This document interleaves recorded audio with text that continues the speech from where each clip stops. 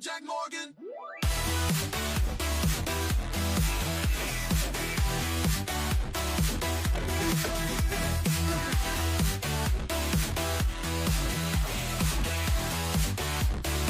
One, two, three. Get on up and get down with Jack Morgan.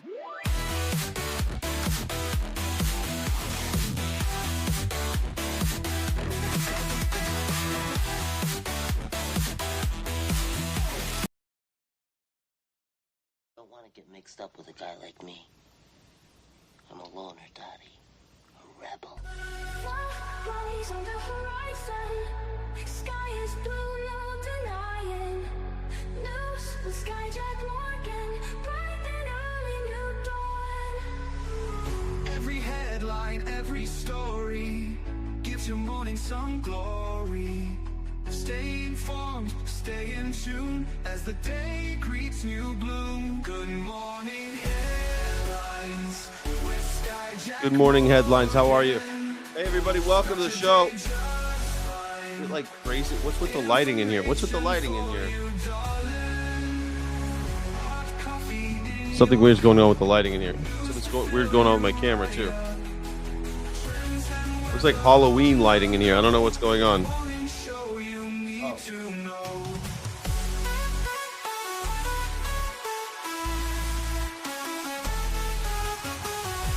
Is that it? That's it. That's it. That's the vibe. This is the vibe. This is the best thing.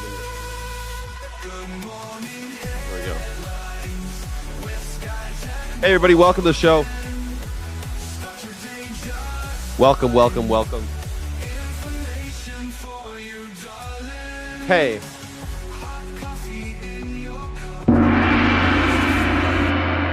Hey, everybody. Welcome to the show. My name is Jack Morgan. I'm an independent news and culture commentator, free speech and critical thinking advocate. Hey, how are you? I forgot that it's Feral. I put the suit on because it's force of habit. It's supposed to be Feral Friday. I'm supposed to be more chill today. I'm supposed to be chiller. It's supposed to be casual Friday. I forgot it was casual Friday. You ever show up to work when it's casual Friday and you're in a suit? Man, oh man, oh man. You know, I was just thinking, I have all these suits, I have a tuxedo, I have all these things. I'm pretty sure I do not fit in them anymore.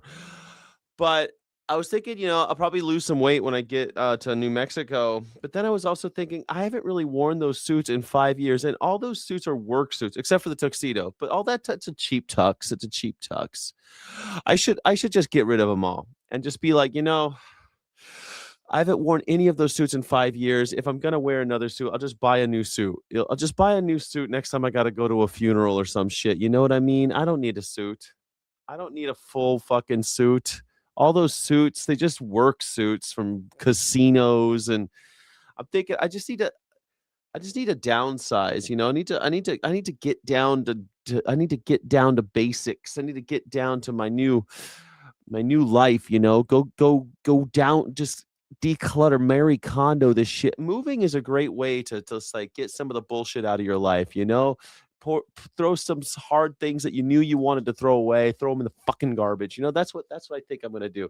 They're hard things because I've had these suits for so long and they represent a substantial investment. If you think about it, the costumes we wear for work, they cost a lot of money. I'm not going to need a suit anymore. But you look good in anything you wear. Oh, Harman Sarwar. Thank you so much for saying that. No, I feel like I do look good in a suit. And maybe I'll have a function where I need to have a suit or something. But you know what? I'll probably buy a suit. Maybe I'll keep like 2 or 3. Maybe I'll just keep 2 or 3 suits. Maybe that's the ticket. I'll just keep 2 or 3 suits. You know? And then throw the rest in the Goodwill. Other people might need those suits. There's probably some 16-year-old who's tall and lanky and needs a suit. You know, that's what I think I do. I need a change, Melissa Sweetser. I need a change. Exactly. The bullshit I got out of the way on my last move was my ex-wife. Well, that's good too. That's good too. This move, you lose 150 pounds, like between 100 and 150 pounds. It's a big change. It's true. Today's Feral Friday. We got a lot to go through. It's going to be fun. There's a lot happening today. And I'm sure that all of you were glued to the set yesterday. Were you glued to the set watching, what's that guy's name? Donald Trump? Were you guys watching Donald Trump last night? Were you watching it? You're on your own, no parents. I am on my own, no parents. I'm on my own, no parents. I'm on my own, no family whatsoever. They're all gone. They're all gone. What am I going to do? I'm an orphan. But I'm going to move to New Mexico. So I'm going to move away to New Mexico. It'll be fine. By demons be driven. I mean, I figure get rid of. I'll lose a couple pounds because I'll be walking more. I'll be in a walkable community. I'll lose some pounds. I'll start running again once I get acclimated to the altitude. I'll start running again. I love running. I just haven't been doing it because I've been kind of depressed. And I just don't want to go out there and run. I don't know why. I'm a runner and I love running. I just haven't been feeling it. Make a change. Gonna make that change. You watched it? You watched the Trumpster? Maybe just your birthday suit. Well, I would go naked and afraid. I would go naked and afraid easy, man. I would have a good time. You not watch the Orange Blob. Don't worry. We'll catch up on that guy. Look at this guy. Trump supporter stabbed a kiosk worker 15 times because of his religion. Daylight stabbing at the Valley Fair Mall Monday afternoon. Babe! All caught on. So the guy getting stabbed, he looks like he might be sick or something like that. He has a turban on, and a guy started screaming about Trump and stabbed this guy 15 times because he has a turban. You're on your way. You have a plan. Thank you. Yes, exactly. I know. I have a plan. That's why I'd go naked, but they'd call animal control and a reptile specialist. Well, I don't want to scare the children. You're on your way. I have a plan. Sweet sir. I have a plan. And just so everybody knows, the your thing, I'm not obsessed with the your thing. It's just if you're going to insult somebody, I feel like if you're complimenting somebody and you make a typo, no big deal. But if you're insulting somebody, take the second. Take a deep breath. Take a second. First, do I really want to insult somebody? Second, is everything spelled correctly? Because that would be embarrassing. You know what I mean? It's less embarrassing if I say, you're so sweat. If I'm saying you're so sweet and I write you're so sweat, that's less embarrassing, because it's kind of cute. But when you're saying it like you are you're a dumb piece of garbage or something, and you spell you're wrong, it'd be great. I didn't watch The Buffoon. You didn't watch him? You don't need to watch that shit. Camera. So I heard him yelling, and I just rushed This is in Utah where Charlie Kirk got shot. over, and we were just saw him stabbing him multiple times. Luna Nunez says the 37-year-old victim is her colleague Sohail. The pair work at a jewelry kiosk together inside the mall. The man in the blue shirt is the suspect. Police identified him as 48-year-old Peter Michael Larson. When Nunez noticed Larson stabbing Sohail, she tried to intervene. Well, she's hardcore. You need someone like Luna in your life. Someone starts stabbing you. Luna is fucking throwing shit. She threw her shoes. Look at her. She's throwing up pots and pans. She's throwing everything at I was like, oh my gosh, I was throwing stuff there. You can't see it in the video, but on the side, I was throwing my heels, chairs, anything I could. Unfortunately, it didn't stop Larson. She's like an influencer. She's showing her shoe. This is what I hit the magger with. I hit the magger with this because he was stabbing my friend. MAGA, they're violent. And who continued with the attack. Thankfully, bystanders stepped in. As he was stabbing him, there were three Tongans who did interfere, and they were able to disarm him and knock him out. Two men can be seen grabbing Larson by each arm as a third bystander serves up some powerful haymakers. Who the hell called serves up some powerful haymakers? Since when do this is what I'm living in. I'm living in idiocracy. Like even the news guys saying the haymakers, as he delivers some powerful haymakers, he slapped a bitch with his backhand. Like, what is going on? Good evening. This morning, swift reaction. Good evening. Good evening. Action to President Trump's primetime address, raising doubts about election security. No country can be great without fair and honest elections, huh? honest elections. The president announced the And who better to administer the fair and honest elections than I? The most fair and the most honest. I'm the most honest person who ever lived, and the most fair. And the most fair. We love fairness. Everybody says so. Everybody says a big man, big strong man, tears in his eyes. He came up to me. He said, sir, you're the most fair and honest person I've ever met. And I said, I know. Who can be fair? Never since George Washington was someone more fair and honest than I. And it's been fun. It's been good. Have a nice time. declassification of intelligence reports now posted online that he said revealed vulnerabilities to possible hacking and foreign interference, repeating his long-held voting systems. They're vulnerable and they're easily compromised. Though he did not offer any proof that American machines have been compromised. Oh, proof? Just look. Just look at the look. This guy gets away with no proof all the time. No proof needed. No proof needed for Donald Trump. What? Proof? Do you think that I would lie about a reflecting pool? Me, your most fair and honest president? Buy Melania coin. It is the most important financial tool for the future prosperity of America. It's the most beautiful, the best. The first lady is the most beautiful first lady, and she has a wonderful place to go with buy the crypto with their name on it. Democrats argue the president is aiming to undercut the upcoming midterm elections that will determine control of Congress and the future of his agenda. The president is sowing doubt in an election that he knows he's about to lose. The president accused China of meddling, pointing to a finding that the Chinese obtained voter registration information for tens of millions of Americans. How'd they get the voter registration for tens of millions of Americans? How would they get such a thing? Who's been fucking around in our voter registration? Who's been there? Elon, I told you not to give it to the Chinese. I told you not to give it to China. Those files are readily available to purchase and do not include how people actually voted. He did not offer new information that any foreign governments were able to alter the results of the 2020 election or any other.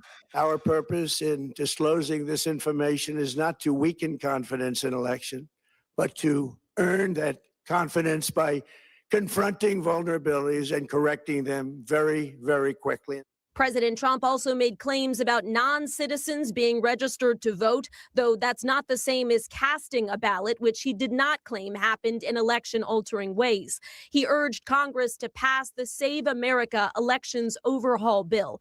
The thing is, this is so dangerous because it won't be, guys. It's not really going to happen. I don't think they're going to pass the Save America Act, but even if they don't, it won't matter because people are seeing this and people will get it in their heads that they can't vote. They'll be like, I can't vote. What do you mean you can't vote? Well, I don't have a picture ID. Well, you don't need one. Just go vote. You'll vote provisional. They said on TV, I can't vote without a birth certificate. That's how people are. You know, they don't hear everything, and they're not as dialed in. They're not as tuned into the news. They're not listening to this shit. All they hear is, oh, I'm going to need a birth certificate to vote now. And I don't have access to my birth certificate because my house burned down last summer. That requires proof of citizenship. Because I live in Texas and my house went away with the floods that they never warned us about. And my child's dead. And I lost my birth certificate. So, Citizenship and voter ID. Yesterday, I found my birth certificate. Yesterday, everybody. Pretty cool. I found it. But that Republicans say does not have enough votes to pass the Senate. In Washington, Alice Barr. Way to go. We're ready to go. This is a distinctive and unique evil. It has always been driven by a hatred, above all else, a hatred for civilization itself. A hatred for civilization itself?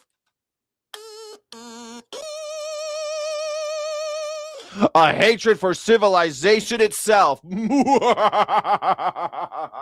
Is this Dr. Evil? Is he talking about Dr. Evil? I am Dr. Evil and I hate civilization. Who the fuck is he talking about? This It is a revolt of the worst against the best. the worst against the best. We're the best. They're the worst. You know how I know? We were born on this side of the border. That's how I know. A revolt of the weak and the cowardly against the strong and the good. That's us. We're It the is strong and the perpetrated good. by those who cannot build, who cannot create. Okay, so this is clipped from a Hitler speech. They cannot create, they cannot build, they are not the architects, they did not create Western civilization. The whites did. And Marco Rubio is an honorary member of the white privileged class for Who now. cannot achieve great things and take their revenge upon the world for their own inadequacy by seeking to destroy those who can. Who the hell is this guy talking about? Who is Marco Rubio talking about? Let me know in the chat. Who is Marco Rubio talking about? This is what radical leftism is. It may wear various different slogans and ideologies across place and time. They can call themselves anti-capitalist or anti-imperial. Yes, people are okay with cheating and lying. That's why they elected Donald Trump. He cheated on all of his wives and he lies about everything. He said he never even met. I guess I never met Prince Andrew. I never met him. Never knew him. Never knew the guy. Never saw him. Never met him. Never shook his hand. Sir, here's a picture of you. Actually, here's 30 pictures of you hanging out with Prince Andrew. Well, I didn't know him very well. I don't even know. Ghislaine Maxwell, is that how you say her name? I don't even know her. Never met her. Don't know. I wish her well. Sir, here's hundreds of photos with you with Ghislaine Maxwell. Here she is at your wedding. Here you are at her parties. We just barely knew each other. I don't know. I wish her well. Or communist, or anarchist, or Marxist, but the fundamental character is always the same. It's always the same. It is a poisonous resentment, cloaked in the language of equality and justice, liberation, an overwhelming need to tear down what greater men have built, to wreck what is beautiful and what is right on behalf of people. You're right. This is the grooming. This is the indoctrination and grooming. Marco Rubio. They're evil. We're good. They're cowardly. We're strong. They're bad. We're fantastic. They're ratchet. We're fabulous. They're nasty. We're desirable. They're demure. We are ostentatious. They're shy. They have nothing but shyness. We have nothing but panache. Who are only filled with ugliness. They're so ugly. They're so ratchet. They're so gross, Marco Rubio. Tell me what we're going to do about it, Marco. And have nothing else to offer the world. They have nothing else because they hate society and civilization itself. Who the fuck hates civilization itself? Like, what the hell is Marco Rubio like? They're so evil. We can and we must identify and map this threat and rebuild our counterterrorism architecture to defeat it, just as we have done together before. Now we must do it together again. Through intelligence, we have to keep those ugly fucks, no uggos, and information sharing, through coordinated law enforcement strategy, through financial targeting and disruption, we will dismantle these networks brick by brick. It is time. Brick by brick. Like, I think the whole point of like terrorism is they don't really we ain't got no bricks. We got no bricks. We're just bricks. Maybe like we're throwing bricks, but terrorists don't like have things to dismantle. You can't really dismantle the terrorist network. They always talk about that. You could dismantle it, but it's like a hydra. You can't dismantle it. For the people of the civilized world to defend ourselves. We, the powerful and the brave and the bold, must defend ourselves from the cowardly and the meek. This is straight from the Bible, right? God, fuck those meek bastards. Fuck those meek bastards, those weak and meek and cowardly and humble. We, the brave, the bold, the ostentatious, the opulent, the rich, the powerful. We must defend ourselves from the powerless and disenfranchised. Those disenfranchised worms, they'll never know what hit them. We must defend ourselves from them with an iron fist. We must defend ourselves with a boot heel on their neck. We must defend ourselves as we crush their skulls on the curbs of America. And the blood will flow in the streets as we slit their throats in the gutter. Welcome to America. We are the bold and the brave. We must defend ourselves. We must fill the streets with their blood to defend ourselves in the sake of defense. For the sake of, because they can't build anything. The guy literally says they can't build anything, and we have to take apart what they've built brick by brick. This is like the brain shit that they try to feed you, Marco Rubio. They can't even build anything. But what they've built, we have to dismantle brick by brick. Stand united against this encroaching darkness and fight for what is ours. Darkness is spreading, Charlie Murphy. Charlie Murphy. Charlie Murphy. Darkness is spreading. It's okay to say we need to hurt people that advocate to kill people based on wealth. Yeah. It's okay to say we need to hurt people who say they're tired of being hurt.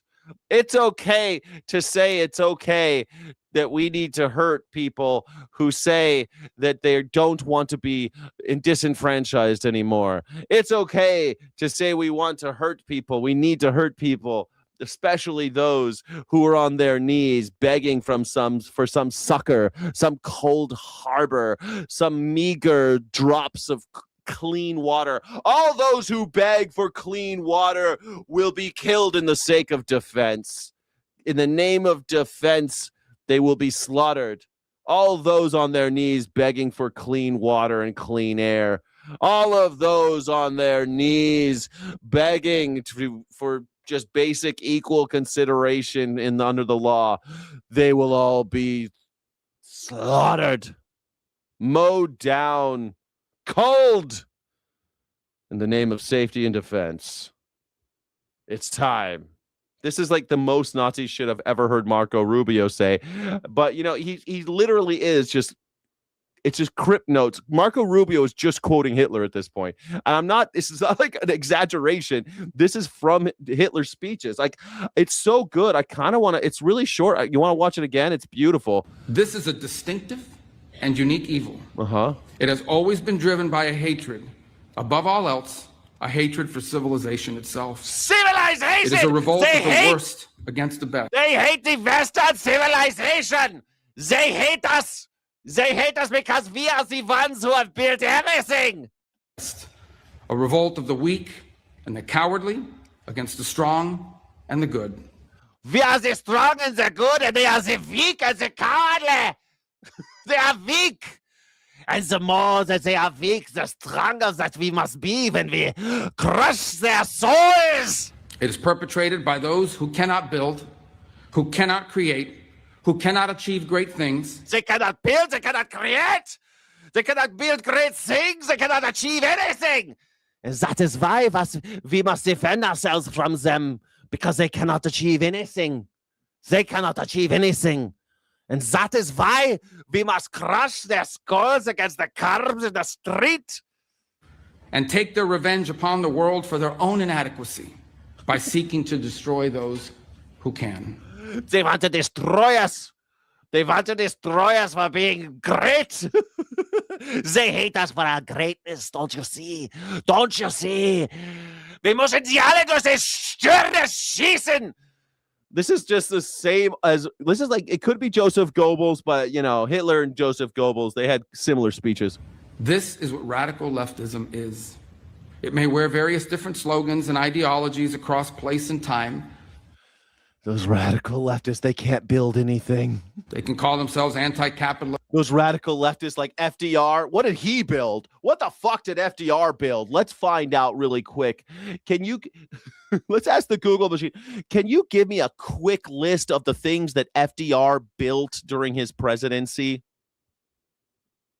Let's see. FDR. Let's see. The Golden Gate Bridge, the San Francisco Oakland Bay Bridge, the aviation hubs, LaGuardia, New York, plus hundreds of other airfields, dams and electrification, the Hoover Dam, the Grand Coulee Dam, and various dams of the Tennessee Valley Authority, which brought electricity to all rural areas of America. Public buildings. It's like, do you realize that the only reason you have electricity, you little fucks in Memphis, Tennessee, all of you people who have electricity in the middle of America, you have it by the grace of a leftist named FDR, who was a social democrat. You only have electricity. Think about this. When you flip on a fucking light switch in the middle of America, you could thank Jesus that he gave birth to, that he molded FDR out of clay. Jesus. Unbelievable. What else did he build? Parks and recreation, hundreds of state parks, the San Antonio River. Oh my God. San Antonio, Yellowstone National Park. He improved hundreds of state parks. Thousands of schools were built, hospitals, post offices, and national park facilities, the Timberline Lodge in Oregon even. Yeah, so all these living New Deal, these were the New Deal project, they called it, the WPA and the New Deal. Look up the Works Progress Administration. You know, it's funny. I'm literally going to I'm moving to a house in New Mexico that was built as part of the WPA. My house that I'm moving into was built as part of WPA because these radical leftists like FD fucking R realized that people needed affordable housing. So he took the workers that were out of work during the Great Depression and he hired them. And he said, go build houses the best you can, make them last for 100 years. And they did. Holy shit. Every time you take a road, like in a fancy place, like where you get to see America, like Skyline Drive in the Blue Ridge Mountains, that was built by the WPA. Those were men with shovels being paid by radical leftists. What the fuck are you talking about when you say radical leftists haven't built anything? They built this thing called America. They built the fucking interstate highway.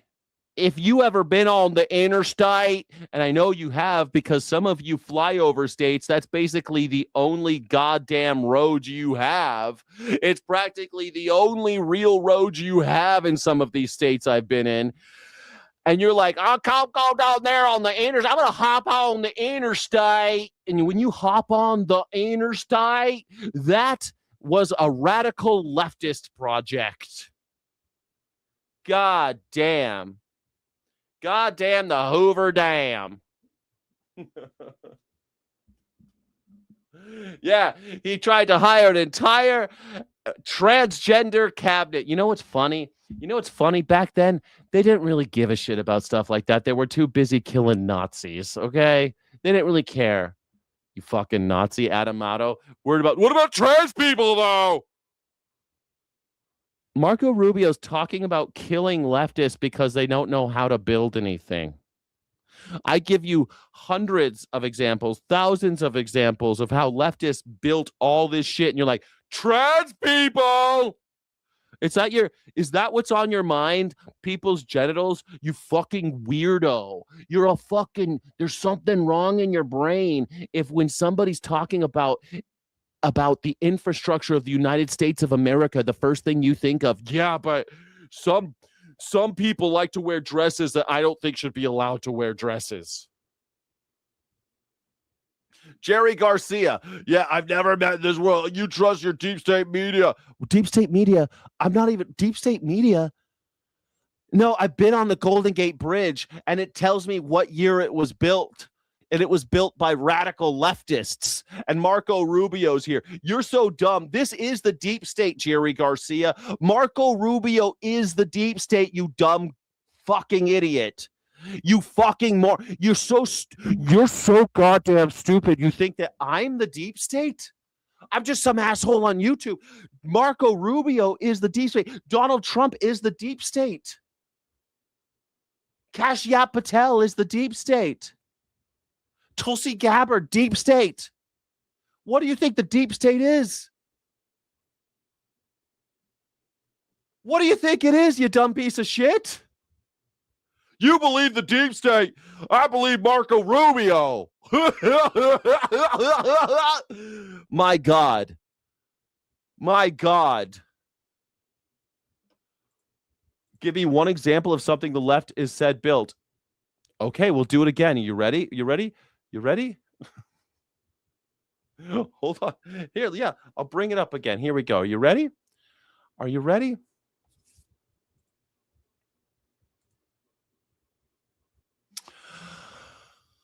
During his presidency from 1933 to 1945, Franklin Delano Roosevelt created alphabet agencies like the WPA and the PWA, alphabet mafia, which built millions of infrastructure projects to fight the Great Depression. This massive public works effort constructed or improved hundreds of thousands of roads, bridges, public buildings, and electrical facilities across the country. Highways and bridges, the San Francisco-Oakland Bay Bridge, but also the Golden Gate Bridge, and over 650,000 miles of roads across the United States.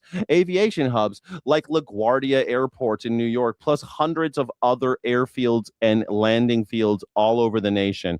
Dams and electrification, the Hoover Dam, the Grand Coulee Dam, and the various dams of the Tennessee Valley Authority, which brought electricity to the rural area. Once again, if you enjoy electricity and you live in a rural part of America, you favorite leftist, because FDR was a social democrat.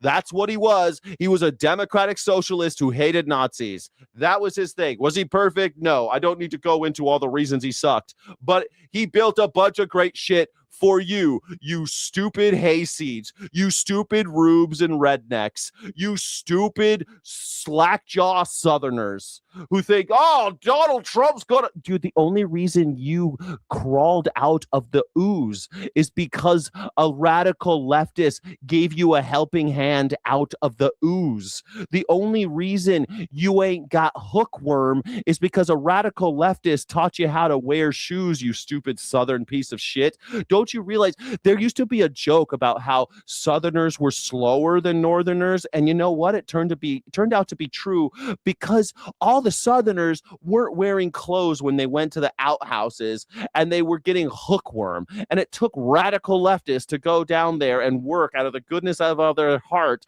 and teach these dumb Southerners to wear shoes when they go to the fucking outhouse.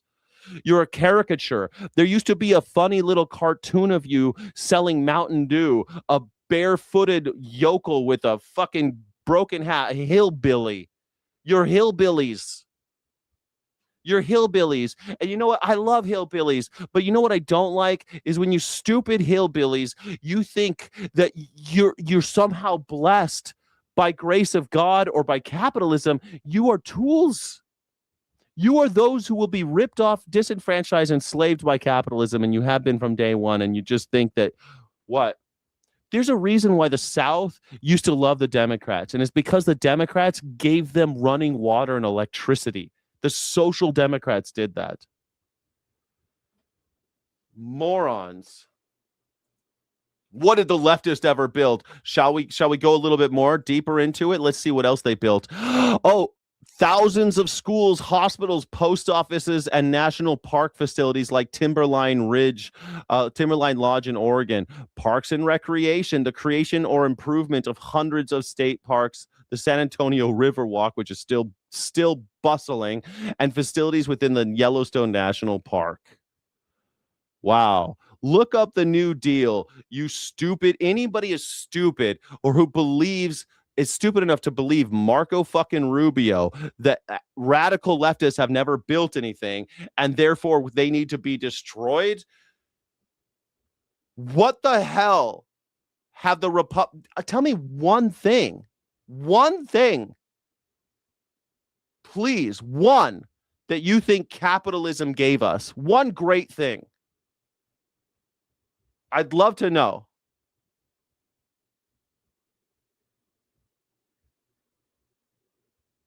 Tell me. I'm watching the. Oh, go ahead, Jerry Garcia. Go ahead, William Talenti.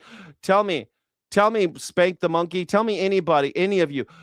Tell me one great thing capitalism has done for America. You dumb garbage humans. Or anti-imperialists, or communists, or anarchists. All you anti-imperialists. We love imperialism. We love the age of empires. We want to go back to it. It's great. Or Marxist, but the fundamental character is always the same. It's always the same. It is a poisonous. OMG, you're living it. So nothing. You don't know anything. So no examples.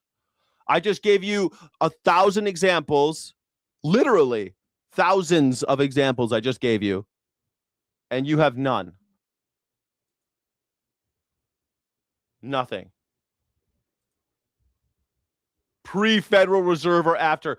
Tell me one fucking thing that you think capitalism did that was great for this country. I just gave you all of it. Interstate highway system, the internet, GPS, the military, fucking cops and fire departments, the library system, the bridges like Golden Gate Bridge, the WPA that built all these fucking roads and housing and all these houses that are over 100 years old in America, that are approaching 100 years old, I should say. They are all built by the WPA. So many of them. I'm literally going to go move into a house that's still standing and great that was built by the WPA. Go ahead. Go ahead. You are a piece of not knowing shit. You're on the goofy. See what I mean? They can't answer. They can't answer. They can't answer. All technical. Again, tell me one. Tell me one. Tell me one. Because that's not true. You're a fucking idiot, William Talenti, if you believe that. NASA and the military alone have had more technological achievements. The American military and NASA by proxy, right? NASA is part of the military, technically speaking, blah, blah, blah. But those two amazing structures that we've built, those organizations have had more technological advancements than almost anything else. And you're like, nope. It's capitalism. How? Tell me how. Nobody has one example. Okay, not one has an example. Provided this platform you're on. Can't spell. That's cool. Clark Ramsey, the internet was a work of socialism and collectivism. What are you talking about? Even Google itself in the beginning was caused by this do no evil, all this great stuff they wanted to do. And then they turned to this monster that they are today. YouTube was invented by kids in a basement, was invented as like a dating site. What do you mean capitalism gave me this? How did capitalism give me this? What are you talking about? So nobody has an answer. Okay, cool.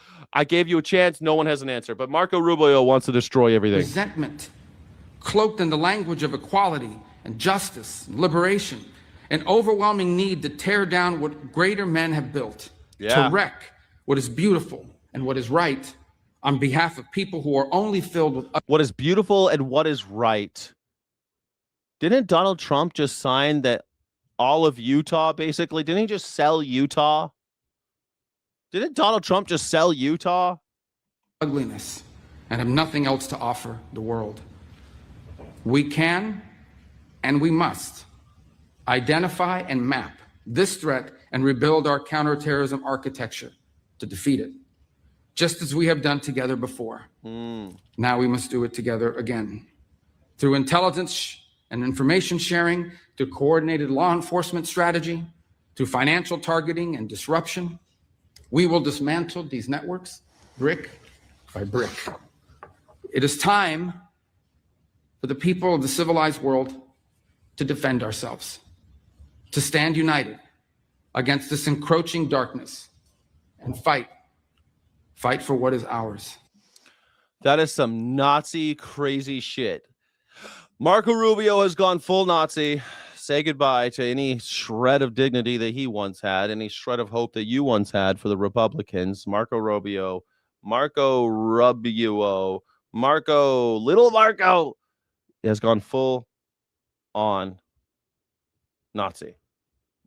Doesn't Trump own Utah? Yeah, Trump owns Utah now. He owns it now. In 48 hours, Maine Democratic voters will select who gets to attend the nominating convention and ultimately select who appears on the ballot in November. As of now, 12 candidates are running to replace Graham Plattner. CBS 13's Max Williams is joining us now live with the latest on this process. And Max, we just passed another key deadline today. Greg, that's right. And there's what could be more capitalist than banks? We're going to buy money and then sell you money, but we're going to charge you a fee to sell you the money back. Like and subscribe if you hate the banks. Like and subscribe if you hate Nazis. Like and subscribe if you think that the only good fascist is a dead one. If you think that the only good army from Franco is a dead army from Franco. Like and subscribe if you feel like a political orphan in America. Like and subscribe if you're sick of the unitard party because Republicans and Democrats are made themselves obsolete. They might have been obsolete the whole time. They probably have always been unethical. They probably have always been horribly founded under disgusting circumstances. And look what we've done. Look what we've inherited. Look what America has inherited.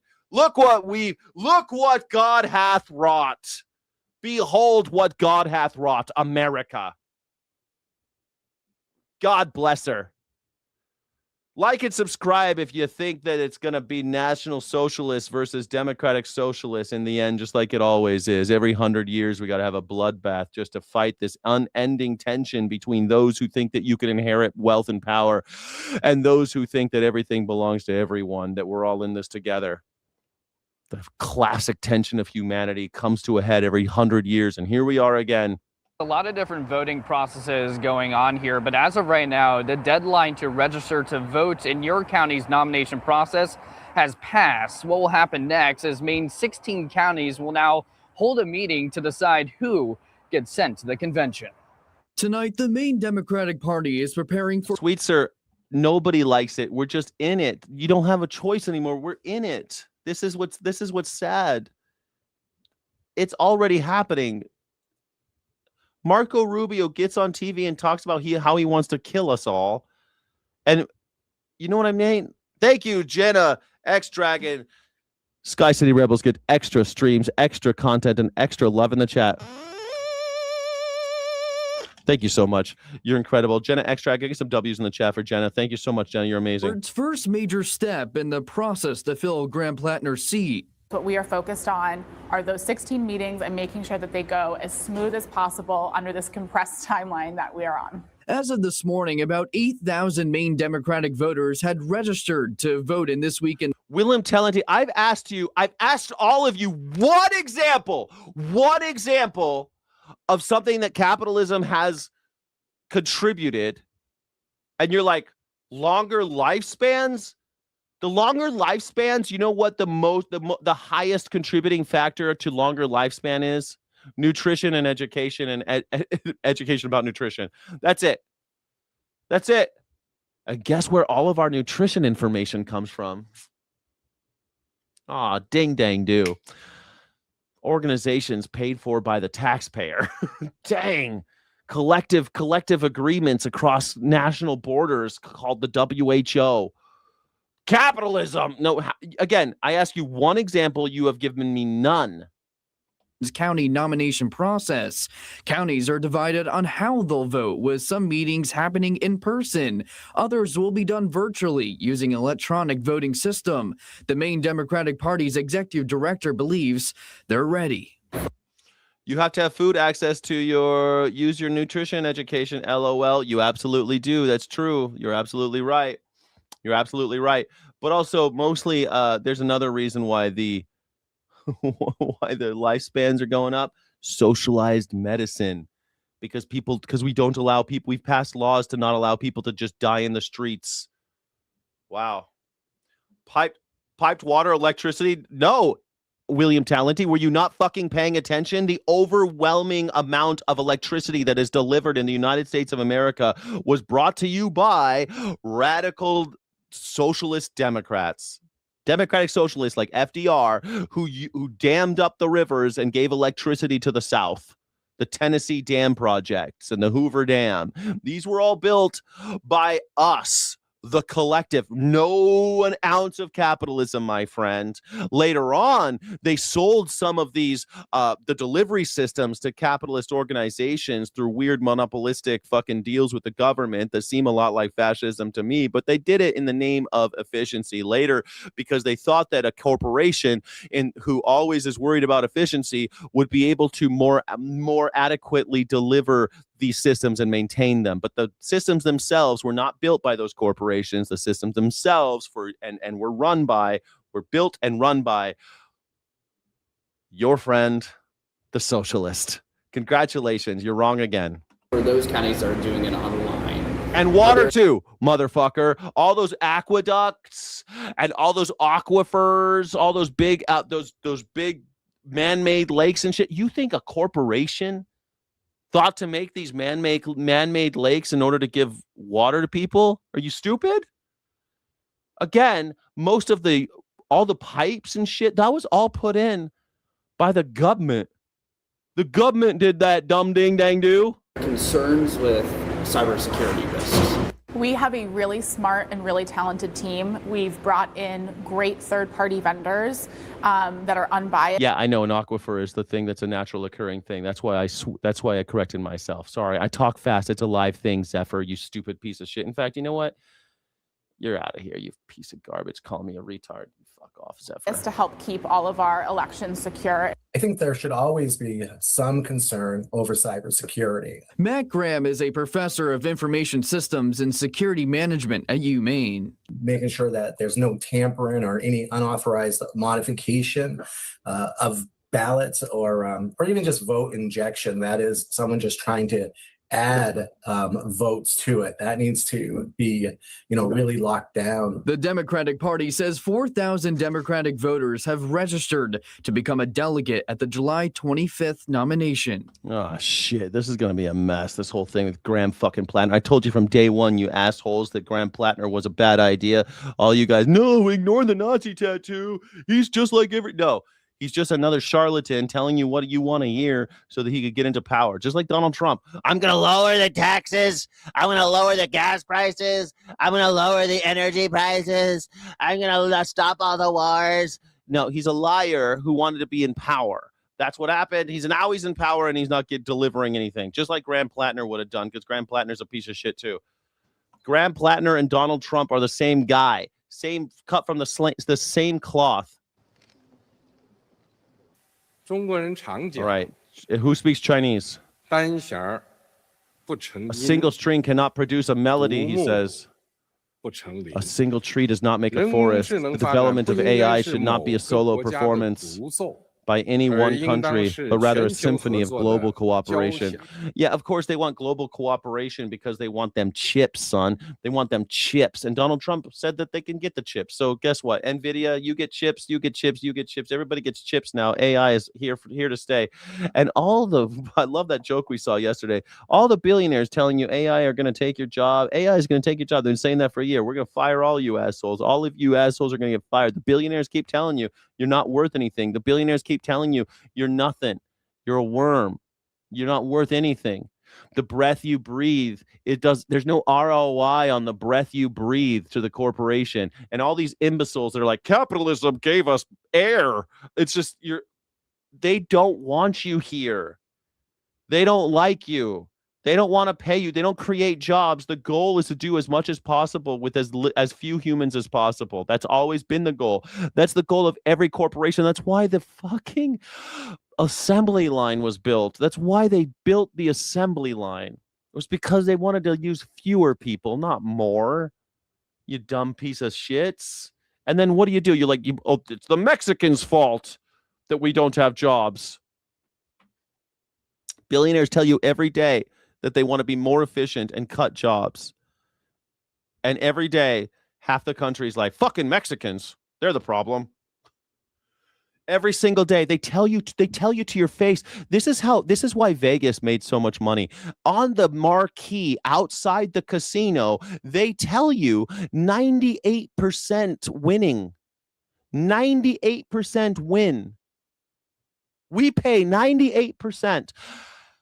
What that means is every time you give me $1, I give you 98 cents. They advertise it on the marquee, and people go in and they think they're getting a really good deal. The billionaires, every day on their marquee, they say, you breathing air, there's no ROI on clean water. There's no ROI, return on investment on your children. There's no return on investment on having a place for you to raise your family, on clean air. There's no ROI for that. There's no ROI for you. Your existence is a problem. And you turn around, you hear the billionaire, you read the marquee, and you're like, fucking Mexicans, right? Brown people, black people, those are the people who are taking our jobs. 4 days of rain now and heavy flooding in southwest and central Texas. It's now claimed the lives of at least. Like and subscribe if you don't want to be swept off into a Texas river, a Texas flood. Like and subscribe if you think that Greg Abbott is a piece of shit. Like and subscribe if you've ever seen the drag photos of Greg Abbott. I want to bring up, let me see if I can find the photos of Greg Abbott in drag. I love it because he hates the thing. Where is he? Oh, come on. Let me give me the picture. He hates. He was in the yearbook picture. Yeah. Come on. Where is it? Damn it. He hates the queens. He hates the drag queens. 2 people, and the flood threat, it is not over just yet. Welcome in at 10 o'clock, everyone. I'm Ken Molestina. Doug's. Deezer, there's nothing wrong with drag. That's the point. But if you're an asshole who hates people who wear drag because, I don't know, you don't like Monty Python or something, you're offended by Monty Python. If you hate people who wear drag, and then there's photos of you in drag, I think it's important to point it out. Off tonight. Governor Greg Abbott warning the catastrophic flood remains a major threat overnight. He says the Deezer, where has socialism worked? Everywhere. You are the internet through which you are watching me was a product of socialism. If you're watching on your phone, which let me see, are you watching on your phone, Deezer? You're watching on your phone. And your phone's flat screen was developed by socialists. The GPS that your phone uses, those satellites were shot up by socialist rockets. So you right now, Mr. Socialist, you right now need to fucking open your fucking eyes. Maybe read what socialism is. Socialism, by the way, the long and short of it is prioritize. It's the idea that society should prioritize public good over private profit. That's all socialism is, which means that sometimes when we have big ideas like, I don't know, building a Hoover Dam so that we can get electricity for a bunch of other motherfuckers, because a ton of people can get electricity now because of the Hoover Dam. There's lots of other things like environmental concerns and shit. But, they did it with taxes. They built it. All of you idiots who have electricity, likely, most of you probably have it because of socialism, because radical socialism, not just regular old socialism, but like super duper radical socialism. If you ever been on an interstate highway, and I know that most of you guys living in them red states, that's all the only highway you got, the interstate. If you ever been on the interstate, guess what? You are the beneficiary of radical socialism. Congratulations. It's working right here. You ever been in a library? I know you guys have never been in a library, but if you ever wanted to go to a library, you would be I'm just joking. I know you guys will never go to the library. You guys hate reading. Reading? What are you reading for? What are you reading for? Well, you'll be happy to hear that the whole thing with cellular technology, when you call, I don't know, your sex worker or whatever, when you send your OnlyFans models money, that's all socialism allowing that to happen. Now, OnlyFans is the capitalist part of that. Capitalists see that socialists have built all this great stuff, and then they try to capitalize off of it by fencing off parts of it. That's what capitalism is. You fence off parts that used to belong to all of us, and now it just belongs to a few of us, and you make money off of it by paying people in little coins, little flat pieces of metal, and little rectangular pieces of paper. Wes's River near Uvalde is forecast to reach record levels, with flow estimated at 2 times the flow of Niagara Falls, he says. The storm moves into more southwestern Texas tomorrow. Your friend's parents both died waiting in Canada. They did. That country of 30 million people, they died waiting. You want to talk about who dies in America waiting? You want to talk about how many people died because United Healthcare just denied them? They didn't die waiting. They died denied. You want to talk about how many people have gone bankrupt? Fuck off. Canada's killed thousands. Canada's got like the same amount of people as it's got fewer people than California, I think. Talk about fucking Canada. Canada, though. Why don't you compare us to Mexico? How many people died in Mexico last year? Let's compare us to Mexico. All of this is coming as. Why don't we compare ourselves to what other countries have the same? What countries have similar populations to Canada? Let's see. Okay. Uzbekistan, Angola, and Poland are the first ones that are very, very similar. Iraq and Morocco. In Iraq, they have a constitutional right to go see a doctor. I don't know about Morocco, but there you go. Canada. We should compare ourselves to Uzbekistan because we're no better than Canada or Uzbekistan. Hey, that's what we need to compare ourselves to. Canada. Like anybody who compares us to Canada, why would you do that at all? That'd be like comparing Mississippi to California. California is the 4th richest economy in the world right now. It changes. It switches between 4th and 5th every year. You know, it's always a horse race. The 4th richest economy in the world right now is California. You want to compare it to Mississippi, the poorest state in our country? Would that make sense? How many people live in Mississippi? 2.95. Let's call it 3 million. How many people live in California? 40 million. These morons. You got 3 million people living in Mississippi, and you guys think that you're like California, where there are 40 million people. Life on the Guadalupe River had just returned to normal for some after their homes were washed away from last year's floods. Well, now those who've been hit a second time are questioning whether it's worth it to rebuild again. Our JD Miles joining us live now from Kerrville after. I should move to Canada? You should move to Taliban-controlled Afghanistan so you can suck the dicks of your religious leaders, you fucking weird simp. You've been in this chat for 5 minutes, and all you do is hold water for octogenarian dictator wannabes. Why don't you move to Saudi Arabia so you could pray to a king and lick their boots and you could treat women like shit, you fucking magger? You disgust me. You're so anti-American. You're like a redcoat. They should strip you down and cover you with tar and put feathers on you. That's what we used to do to collaborators of kings. That's what we used to do with people who hated liberty and justice and freedom. That's what we used to do to you. Maybe we should bring it back. Maybe we should bring it back. Or maybe you should go to El Salvador, where they've got the coolest dictator in the world.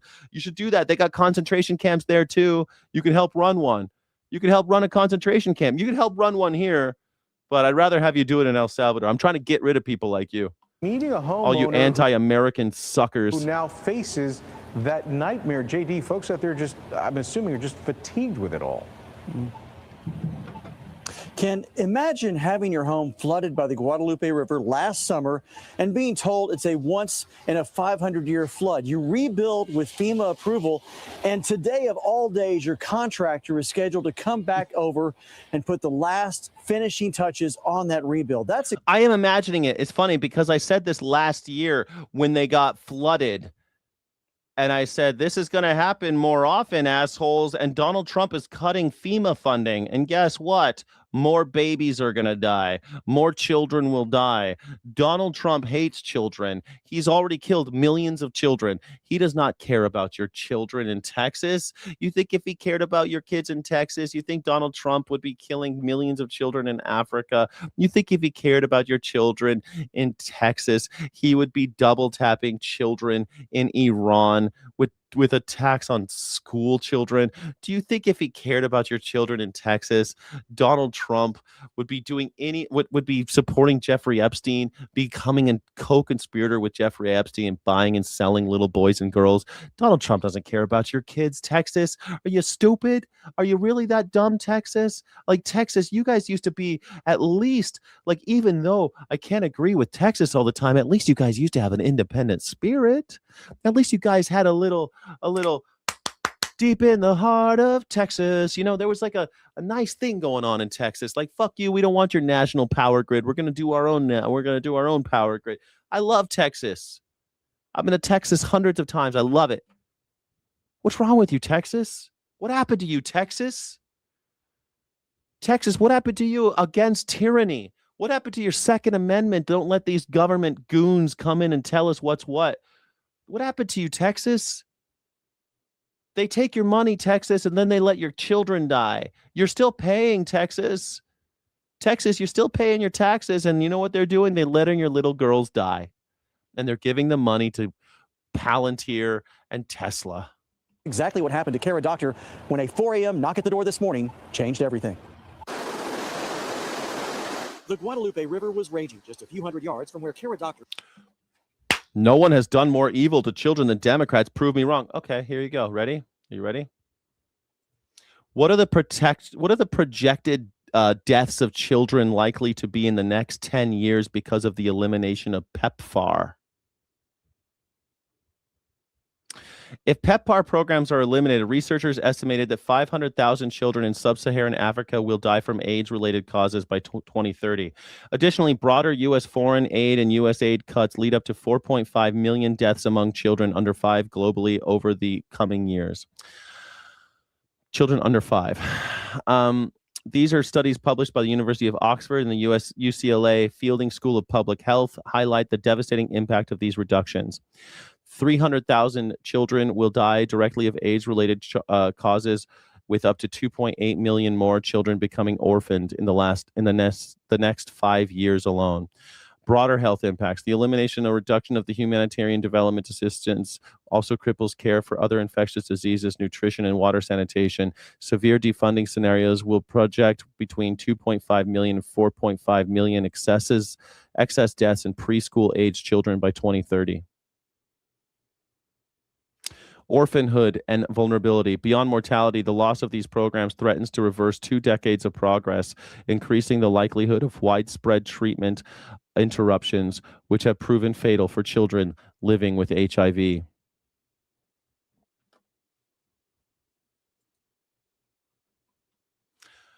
Donald Trump has signed the death warrant for around 15 million children in the next 5 years alone. I know we like to talk about Epstein, but Donald Trump doesn't hold a candle to Epstein. I know we like to talk about Stalin, but even Stalin didn't kill 15 million children. We're not even talking about adults. These are children under 5 years old. Under 5. Was sound asleep early this morning. Went to sleep, went to bed last night, saw red and blue flashing lights this morning, told us the river's coming, we got to get out, you got to get out now. Doctor's 2-story home in Centerpoint near Kerrville. I just saw someone say, if you got to die, you got to die. But the thing is, they don't have to die. They don't have to.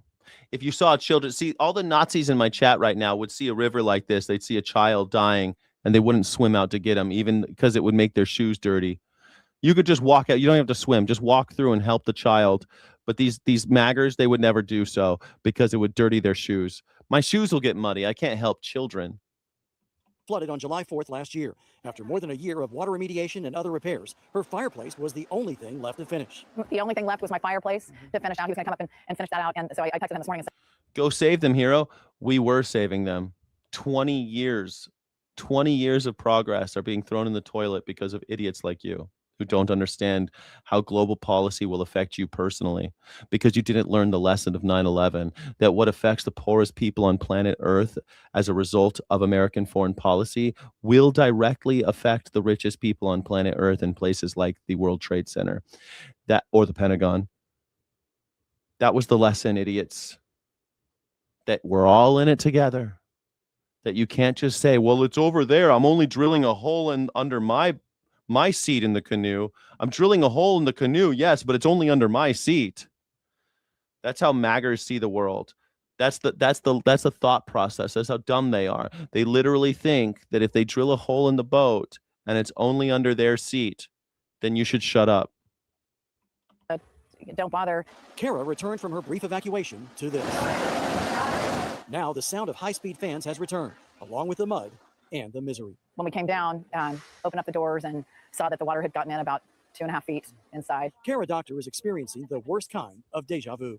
I really recommend that you guys watch a show it's a movie called the Welcome Table. It's on HBO right now for now until they get rid of it. Because they say it's only about people who are losing their homes to climate change, like in Texas.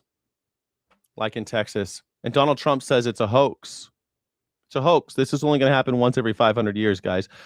Guys, this flood that happened last year and is happening again this year, it only happens every 500 years. Shut up. I'm a teacher. In my school, if a student released a nude photo depicting a peer's sexual assault and abuse, they would almost certainly face expulsion. And yet, this is what our Department of Justice did to crime victims. Today, Todd Blanche has been at the helm of the release of nude images of survivors, the outing of Jane Does, and the exposure of more than 100 victims identifying information and documents describing horrific acts of abuse, including my own. Instead of treating this release as its own violation and holding the man who led it accountable, you have a decision on whether you place him in the highest law enforcement position in this country. In December, before the document release, our attorneys submitted 350 victims' names to the Department of Justice as victims' names to be redacted prior to the release. In that first release, I found my name in 2 places. In that next release in January, my name appeared again, but this time the redactions were so far worse. The files displayed not only my name, but my phone number, my former addresses, where I worked, and other identifying information. When my name appeared in the third file release, it became difficult to believe that this was not intentional. It was intentional. Donald Trump's sex crimes attorney wants to be attorney general because Donald Trump commits so many sex crimes that he needs a guy who just handles his sex crimes. And he loses. He lost the Stormy Daniel case. But don't worry. He's going to show those women what's what. For some reason, none of the dudes' names were leaked. How did that happen? How come so many men were redacted, but all the women got doxxed? How did that happen, Todd Blanche? Huh. And if you like Todd Blanche, you have to admit, I mean, that's kind of a snafu, right? A little bit of a mulligan there, don't you think? A little bit of a what? Oopsie. We let all the victims' names out. Oops. Wonder why. Despite my lawyer repeatedly contacting the DOJ, seeking protection, my information continued to be exposed. And it's not just my name, it's the identifying information. These documents contain disturbing yet incomplete accounts of my abuse. Papa Smurf, we don't need to... America gets embarrassed every time we go to war. It just takes a while. Look, Vietnam, it took them 10 years to embarrass a superpower. Afghanistan took them 20 years to embarrass a superpower. Ukraine, it only took them 3 years to embarrass a superpower. Those are the Russians, the Russians. Them Russians. Look out for them Russians. Iran is embarrassing us every day. Every day we get embarrassed by the Iranians. Every day. They spit in our faces because we're such a bunch of suckers, cowards. We could bomb you from really high up. Marco Rubio wants to say that that's strength and bravery. Bombing you from miles and miles away. That's strength and bravery. That's the bravery of our armed forces. Our brave men and women of the military. We'll kill you from like 100 miles away. We'll never look at you in the face. And if you have a school, we'll bomb a whole school full of children and double tap it when we realize on satellite imagery that you evacuated them. We'll bomb the kids as they evacuate. They were available not. Bravery. Iran very much continues to talk to the United States of America and express that they want to make a deal with us. The reason for the recent strikes over the course of the last several days is because Iran violated the memorandum of understanding that we struck with them. Specifically, in the memorandum of understanding that they signed, they were not to fire on commercial vessels moving through the Strait of Hormuz. And unfortunately, they have made the tragic decision for them to do that. For more, Yeah, Charlie Kirk was always spewing shit from his neck. He used to always go to Halloween as a Pez dispenser. I was like, why a Pez dispenser? So weird. Charlie Kirk did lean to the left in the end. I love that joke. We're now joined by owner Donald, Charlie Kirk's getting fucked in all 3 holes down in hell. Bloomberg managing editor for the Middle East and North Africa. Owner, thanks so much for joining us. So we're seeing the latest series of strikes by the U.S. and Iran. They've been going now for just about a week. What exactly has changed from your viewpoint? Well, Jennifer, as you pointed out, Thursday night attacks marked the 6th consecutive day that the U.S. attacked Iran, resulting in retaliation from the Islamic Republic. What has been changing over the past 6-7 days is that the American bombardment is getting more intense, and the Iranian retaliation is expanding its scope. We are seeing now attacks on Kuwait, Bahrain, as well as Qatar in the Persian Gulf, and on Jordan. Qatar, but they gave Donald Trump a $400 million plane as a bribe. Not a bribe. I don't know. No one knows why they gave him that $400 million plane. We don't know why he got a $400 million plane, but Qatar gave it to him, and so we can't let those damn Iranians bomb Qatar. Further west. But the real changing pattern I think that we need to keep an eye on is the fact that the escalation in the intensity of American attacks on Iran, which have so far primarily targeted Iranian capabilities. Yeah, I mean, come on, Shelly, baby. They they love watching how many guns the National Guard are collecting in Washington D.C. and then they're like, I love the Second Amendment. And they'll watch protesters get shot in the face and they'll be like, I love the First Amendment. I love the Constitution. They don't love anything about this country. They hate this country. They hate everything about this country. They hate the trans.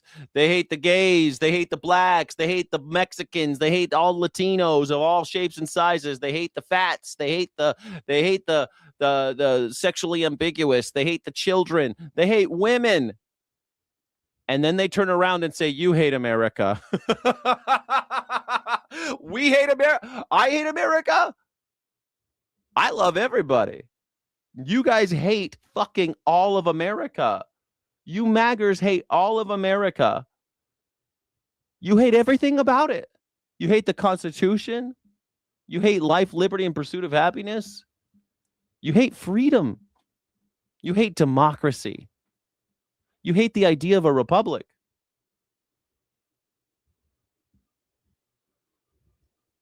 You hate freedom of speech. You hate freedom of the press. You hate the press. Like, that's the First Amendment, freedom of the press. You hate separation of church and state. You hate birthright citizenship. You're pro-slavery. You hate America, maggers. And yet you hate everybody in this country, and that maggers say that everybody else hates America. The fuck are you talking about? No, I just hate you National Socialists. I just hate you fucking Nazis. I just hate the Nazis. I love everybody else. I just hate Nazis. I love everybody except for the Nazis. To track and target maritime shipping through the Strait of Hormuz, although President Trump has been saying that there could be further and more a diverse set of targets in Iran as time passes, possibly next week, including infrastructure in Iran. And on the side of the Islamic Republic, we are seeing the...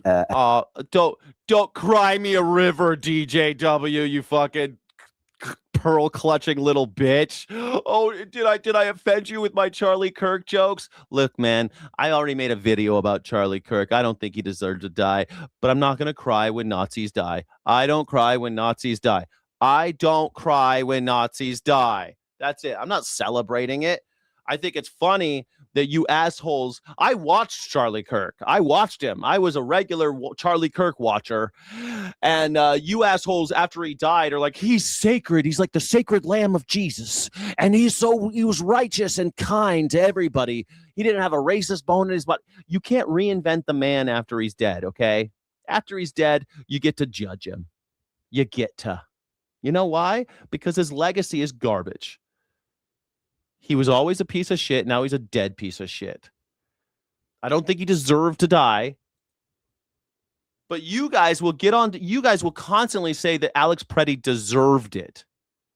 Or that Renee Good deserved it. Like, if you disagree with Renee Good or Alex Preddy, I understand. You just don't like what they're saying. That's fine. I don't like what Charlie Kirk was saying. I don't think he deserved to die. But you do think that Alex Preddy deserved to die. You do think Renee Good deserved to die. You think the 3 people that ICE killed last week deserve to die. Because they're in the wrong place, according to you. You think that children in Africa deserve to die because they were born in the wrong place on the wrong continent. You think they deserve to die. I've seen it in the chat today. People saying that other people who are not born in this country deserve to die. The people not born here deserve to die. The people who aren't straight, white, nationalist, Christian, all of them deserve to die. That's fucking Nazism. Honey, that's Nazis. You're a Nazi. And I'm sick of pussyfooting around it because you guys are like, you guys always call us Nazis. Yeah, stop doing Nazi shit. Stop quoting Nazis. Stop stealing Nazi fucking speeches, for God's sake. The scope of attacks, Iranian retaliation, is expanding day by day. Literally, your guy started a war with a country while he was pretending to negotiate with them. That's Nazi shit. And you're cheering, and we needed that war. They had nukes after all. Yeah. They had nukes. Look out for those nukes. You fucking Nazis. How is this different than attacking? And they're going to attack Cuba soon, and you'll be like, it's totally different than attacking the Sudeten lands. It's totally different. He kidnapped a head of state, and you're like, well, we had a warrant. So? You don't go kidnap a head of state. New questions surrounding Defense Secretary Pete Hegseth's announcement of a testosterone screening protocol for some service members. And by addressing these health markers early, we're keeping you on the leading edge of lethality and giving you the same level of support that you give this nation, the absolute best. The testing will be part of annual health screenings for troops 30 years and older. Testing is optional for younger troops. But questions remain for how it will be implemented, whether thresholds will align with medical consensus, how much it will cost, and potential career consequences for troops. The Pentagon not providing a timeline for when testing will begin. This is the latest in Hegseth's push to reshape soldiers' health and fitness and declaring a crackdown on, quote, fat troops. It's not about artificial enhancement. It's about... Dewey, are you fucking brain dead? Do you think they started in 1943, you dumb piece of shit? Go back to middle school and learn about 1932. Go back to 1932 and you'll see something very similar to the United States of America today. Not 1943, 1932. It takes a while to get to Auschwitz, my friend. 1943 is when Auschwitz really started cooking. But before then, there were deportation protocols and detention centers. That's what it was. It was a mass deportation program for anyone that they deemed was asocial, undesirable, feeble-minded, people with autism, or old people who can't, who were sick. Those were the first 2 groups: the Jews, the gays, anyone who was kind of trans. They didn't call them trans back then, but anyone like that. They wanted to deport them. That was the plan. You dumb fucks. It was all a deportation scheme. And it turned into Auschwitz-Birkenau. It turned into Dachau. But I've been to these places. I've been to Bergen-Belsen. I have a degree in German. I studied this shit. I've read countless books about this shit. Dozens of books about this. How many have you read? Restoring and optimizing your natural capabilities, protecting your longevity, and ensuring you have the biological foundation. I do weird shit when I'm by myself. I play guitar, I draw, I write. You're right. I do some weird shit when I'm by myself. You're right. Required to sustain the fight. Conservative estimates suggest about 2% of men have true testosterone deficiency that requires treatment with testosterone therapy, according to the American Urological Association. And the Endocrine Society says testosterone levels naturally decrease with age, about 1% each year after age 30. If a service member is found to have low testosterone, Hegseth says they will be recommended for testosterone replacement therapy. However, treatment will be optional. So gender-affirming care. Oh my gosh. Pete Hegseth wants the military to have gender-affirming care. Nice. Nice. Everybody gets free gender affirming care now. I thought that you guys were against gender affirming care. Wow. That's woke as fuck. That's woke as fuck, MAGA. Your guy wants to give free gender affirming care to everyone in the military. That's pretty incredible. Let's go. Let's go. I'm going to see. Let's do a poll. Do you agree with Hegseth that all service members should get gender affirming care? Damn, what a credible. All of us? Everyone should get gender affirming care. That's amazing. I can't believe that I'm hearing this. It is unclear if female troops will be offered similar hormone screening. The Pentagon has not said what it considers to be an acceptable testosterone level, and it is unclear what standard will be used. Don't worry. This woman, she's going to be in the gulag too. Don't worry. She's not a white Christian nationalist. She'll be in the gulag too. Plus, she's a member of the press. You know how MAGA hates them. Any member of the press has got to go to the concentration camp. A member of the press who's of color? Oh, no. No, you can't have one of those. You can't have one of them. Meantime, ICE protests are surging in dozens of American cities after fatal shootings in Maine and in Texas. Tonight, a crowd rallied in downtown Burlington. Our Sophia Falbo was there for it. She joins us live in the studio with more on their message. Sophia. Vermonters of all backgrounds came together this afternoon to honor those who have been killed and detained by federal ICE agents, especially following the most recent shooting in Maine this week. Protesters we spoke with say they're not going to sit back and let more people from the community get taken. Signs, candles, and chants to honor two men who were recently shot and killed by ICE agents at attempted traffic stops. Man, look at that. They're shooting people in the traffic stops. Go back to 1932 Germany and tell me what it looks like. Creo que lo más importante is where tragedies they did not need to happen, and it's not something that we're going to take sitting down. And so instead of sitting, dozens of Vermonters marched from Burlington City Hall to the federal building on Elmwood Avenue Thursday. Man, Vermont, they go crazy out there, Vermont. You give enough syrup to someone from Vermont, they start getting that sugar rush. They want to take on the government. While the fatal shootings happened in Maine and Texas, Vermonters at this rally say ICE operations can become deadly anywhere. No eran de aquí. The people who were killed most recently aren't from Vermont. They don't live here. They're still members of our community. Vermonters need to understand that ICE is active here too, Border Patrol is active here too, and they're detaining our community members and taking them away from us. Protesters say they especially fear this following the ICE operation in South Burlington earlier this year. It was searching all over the house, they were throwing things all over, they were throwing me all over the floor. Jose Herrera was in the house ICE agents raided on Dorset Street on March 11th. Now, Herrera says he's nervous to even be outside. It makes me scared. Of course, if someone breaks into your fucking house, if someone breaks in your house and kills your dog and starts kicking shit over and stuff, how's that make you feel? You know, I've had my house broken into a couple of times. I've lived all over the world, you know, and I've lived in a lot of places, and not all of them have been totally safe. And I tell you, when it happens, it's kind of like for a while you're going, you don't want to own anything. You don't want to, it's like, why even bother locking the door? Should I even have anything? Why should I? You know, why should I bother closing the windows and the doors if they're just going to break them anyway? You start thinking like that because you've been violated. It sucks. This kid's been violated, and MAGA thinks it's funny. MAGA thinks it's cool. MAGA thinks it's great. They love violating children. MAGA loves violating children. This guy's just a kid. Poor guy. You know, to leave or just go out with my friends. Vermonters say the city is not adequately prepared for another encounter with ICE. Police acknowledged all the issues with ICE. They openly acknowledged it. Vermont State Police. No, I've never really been in danger. I mean, I'm sure that you would be afraid, but you know, I'm 6'5". I weigh 240 pounds, and I've always been a bigger guy. I have a gun. I always carry a knife. I always carry a gun now. So I'm not that worried about people. I'm not that scared. I know how to use a gun. I know how to fight. I've had some martial arts training. I'm not like a tough guy, but you know, I'm not really, I've been in violent situations over the years. I've had a violent career path, and I'm not that afraid of just like randos and drunks. They don't scare me very much. 6'5", blue eyes. Not worried about your bullshit. Yeah. 6'5", blue eyes. I'm looking for a man in YouTube. 6'5", blue eyes. South Burlington Police, but didn't acknowledge what they could have changed about their own actions to protect people.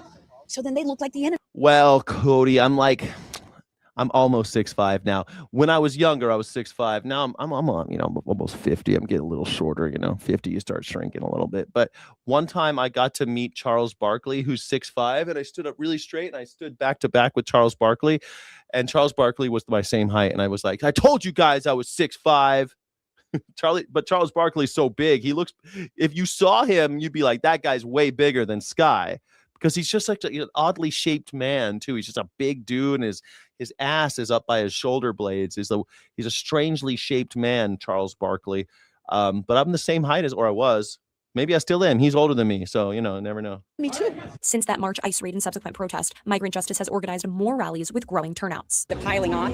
It's like it's one thing. It's like, oh, well, that's over there. And then it's more and more. And so I think that's driving people to show up. Something Vermonters say is important now more than ever as we head into the midterm election in November. As we approach the midterms, I think the temperature is... Midterms are fixed, man. Donald Trump just said it on the news yesterday. Donald Trump's fixing those midterms, honey. You don't need to worry about that, baby doll. Bruh, thank you, bruh. Thank you, bruh. I'm thinking I feel pretty good. Like, I'm still checking to see. I'm checking to see if I got any like my beard comes in a little bit more salt and pepper these days. But other than that, I feel like I'm pretty good. I'm going to be 50. I'm going to be 50, baby. I feel like I'm pretty good. I feel like I could still date 30-year-olds. You know what I mean? I feel like I could still date a 30-year-old. Is that weird? I feel like they got the energy I'm looking for. Is that weird? Well, you can watch PBS News live streaming coverage of President Trump's primetime address tonight at 9 p.m. Eastern on our website with context and real-time fact-checking from our partners at PolitiFact. That's at pbsnews.org/newshour. Now, for perspective on what the president is trying... Trump agenda. How come every picture...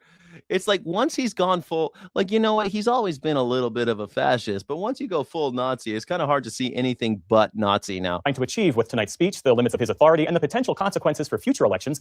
We turn now to Ty Cobb. Well, you think 30-year-olds are children?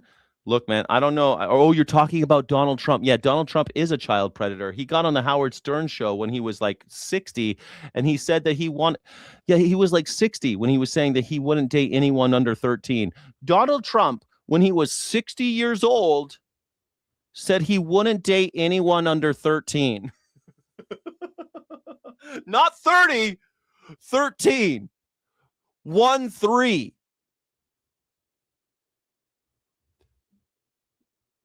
13. An attorney who served as the special counsel during the first Trump administration. I spoke with him a short time ago. Ty Cobb, welcome back to the News Hour. My pleasure. Nice to be with you, Jeff. Ty, you have his goddamn mustache. It kills me. Can I get some W's in the chat for Jenna X-Ray Dragon to welcome her as a Sky City rebel, please? I can see jubilation for her, please. Described a broader pattern here. President Trump's focus on voting machines, his efforts to change mail-in voting, voter registration requirements, most recently his removal of members of the Election Assistance Commission. What does tonight's speech add to that picture? Well, I think tonight's speech is intended to add the predicate that he needs to declare an emergency at or about the time of the elections. As you know, Steve Bannon and Todd Blanche have suggested that there will be ICE agents at the polls. I think that that's a virtual certainty. Whether that will include the National Guard or not, we don't know. But anything to intimidate minority voters, particularly immigrant voters, and also I think anything that allows them to try to seize voting machines, as Trump wanted to do in 2020, but Bill Barr explained to him there was just no basis for it. I think you will see him doing everything he can to try to prevent the peaceful transfer of power, the election of Democrats, and do whatever he can to remain in power and to keep his cronies in power, so that he can continue doing what he thinks he's allowed to do. Everybody says Donald Trump is stealing the election. Everyone from the Bill Barr, which is the former attorney general, Donald Trump's former attorney general, Mike Pence, Donald Trump's former vice president, Steve Bannon. They're all saying they want to steal the election. They all are saying it out loud that they want to steal the election. They're just saying it. And you guys are like, I think the Democrats are trying to steal the election. Like, Donald Trump literally is giving speeches about how he wants to steal the election. And you guys are like, you know what the problem is? These fucking Democrats are stealing elections. You know what the problem is? Fucking Mexicans stealing the election. That's always what it is. Like, Elon Musk, another billionaire, gets on TV and says, I want to steal the election by paying people $1 million to register their friends and sign a I love Donald Trump certificate. And then you turn around, you're like, oh, I love billionaires. I think the Mexicans are trying to steal the election. What? The poorest, most politically vulnerable people in this country are trying to steal the election? Those who have no power, those who have no money, they're the ones trying to steal the election? What about George Soros? That's always it. George Soros, though. What did George Soros do to you? Some fucking random billionaire, one random billionaire that you remember? George Soros. He loves Mexicans, so I know he's stealing the elections. President, which is anything he wants. Does whatever he wants. He's the November, Führer. Der Führer. brought up that he had accepted a job with Der Führer macht, was will. ICE. I thought that it was just a delusional thing because I'm used to him. Okay, so this is the the ex-wife of the ICE agent who shot this guy. Here we go. You ready? David back in November brought up that he had accepted a job with ICE. I thought that it was just a delusional thing because I'm used to him talking crazy. We're used to I didn't think he could get a job at ICE because he's fucking crazy, but he did actually have a job at ICE. So to speak. So I said, yeah, sure you are, buddy. You know, I didn't realize that he was actually working for ICE until yesterday, and I was completely shocked. I was shocked. Getting into these jobs. I was shocked that anybody would give this guy a gun. Don't worry. Donald Trump has a gun for you. If you don't have a shirt, well, you can wear a brown shirt. You're around guns all the time. I asked him what was going on. He told me that I don't need to be answering questions for anybody, that all I needed to know was that. Oh, wait. I am a Russian agent. Donald Trump, it's fucking open. It's not a secret. Donald Trump takes money from the Russian government. Donald Trump is in cahoots with Russian oligarchs. Donald Trump invites Russian spies to the White House. Donald Trump he's totally Eskimo brothers with Vladimir Putin. What the fuck are you talking about? Russian? You want to talk about Russia? You stupid simp? You race traitor? You want to talk about Russia? You want to talk about Russia? Donald Trump said he would end the Russian invasion of Ukraine single-handedly 24 hours after the election. Not after the inauguration, after the election. You want to talk about Russian agents? Everyone knows that Donald Trump is in cahoots with Vladimir. Cutie patootie pootie. Cutie patootie pootie. Everyone knows that the Russians also meddled in our election, but maybe not at the direction of Donald Trump. But they did it to benefit Donald Trump. And I'm the Russian agent? It was a justified shooting and that he did do it. And he claimed that this man had tried to run him over. And I said, I don't see that in anything. And I've watched it from all angles. All I've seen is how the car was going in circle after the fact. And then he's like, well, I need you to lie about my character because this is what it comes down to is my character. I don't want you talking about any of the abuse in our relationship. Like, this is literally about me, actually. I told him that I was not going to lie for him, that I've waited years to speak my truth. I've been silenced long enough. And now I need to come out with everything because a man lost his life. It was abuse. Who could have seen this coming? Let me see. This guy, he's crazy. He's known as a spouse abuser. And we gave him a gun and told him to go shoot Mexicans. Cool. Guess what he did? Not only to me, but to our daughter. And even being divorced from him, I've dealt with harassing phone calls, threats of him wanting to kill me. I believe that this man was murdered. I believe that David's mental health played a part in what happened. I think what happened was he was standing there during that operation, had a PTSD moment and hit fight or flight mode. And unfortunately, a man lost his life due to it. Unfortunately. But, MAGA doesn't care about that. MAGA thinks it's funny when brown people die. MAGA thinks it's great that they deserve to die because they weren't born in America. They don't have a right to life. They don't believe in the human rights. They don't believe in human rights, the right to life, liberty, and pursuit of happiness. They don't believe in that. MAGAs, they don't think you have rights at all. You have the right to die. That's it.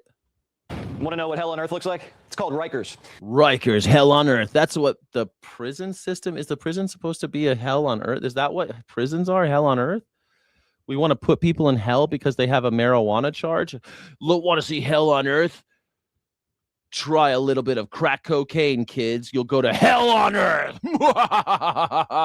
That's the American justice system. That's justice for you. Hell on earth. Just like the Romans. You ever seen a Roman prison, like what they did to Jesus Christ? Yeah, hell on earth. That's what we want. We want to be the Romans in the Bible. That's what we want to be like. We don't want to be like Jesus. We want to be like the Romans. Tell them some of the meanest, baddest criminals in the world. But this week, like Jesus Christ was? Jesus Christ was one of the meanest, baddest criminals in the world. That's how they described him. The meanest, baddest. He was so mean. He was so bad. They had to kill him. They had to kill him. He was talking shit about the government, and he was doing mean and bad things. Jesus Christ. That's the problem with that Jesus Christ. He was just too big a mouth. He was saying shit he shouldn't have said about the emperor, man. You can't criticize the Roman emperor. Are you crazy? Are you crazy? You can't criticize the church. Are you crazy? What, were you born in a barn? Well, yeah, he was born in a barn. He was born with the animals. He was born with the animals, not with a silver spoon in his mouth like Donald Trump. Never had a driver's license, never had to drive himself anywhere because he always had private drivers. Wow. Satan collab. You're right. Donald Trump and Satan have a collab going on for sure. Definitely. If anyone's satanic, it's definitely Donald Trump. Mayor went and hosted a soccer fiesta. Who are incarcerated here on Rikers, they too are part of New York City. The World Cup has been a magical moment for the entire city. These are New Yorkers, and they will be New Yorkers when they get out of Rikers. They're New Yorkers today, and I wanted to make sure that we can celebrate this moment together. Oh, so they're human beings when they're... Wait, is Zoran Mamdani suggesting that even if you're in Rikers Island that you're a human being? Is that the suggestion he's making? Game yesterday, Argentina-England. Winner goes to the World Cup final. And Mamdani thought, who should I watch it with? How about 100 criminals? Armed robbery, rape. Innocent until proven guilty. Yeah, innocent until proven guilty, because Rikers is a jail. Rikers is where you go while you await your trial. That's what Rikers is. It's where we hold people that we think may have done something or they were accused of something. They just can't afford to get out. Because you got to be rich to get out. You can't you'll just rot in jail. Some people, they go to Rikers and they stay there for a long time. Let's find out. What's the longest someone might wait at Rikers for trial? 7 years. But the average is 9 to 11 months, almost a year while you await trial. You're innocent until proven guilty. So you're innocent for 11 months on average. But some detainees, can't call them prisoners, have been there for 7 years or longer. So yeah, there's people in there rotting in jail, waiting. So I don't know. Are they human beings? I'm going to ask, I'm going to ask that in the poll. Let's ask that poll. 69% of you said that that you don't agree with Pete Hegseth's service members should get gender affirming care. Wow, 69% of you say no, you don't like it. Let's do another poll. Are you still a human if you are in jail awaiting trial? Are you still human if you're in jail awaiting trial?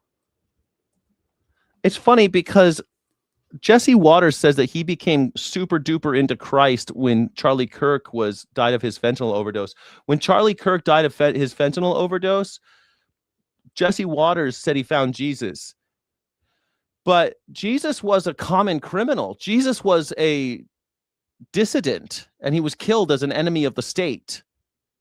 That's what Jesus was killed for. Jesus went to jail on trumped up charges, and he was executed because he talked too much shit about the government. And was he a human? Should they have treated him? Should they have whipped him in the street? Should they have bloodied him so badly on his way to his execution? Not only did he put the game on the big screen, he catered. Penne alla vodka, chicken parmesan, seared salmon. Those inmates ate better than my staff.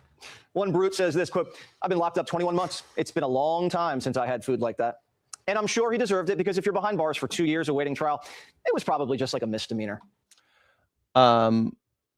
Sometimes it is a misdemeanor. But again, these people are innocent until proven guilty in America, Jesse. Should we not feed them? Should we not feed them, Jesse? What should we feed them, Jesse Waters? They're innocent until proven guilty. So these are innocent men and women. These are just men. Innocent men. And the guy said he's been there for 20 months? The jail's on an island, by the way. It's like Alcatraz, so they can't escape. But the mayor was all smiles. They can't escape, and also it was cheap land. It wasn't there for development. Most politicians kiss babies. This commie kisses inmates. Have you ever seen someone smile like that in jail? He didn't seem nervous at all. Rudy goes to Rikers. No one's in handcuffs. Do you guys hate Johnny Cash too? He performed. Johnny Cash went to jails and prison. Folsom Prison Blues. Never heard of it? He went and performed for people in prison.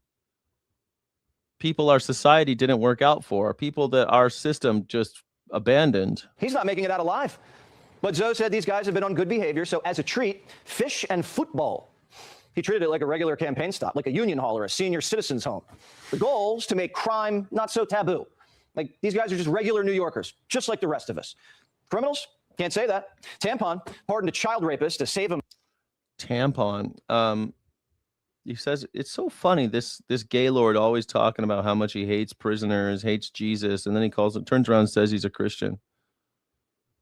I mean, if anything, Jesus would have gone to the prisons. He did go to prisons. He went to the leper colonies. He went to all of those places where people were ostracized. That's what he did. Jesus, that was his whole thing. He went to the places where people were imprisoned, were strapped to rocks. People that were strapped to rocks because they were feeble-minded, or they thought they were possessed by the devil and shit. And Jesus went to them because that's what they did with crazy people back then. They just strapped them to rocks, or people that they didn't like. They strapped them to that piece of wood over there. That's what they did. But you were a leper, you got strapped to a rock. You got strapped to a tree. That's what they did to people. It's fucking crazy. And that's the type of shit that Jesse Waters likes. From getting deported. And he says the guy just had a bad day. Trump deported him anyway. Did that make us any safer? Did that make the children that are left behind any more stable? Did it improve the idea that we can't all be judged by our worst day? It wasn't one day. He raped her for 3 years. A bad day is like what Pauly P had. And the victim 10 years later said that she didn't want him to be deported. It's a complicated situation. Well, he's had a feel. See what Democrats are doing? They're conditioning you to not judge criminals like crimes or accidents. And we shouldn't treat criminals any differently than someone who loses his temper. I guess it depends on what the crime is, smarty pants. What if you do lose your temper and you slap a bitch? Does that mean you should be in jail for the rest of your life? Does that mean you shouldn't be eating? What if she hit you first? What if some drunk punched you in the face and you punched him back and you went to jail? Does that mean you shouldn't be allowed to eat? We all lose our tempers. This is the first step into funding the police, emptying the prisons, and abolishing ICE. Defunding police. ICE needs to be abolished. ICE is not about law enforcement. ICE is about normalizing paramilitary force on our streets. And the faster we understand that ICE sits in contraposition to the Constitution itself, the faster we actually get to being smart about the way that we do immigration. ICE is... Trump is shooting people in the street. What do you mean, Dewey official? Have you not heard about all the people this week that were shot in the street? Not that. ICE needs to be abolished. This is Revolution 101. The Soviets unloaded their prisons, handed out mass amnesty like candy. Castro opened up. Oh yeah, what if you stormed the Capitol? What if you had 34 felony counts of fraud? Should you go to jail? Should you get fed? Should somebody feed you? The prisons, mental institutions, and then send them all to Florida to destabilize us. Communists only want to destabilize us. Political prisoners. They want Trump behind bars, not pedophiles. These commies don't even care who they're locking arms with. They're just rounding up enough energy to overthrow the man. I don't really care if, say, like Bernie Sanders or AOC go home and they're a secret Nazi. William Talent, you gotta be brain dead if you think that all of these people are trying to run over ICE agents. You've got to be, you are a zombie. If you just believe everything the government tells you, don't you? What else do you believe that the government tells you? Like, Jesus Christ, you think that they kidnapped Maduro because of cocaine still too? Is that something that you believe? You believe that too? What else do you believe? Jesus Christ. Yeah, they're all trying to run them over. That's it. Do you have any video of it? No, we have no video of that for some reason. But they go out and they vote for the right We got video of everything else, but not that for some reason. things. Like, we're talking about You don't politicians care? as... I mean, I don't know. I think these are the lines that people are talking about. Some people care about that exact thing. The commies have it all. There's no evidence. There's over 50% of ICE employment is Hispanic. You fucking idiot. You lying piece of shit. What, you garbage human? I'm going to ban you. You keep lying like that. Meanwhile, there were Jews who voted for Hitler. That doesn't make anything. All figured out. Their manifesto, there's no presidency, no Senate, no Supreme Court to keep society in line. It's anarchy. And it's open season on anyone who owns property. Our city is turning the corner on tenant power. When we organize, we win results. The Mamdani administration is emboldening us so that we no longer tolerate the violence of evictions as a matter of business as usual. You're gonna see more and more people wearing masks and shit like this. Now, in New York City, if you look at this, they gotta dress it up with little. You know what's so funny? They gotta put a little communist hat on him and shit like that. That's so funny. Imagine if MSNBC, imagine if MS Now made a Donald Trump with a little Hitler mustache. They'd all clutch their pearls and cry. They told if MS Now tomorrow put Donald Trump with a little Hitler mustache, they would all cry. Oh my God, the rhetoric. You've got to tone down the rhetoric. Look at this. Is this toning down the rhetoric? Is this toning down the rhetoric? You imbeciles. Commie Express, and you put a little Stalin hat on him, and you put the train with the red star on it. Is that toning it down? And especially after we just watched Marco Rubio say that he wants to kill communists.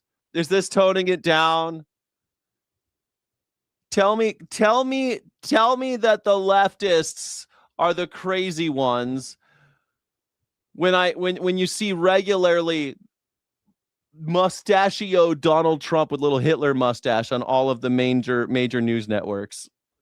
What pick any of CNN, pick the leftiest one you can think of, which none of them are leftists, but pick a lefty one. Even Democracy Now. I think the only leftist news source we have is Democracy Now. Imagine if they were posting pictures of Donald Trump with a Hitler mustache. A lady in the head with a baseball. They would cry. They would bawl. They'd be screaming and yelling. They'd be wetting their trousers. This is what maggers do. They gotta doctor photos and put little hats on us. Mayor, throw you a World Cup watch party. But if you're a landlord and you evict a tenant who won't pay the rent, capital punishment. Mondani wants to ban landlords from even asking for proof of income. We should just ban landlords. Just stop right there. Banning landlords sounds great. There should be no gatekeepers between you and the necessities of life. You need, as a human being, you need shelter. Do you want people living under rocks or in the holes in the sand? Do you want them digging holes and sleeping in holes in the? No, we can't have that. Do you want them sleeping in tents in the streets? No, we hate that. We kill them if they do that. Do you want them sleeping in RVs on your street? No, we kill them if they do that. So they need housing then, right? Yeah, they need housing. It's a necessity. But they're going to have to pay for it. What? If you're a landlord, well, I'm sorry. There should be no such thing as landlords. Commercial property, I guess, but not the necessities of life. Landlords for human beings, for families. Scum like Donald Trump. Just scum. Just the scummiest people on earth. No income, no credit, no problem. That's how the housing crisis started. And now he has a new idea. The housing crisis, that was started under a Republican named George W. Bush. Remember that? Yeah. Government-funded babysitters. The way the housing crisis started was because banks found a really smart way to extract the wealth, what was left of it, from the middle class, and it destroyed the middle class. And you know how many bankers went to jail? 0. Barack Obama fucking dropped the ball. Barack Obama, piece of shit capitalist, most depressing, most disappointing president in the history of America is Barack Obama. Was he the worst? No, but he was definitely the most disappointing president in the history of America. Yeah. You want a night out with your wife? You just drop little Jimmy and Jessica off with Cedric in the park, and he'll take good care of them. And we pay Cedric. We have to pay for other parents' babysitters so they can have a night out. Yeah, okay. Well, you hate kids or something? You hate parents? What do you hate? Who is he? We got to pay for children. What are we, France? What are we, Iran? What are we, Israel? What is this, Israel? What, we're going to give people the right to see a doctor and have money to take care of their kids? What? What are we, Israel all of a sudden over here? Crazy, right? The party says sometimes you need a little crazy. In order to get anywhere, even as an ideological moderate, you have to be ready for radical change in our institutions. Now, Pete's got me curious. Pete's running for president. Does he know they want to abolish the presidency? Abdul, the Muslim candidate for Michigan Senate who wants to defund the police, abolish ICE, take away your doctor. If you're not into all that, you're racist. I don't think people have really made the forceful case outside of his identity, to be honest with you. And I don't accept that. I don't accept being Muslim. Yeah. You know, I think, like, keep it to the issues. So if a Muslim's running on a platform that will kill me, and if I vote for someone else, that's racist to AOC. Is that what he ran on the platform? I don't even know. I should keep it to the issues. Well, him killing me, that's the issue. Good question. Why should the taxpayer pay for anyone's child care? You're an idiot if you think otherwise. Yeah, you're an idiot if you think that taxpayers shouldn't be taking care of children. Do you think that taxpayers should pay for schools? That's different. Is it? You want people in the workforce, right? And you want children, right? You want public good, right? Do you want to have a nation of petty criminals or something? What do you want? What do you want? Do you want a nation of morons? You do, probably. You do want a nation of morons, I guess. You want a nation of people who can't read? Is that your plan? Of course. Of course. If you're forcing people to work and they can't afford rent and they need fucking childcare, of course. Yes. It's a tremendously successful and popular program. Everywhere they've tried it. All over the world they do it. Just not here. Because you hate children. MAGA hates children. There's no ROI on kids until they're 18 years old. So you got to figure out how to make money off of them. So make them work at 13 or buy and sell them at Epstein's Island. Whatever it takes to make money off the children. I'm a single issue voter.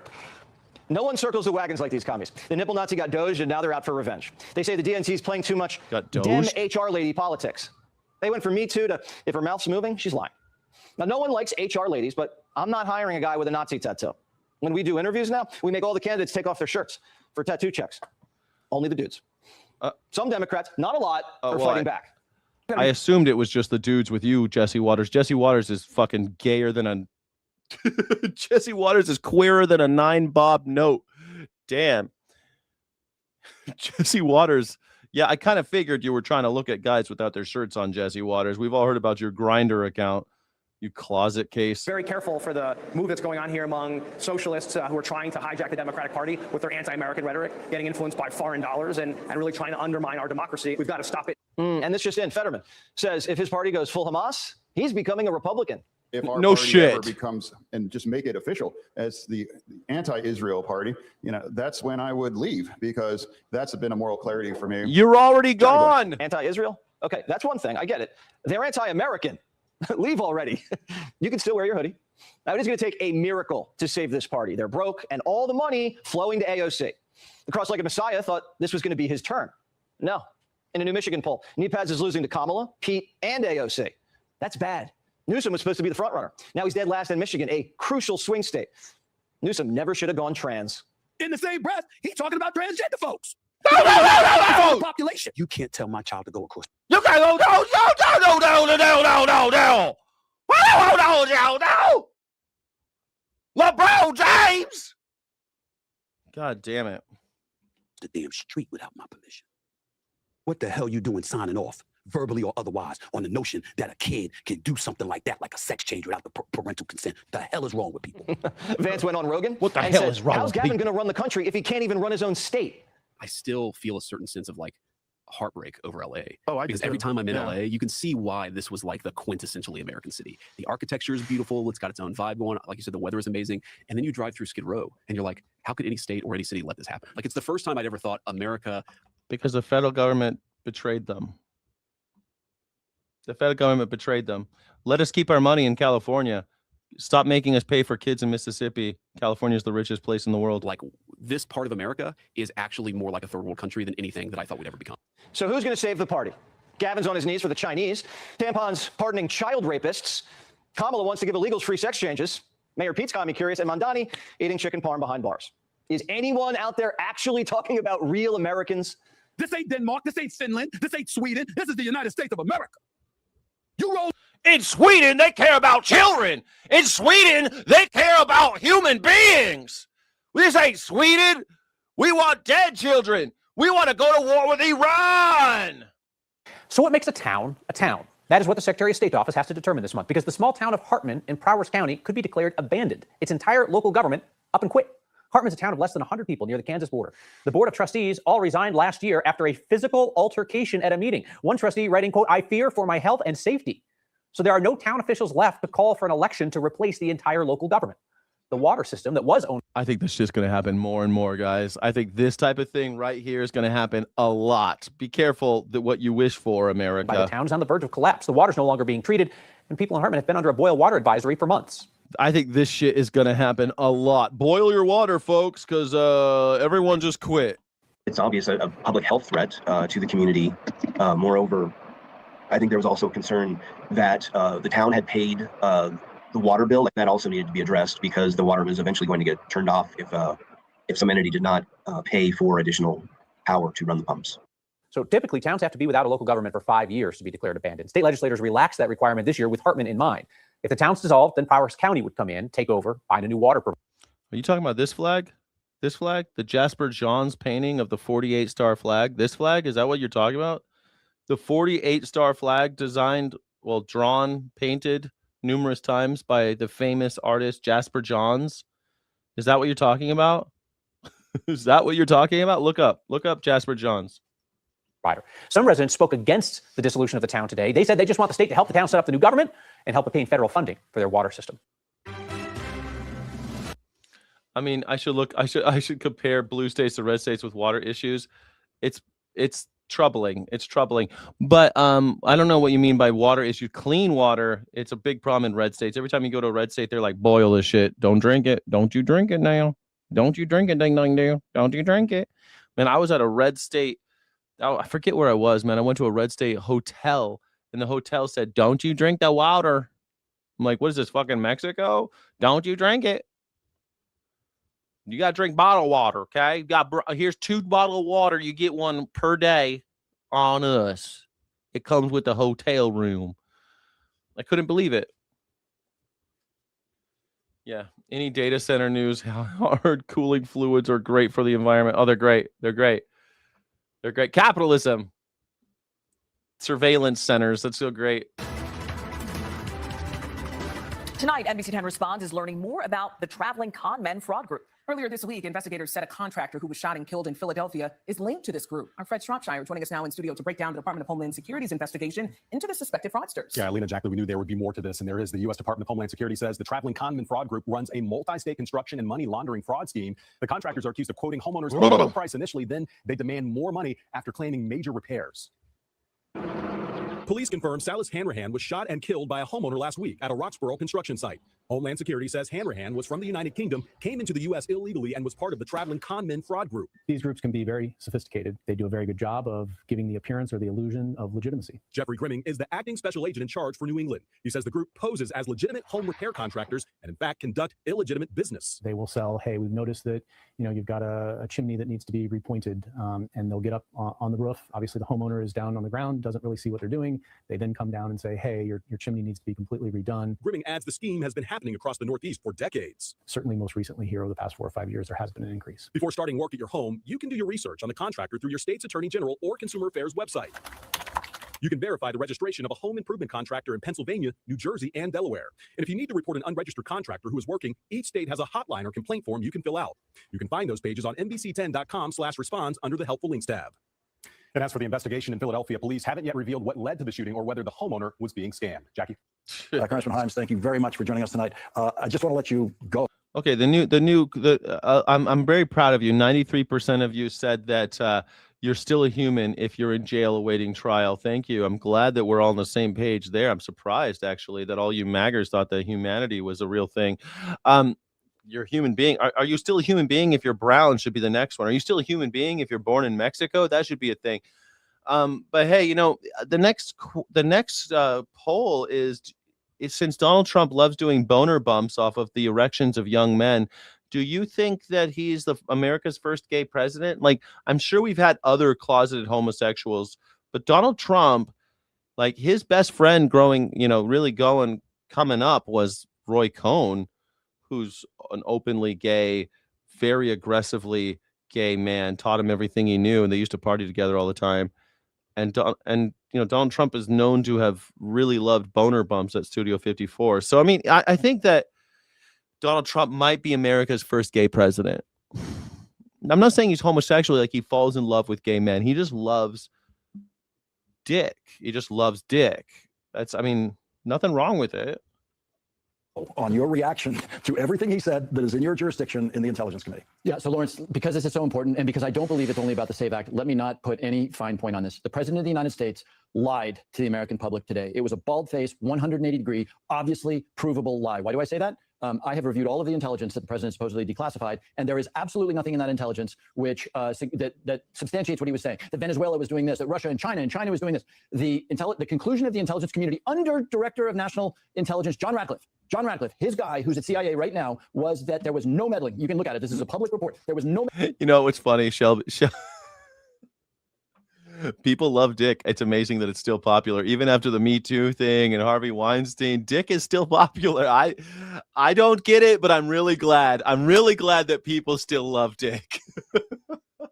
It's popular. Like I said, I don't get it, but I'm happy that other people love it so much. You know, I'm glad. I'm glad that people, I don't understand why people like tall guys. I'm very happy that they like tall guys, because even when I'm a little out of shape, I still turn heads because I'm tall. Like women are like, yeah, he's a little soft in the middle. Got kind of a dad bod these days. He must not be hitting the gym as often as he used to. But hey, he is tall. I don't get why they care, but they do. I don't get it. Blue eyes too. People love these big blue eyes. I don't know why, but I'm glad they do. I'm so glad. Meddling in the meddling meaning interference, no screwing around with vote totals, with voter lists, with machines, etc. Yes, Russia wanted to reelect Donald Trump. That is in there too. And yes, Iran didn't want Donald Trump to win, and so they put out propaganda, they put out misinformation. But there is nothing in the record to suggest that anything that the president said tonight was true. And the reason I'm animated about this, by the way, for anybody out there who thinks that this is an MS Now, Lawrence O'Donnell Democrat talking, I want you to go to whitehouse.gov and I want you to open up the section on China. I've reviewed every single one of those documents, but you can't do that. And the reason you can't do that, and do it right now, and you will see that every single one of those China documents is almost entirely redacted. It is black line after black line after black. You can't read anything. There's individual words. There's maybe 20 words in 30 documents. By the way, if those documents did anything to prove the president's case, do you think they'd be redacted? No. Yeah, they say that dad bods are in, but like, I don't know. I feel uncomfortable when I'm wearing my shirts are a little tighter than they used to be, because I haven't been hitting the gym as I used to. So I need to get back out there. That's my goal when I move. I've been too stressed about moving and all this stuff. I haven't been going to the gym as much, and I haven't been running at all. So, I get a little self-conscious, that's all. It's more me than anything else. But I'm still tall. When I walk into a room, I'm like, and everyone's like, huh? It's kind of funny because I look over everybody's heads and I can see them kind of looking at me, but I'm looking over their heads. And I think that's why people like tall guys, because we seem aloof. We're not like, hey everybody, how you got? I'm always like, I'm looking around, and I really am not acknowledging everybody. And it's not because I'm trying to be an asshole. It's just that you're all short. All you fuckers are short. So I don't really I'm looking at the tops of your heads. You know what I mean? So I'm just kind of like, I walk into a room, I'm kind of like this. But nobody's like, I don't make any eye contact with anybody because everyone's so goddamn short. And so everyone's like this, I think that's why people like tall people, because we seem like, it's like something about the aloofity, something about being kind of like, I'm not looking for your attention, but I have it. You would have more than 12 words. Look at the Venezuela report. Please go to whitehouse.gov right now and look at the Venezuela report. And what you will see is an old report that says, hey, Maduro and Chavez before him, they wanted to influence, here's the key word, Venezuela elections. Right. But the president of the United States says, look, Venezuela wanted to influence elections. And so what the president did tonight was lie. And the issue I'm going to take with you, Lawrence, is that yes, maybe it's partly about the SAVE Act, which is a ridiculous solution to a problem. Donald Trump is lying. Donald Trump is lying. How dare you? Do not vote in U.S. elections.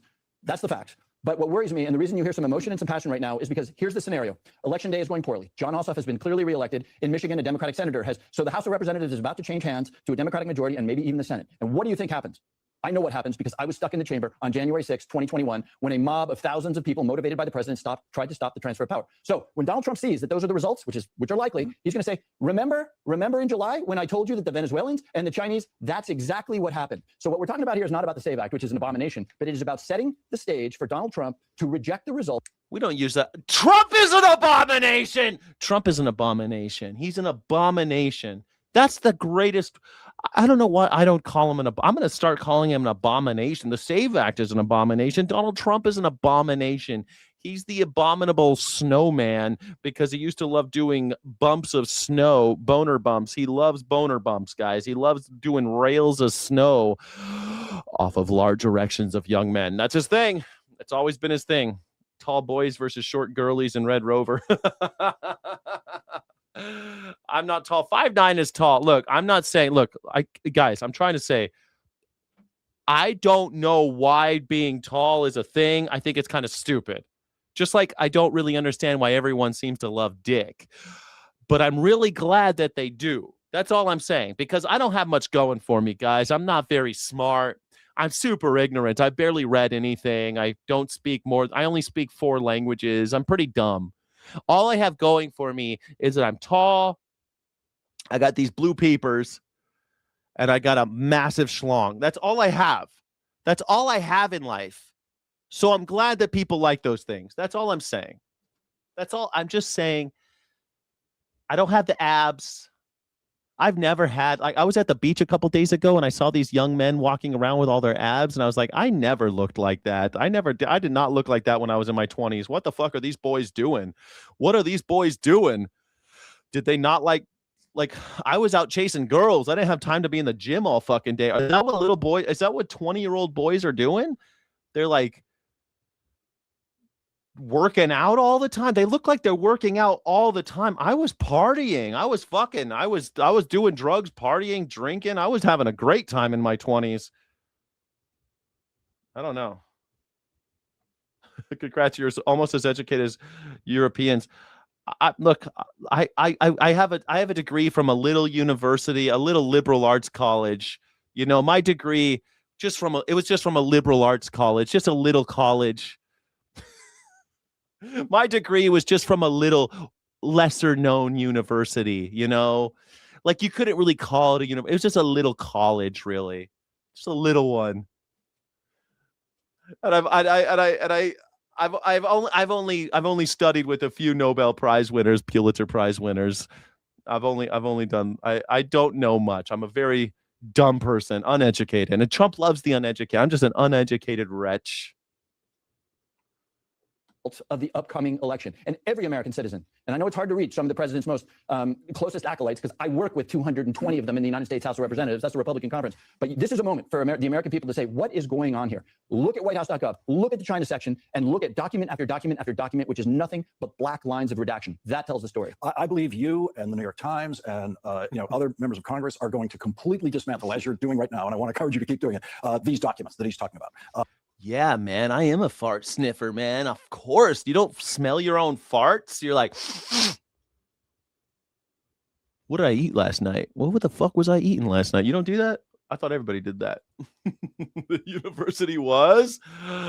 You wouldn't like the university I went to. It's a big fancy one. I went to a big fancy university. I'll give you a hint. I went to the university, at least when I was going there, they had more Nobel Prize winners than any other university. Which university was it? I went to I think for the last 100 years, it's been the #1 public university in America. Can you guess? The #1 public university in the world. Sorry, in the world. I went to the #1 public university in the world. Thanks for asking. I only speak to your mom. Are you a medium? My mom's been dead for 5 years. Are you a medium? Liberal arts do matter. Yeah, I know. Of course, liberal. I call it the humanities. They call them the humanities for a reason.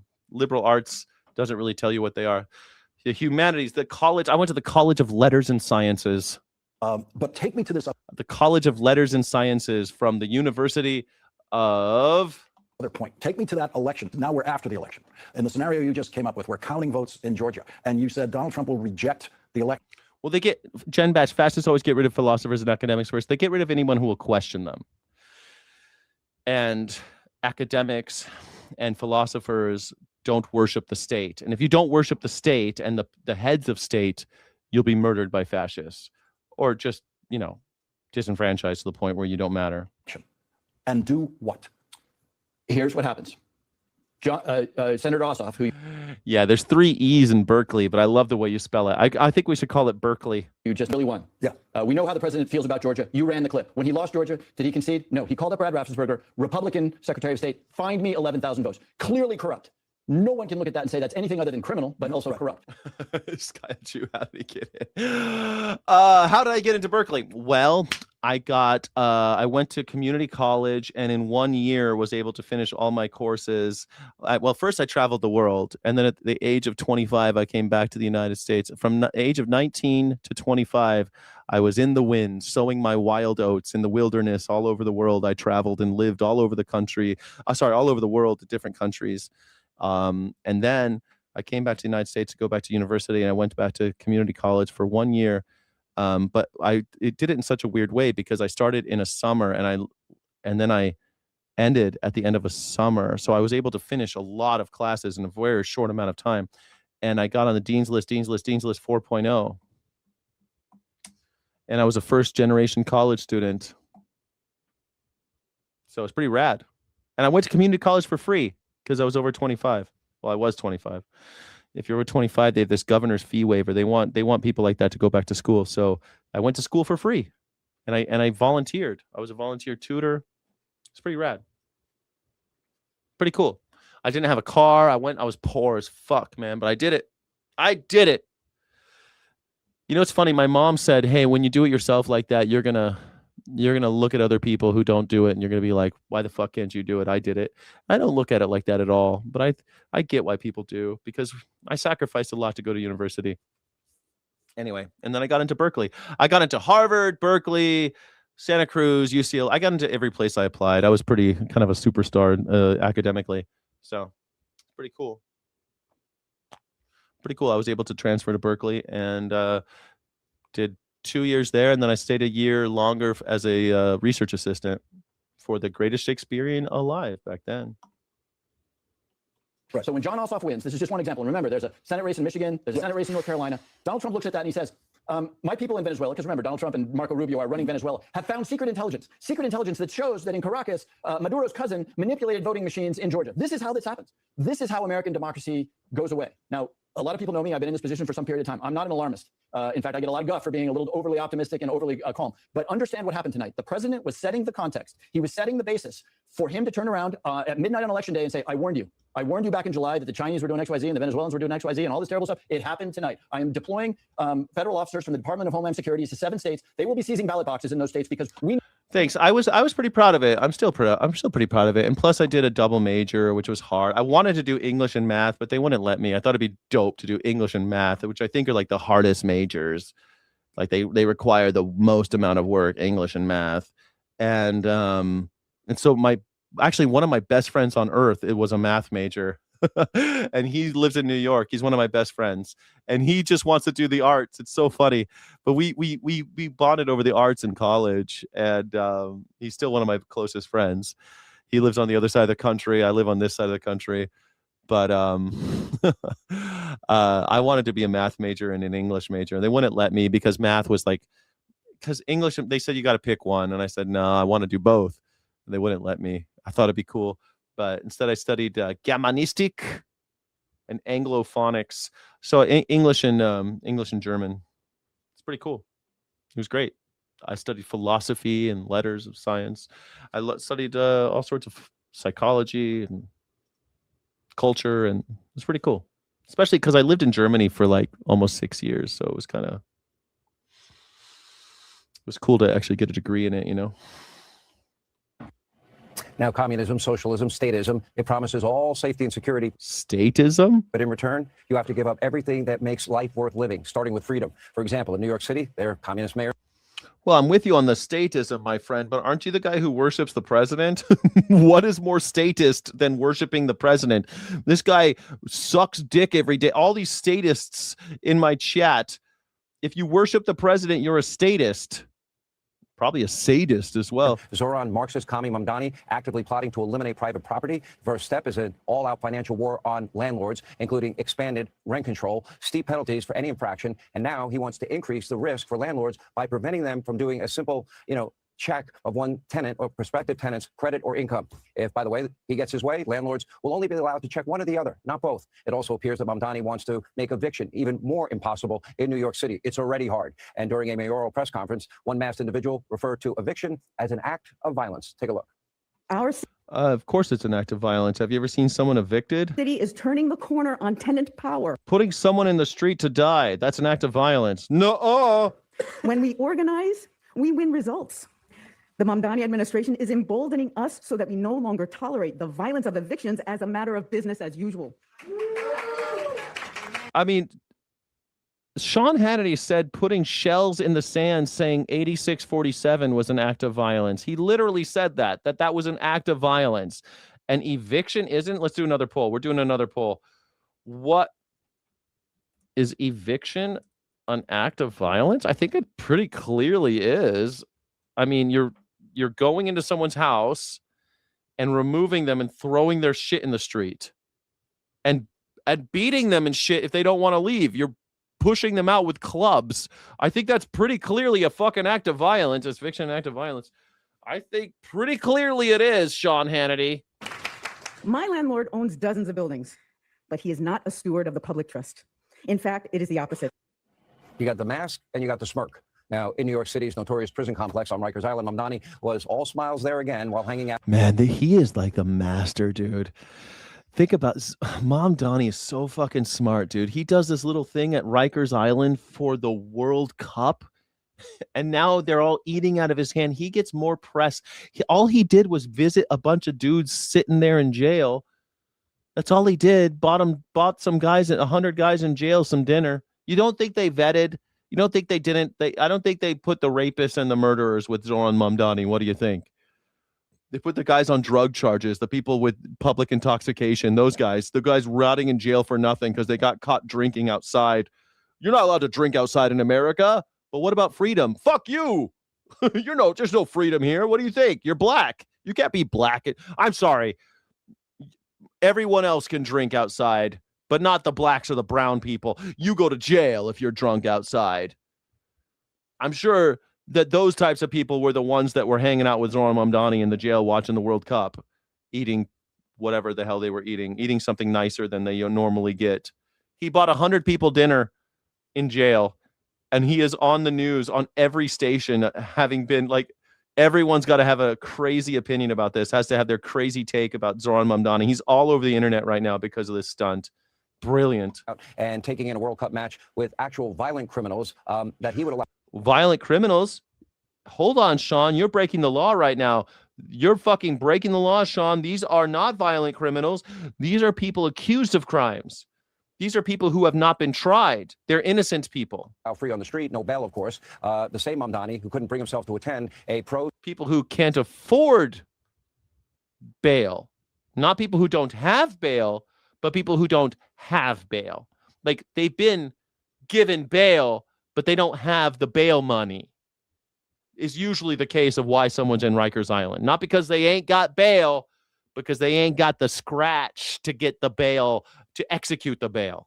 Jewish pro-Israeli parade in New York City. In the sick world of a communist, friends and enemies are not decided based on humanity or achievement, but instead on political beliefs. Yeah, I mean, Raul, I don't trust Zoran Mamdani still, but if he gets this fast and free buses things done, I'm going to change my tune. I'm going to say I'm a Mamdani fan. I'm waiting to see I just don't trust people. The same way I'm like, man, you fucking smiling a lot. You're sure making a lot of promises, but hey, this dude's coming correct with it. He's coming correct with the promises. I don't like politicians, and so I have a natural aversion to Zoran Mamdani, but damn. Maybe he really is a man of the people. In other words, in Mamdani's utopia, the prison, they'd be filled with conservatives, not criminals. But the hacks over at MSDNC, they don't apparently seem to mind. One-time Republican. Those people aren't prisoners. They're not criminals.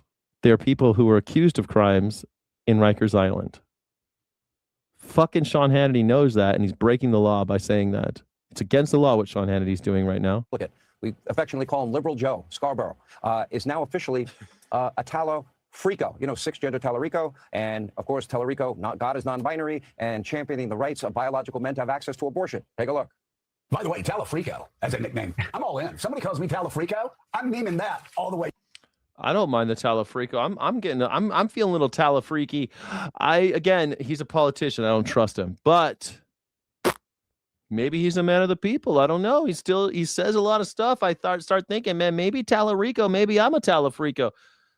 I don't like politicians though, so probably not. I don't know. I don't trust him. I don't trust these fucking politicians. And Joe, yeah. Well, I don't know if everyone knows this, but we've got I'm a Talafrico t-shirts available on our website, jamestalarico.com. Check it out and get your t-shirt today. I'll get you one. Everyone needs a Micah. Everyone needs one. I love that woman. She's Joe Scarborough. I would hate him if he wasn't for her. She's so fantastic. I need a woman like that. How do I get a woman like that? How do I find a woman like that? I need Scarborough's girl. Come on, I want Scarborough's girl. How do I find a woman like that? I agree with the part that Liberal Joe is a freako. Anyway, Liberal Joe, traditional Republican Joe is what this guy is. Joe Scarborough is not a liberal. He's just a old school Republican, because this is what all Republicans used to look like and talk like, was Joe Scarborough. He was a Republican congressperson. And Sean Hannity is calling him a liberal because he has the audacity to question Donald Trump. That is how fascists work. If you question the dear leader, you're in the other camp. So I guess he's gonna be a liberal now. Liberal Joe. Okay. Liberal Joe Scarborough. The fuck? He still claimed to be a conservative. Now, other than our friend John Fetterman, it appears there is really only one other top Democrat that is willing to speak out against the rise of this new emerging radical left that has taken over the Democratic Party. Now, Colorado Governor Jared Polis posted the following, quote, I'm not scared of anyone. I just care deeply about our state. Don't want the socialists to destroy it. And in a Colorado for all, we don't think less of anyone because of their net worth. Whether you have no money or are a millionaire, we love you in Colorado and want. Yeah, a Talafrico. Do you know what a Talafrico is? Yeah, maybe I am one. I don't know. I don't think so. I don't trust jalapenos. No, I don't trust politicians. Let's do another poll. Do you have a healthy apprehension about all politicians? Oh, fuck, I can't spell. Politicians and what they promise.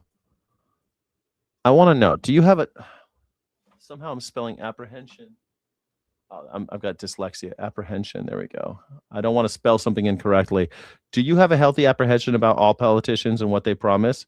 Start a poll. I think if you're a magger, you're not allowed. You have to say no if you're a magger, because you guys just like you guys are like Catholics lining up for the Eucharist with Donald Trump. Give me the wafer. Give me the wafer, Donald. You guys are disgusting. You're disgusting. You're worse than the Catholics. I'm allowed to say that because I used to be a Catholic. You to thrive. Here with reaction, Fox News contributor Charlie Hurt from the Federalist Elections correspondent. Brianna Lyman is with us. Brianna, we'll start with you. Reaction. Well, clearly nobody is willing to stand up to the Okay, so we brought an old white man in a seersucker suit and a 19-year-old girl, and we'll see what we've got. Where's your cross, little girl? How come you're not wearing a cross? Left that is now taking over the party. Also, we have a strict no brunette policy. How did we get a brunette in here? This is Fox News. I thought we had a no brunette policy over here on the Sean Hannity show. It's all just old men and 19-year-olds, blondes, cross. We have a uniform policy for a reason, people. There's a uniform policy at Fox News. It's blonde hair and crosses for girls, old men for the boys. Old men in, I don't know, cheap suits. It's kind of unprecedented. The silence is deafening, even in the case of Graham Plattner, El Sayed, and Telefrico. Yeah, I mean, look, Democrats had an opportunity after the 2024 election when the entire country shifted right to reclaim their party from what at the time was thought to be the fringe radical left. But now that party has become the fringe radical left. That is the mainstream idea. And when President Trump gave his speech at Mount Rushmore just a week and a half ago, 2 weeks ago, he said communism can have no quarter in this country. And he is absolutely right. If we want to see America survive another 250 years, we have to reclaim that moral clarity that our founders have and say, not every idea deserves a seat at the table. People. Founders? The founders? Not every idea deserves a seat at the table. You sound a lot like Antifa. Are you secret Antifa? Who push for socialism and communism, what they're basically saying is they think they can do better, that all men are created equal, that all men have certain unalienable rights. You can't do better. That's literally socialism. That's like the socialist part of the Constitution. That like you realize that the idea of the republic was to prioritize public necessity and good over private profit. That's the whole point. You get that, like, the existence of the Constitution is a move towards socialism. You understand that, right? You get that? That there was no such thing as ideas of capitalism or socialism, but the idea, like the proto-anarchist ideas of Henry David Thoreau and John Locke are literally like John Locke is literally quoted, life, liberty, and pursuit of happiness. And John Locke definitely was a socialist. So this bitch fucking talking about our founders and shit in the Enlightenment period where socialism was just starting to become a thing that we understood, and that human rights and stuff was just a thing that we were observing and writing down. That was how we got a constitution. It was new. It was a new idea, constitutional democracies. That's why we're the oldest one. Our Constitution is the oldest one on planet Earth. Everyone's like, America's a young country. Not as far as constitutional democracies are concerned. We got the oldest one. And we were so nervous about it, Americans, our founders, we were so nervous about it that we wanted to put in all this Latin and Greek shit. And then we started building all of our buildings in this neoclassical shit to make it look like ancient Greece. They were really into that shit because they had an inferiority complex about these new ideas. People said, well, how are you going to do this without a king? You need a king. No, it'll be power of the people filtered through the elites. What? You're going to filter the power of the people through the Congress? That doesn't make any sense. Of course it'll make sense, because we'll pit the Congress against the president and the president against the judges and the judges against the Congress, and they'll always be struggling for power. Then none of them will get too powerful, and we will always have the will of the people represented in the halls of Congress, and we'll have them then carried out by the executive branch. It's going to be rad. That's impossible without a king. What about lords and vassals? We're still going to have that? No more lords and vassals. No more aristocracy. What? How? Well, we're going to write it all down. It's called a constitution. We're going to guarantee rights and shit. What? Rights? Yeah, that we observe that there are rights that are inalienable, inviolable. We're going to call them God-given because, like, people are really into God. We're going to call them God-given. That sounds a lot like fucking socialism to me. Can only do worse, and that's what happens with socialism and communism. And Marco was right, Charlie. We are endowed by our Creator. Rights come from God, natural rights, not from government. And you see that there, you're right. You're right. That's what they say. They came from God. Rights come from God, or natural rights, or human rights. They call them all sorts of things because it's kind of hard to describe the things that we witness. Right? That no one should be in a cage, that freedom is something that every living being needs, that life is liberty, that life demands liberty. And we can observe it, and we can see it in all things. So we call it God-given. Because what the hell else are we going to call it, right? We got to write it down. Because the government's always fucking with us. The government's always trying to put us in a cage. So we got to write this shit down so we can say We are not going to be governed by fucking assholes who put us in cages anymore. And if you're going to put us in a cage, you got to have a goddamn good reason. So we want habeas corpus rights. We want no illegal search and seizure. We want the freedom of speech. We want the right to bear arms. We want no illegal housing. We're not going to house your government soldiers anymore. We're not doing that shit. We want the right to remain silent. We don't want it. We want the right to due process, not just habeas corpus, but due process at every fucking step of the way. We want a right by trial by jury because they had it in the Greek times. Their democracy had trial by jury. So we want that. We started looking at how can you codify the world that we're witnessing in the Enlightenment. And that's how you get constitutional democracies, constitutional republics, whatever you want to call them. Of course, that government is put in place to protect those God-given rights. Yeah. And, you know, that was- Yeah, that's Henry David Thoreau. The government that governs best governs least.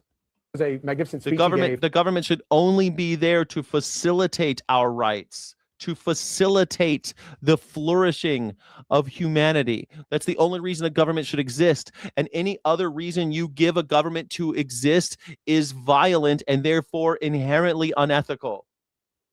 These aren't new ideas. These are American ideas. These are American philosophers saying these things. And these motherfuckers try to teach you that violence is good, that anyone born outside of our borders is evil and deserves violence. Humanity doesn't exist. It's America versus the rest of us. It's not, humanity doesn't exist. It's America versus Iran or whatever. But that's not American. That's why we have the amendment saying that you're born, 13th Amendment saying birthright citizenship. That's why we have a nation of immigrants. That's why we do this. The only right reserved for those who are not born here, who are born here, the only right reserved for those who are born here is the right to be a president. That's it. That's the only one, not a human right, but the right to be a president is reserved for people who are born here. That's it.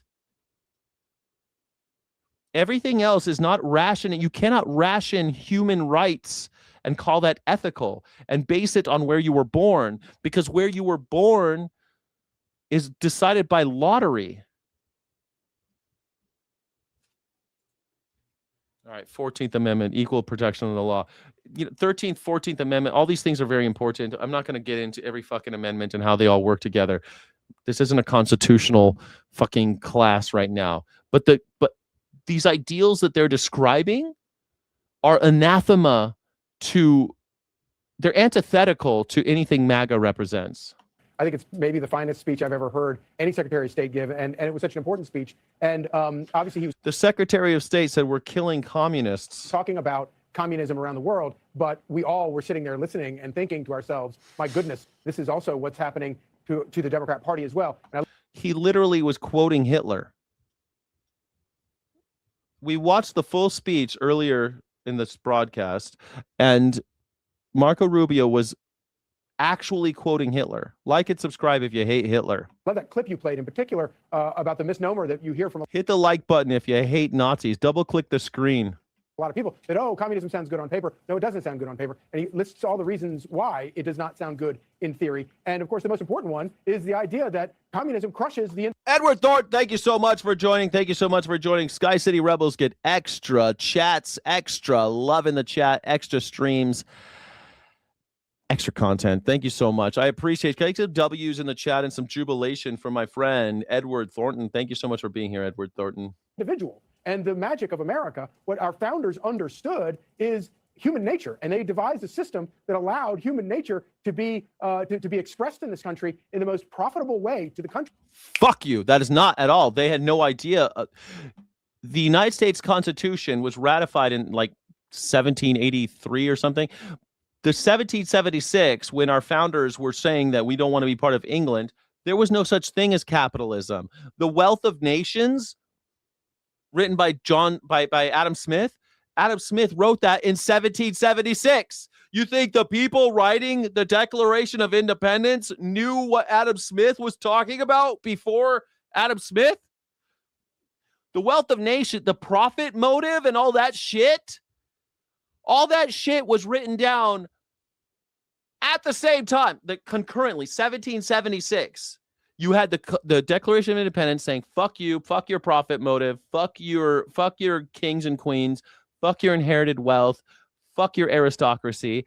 And you had at the same time Adam Smith writing, well, actually, profit motive is what makes the world go round and what makes kings and queens and why we have nation states instead of empires. We need nation states instead of empires driven by profit cooperation and corporations and cooperations and incorporations, all that shit. Adam Smith was thinking of these ideas while these Enlightenment era founding fathers were thinking about fuck the government. They were mostly fuck the government. They were not. These were revolutionaries. They were rebels. These were dissidents who would be hanged if they were caught. I used to run a business across the street across the street from the church where Patrick Henry hid out from the redcoats. The redcoats were looking for Patrick Henry. Give me liberty or give me death. That Patrick Henry, he hid out in the basement of the church, and they had a sign out front of the church that said Patrick Henry, like he hid out. They were going to kill him because he was talking shit about the king. Without encroaching on other people's rights. And that's the beauty of the founding. And communism absolutely destroys the individual. So if you're a young person today and you like your tattoo or you like your diversity, all of that goes away under communism. And I think that they... Actually, the USSR, though a socialist republic, not a communist country, but a socialist republics of USSR, they made fun of how America was treating people who were black. They made whole big movies about how America was an embarrassment because of our racism. People like Hitler love that shit, though. They love that shit. Those young people who are falling for the siren song and going after people like Mamdani, I think that they have such a weak grasp of what communism really is. I don't think... Again, we've read the Communist Manifesto on this channel, at least the opening of it, many times. These guys don't know what what communism is. Did they have any clue what they're actually supporting? Can someone in the chat tell me what communism is, please, so I don't have to look it up because I'm sick of looking it up? Can someone in the chat just tell me what communism is? Brianna, Marco was right.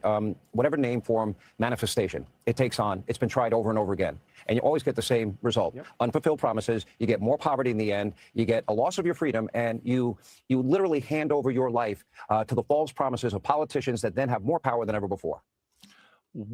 Are they so blind? They're literally discussing Trump. False promises. Donald Trump promised that he would lower the gas prices by 50% in the first 12 months of his presidency, second term. Donald Trump promised a 30% reduction in your cost of energy at the end of 12 months.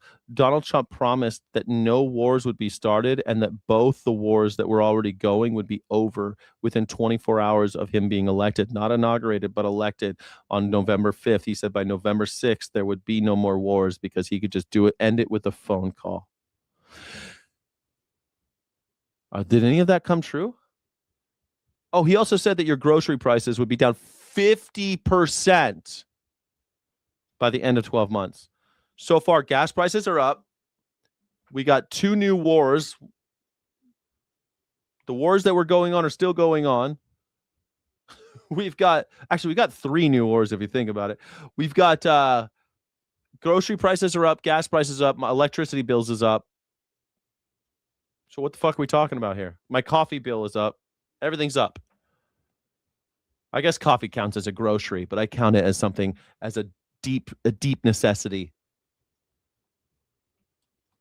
The president has just concluded his speech tonight that is focused on U.S. elections and what they say is attempts at foreign. It's just like, on CNN, at least they hire grown women. It's nice to see a grown woman with a brain on CNN. I don't know what the fuck is going over at Fox News. What is, like, do they hate women so much they got to find the dumbest ones possible? Is that what happens over at Fox News? They're like, we need some women on the news. Which ones? Get the dumbest ones we can find because we hate women. We want everyone to know how dumb they are. And meanwhile, over at CNN, it's like, oh, here's a woman. And every time she meets Donald Trump, he's like, why don't you smile more? interference in U.S. elections, as the president also brought up conspiracy theories about the recent California primary, theories that are unfounded. And I should note that unlike the claims he made about the 2020 elections, he has also offered the claims he's made about the 2020 elections, he offered no documents to back up what he said about what happened in California. Evidence of fraud has been buried. Hundreds of thousands of non-citizens and dead people are listed and active on the voter rolls. And yet we still have elections with no voter ID, no proof of citizenship, and tens of millions of ballots floating aimlessly through the mail. As one example of the insanity, California's Aimlessly? Isn't the mail like they deliver shit, right? recent election for mayor of LA and governor was held on June 2nd, a long time ago, but it was just completed a few days ago on July 10th. Think of that. June 2nd to July 10th to count millions of votes. Make sure they're all counted. Make sure they're all counted. How come this guy can't fucking make it through without breathing like Darth Vader? What is going on with this guy? Has he got long? Does Donald Trump have long COVID? Is that his deal? Too many boner bumps? What's going on with him? Much more than 1 month. Took a month to count the votes. I wonder what they were doing. This is worse. I wonder what they were doing. I wonder what they were doing. I wonder what they were doing. I wonder what they were doing. I wonder what they were doing. Than any third world country. There's no third world country that has elections like we have. The third world country, they have elections like we do. That's because officials would say that U.S. elections are a lot stronger than third world countries. That's right, because U.S. elections, we, count the fucking votes, Elections. And it's important to note, as you were listening to the president and his arguments tonight, that really all of this is in the context of the president trying to push the Save America Act, as he calls it, the SAVE Act, as it's known, on Capitol Hill. Pervitin? Is that what is Pervitin? What is Pervitin? Oh my God, she is like Jennifer Coolidge. That is so funny. She is like, I don't know, but I think it's wonderful what Ariana Grande is doing. He is like a Jennifer Coolidge. What are you doing? What were they doing in California? What were they doing when they... they love it. Arnold Palmer's giant slong is so big. So big. I didn't want to say it. But I love women. Trust me. I love them. I love women. But Arnold Palmer, he had a massive slong. Oh, my God. I wanted to suck it. I wanted to suck it so bad. I taste that lemonade semen coming down. I just love him. He drinks so much lemonade. Half lemonade, half iced tea. All man. He was all man. Right now, it cannot pass on Capitol Hill because it doesn't have enough Republican votes in the Senate. And John Thune, who is the leader of Senate Republicans, has made clear they are not willing to get rid of the filibuster and don't have the votes to do so in order to lower the threshold of how many votes it needs to get passed. The president's entire argument tonight, as he was building up with these newly declassified documents from his officials, was about the SAVE Act in and of itself. I hear they're bringing hot dog on a stick back. I love hot dog on a stick. I love watching those girls make the lemonade. And I love the hot dogs on a stick. I love just slurping off the corn cob, the corn coating. I love it. It's just corn dogs. I love corn dogs. I can just clean off the corn dog and then I go to town with my lemonade. Reminds me of Arnold Palmer, the lemonade. Yet still, it's not clear and unlikely that that's going to change the minds of Senate Republicans. My colleague Don King has been watching this speech. And Don, obviously, this is something the president has been pushing for with increasing fervor as we get closer to the midterms. What was your takeaway from tonight? A lot of ominous tone from the president, ominous words from the president. It sounded more like a spy novel. A familiar complaint to you, Caitlin, about the deep state. The most striking thing the president did was he focused mostly on China. And he said he was releasing all these new documents tonight that were going to prove more things about China. He says trying to get voter roll information, trying to learn about how to pry into voting machines and voting systems. He never directly connected any of that to changing an election result. That's important. I don't have the documents in front of me. We'll see if they get you there. But the president never did. The only time the president said anything about nefarious action actually changing an election was he said there are documents here showing how China helped the Maduro regime in Venezuela in 2020 change votes to stay in power. That is the only specific claim of actually rigging or changing an election result the president made. Much of it was, again, China's trying to do this. Russia did a little bit of that. But again, focused mostly on China, about things we've known about, things that have been in past intelligence reports about China. Yes, trying to get information about U.S. voters. Yes, trying to test the vulnerabilities of U.S. election systems. But nowhere did the president... Once again, if you believe in your head that everyone in California is a crazy liberal, why the fuck would they have to steal the election? What election would they have to steal? If they've got everybody already and everyone in California is one of those liberal fruitcakes, then why would they have to spend money and think of the fucking money that they would have to spend to rig an election the size of California, where fucking almost 60 million people live? Think of all the people that would have to be involved in a scheme like that. Think of how big that conspiracy would have to be. And nobody trips up, nobody gets arrested, nobody gets caught. It's this huge conspiracy for what? And what is the motive again? To fix Californian elections? Yeah, to steal from themselves. Yeah.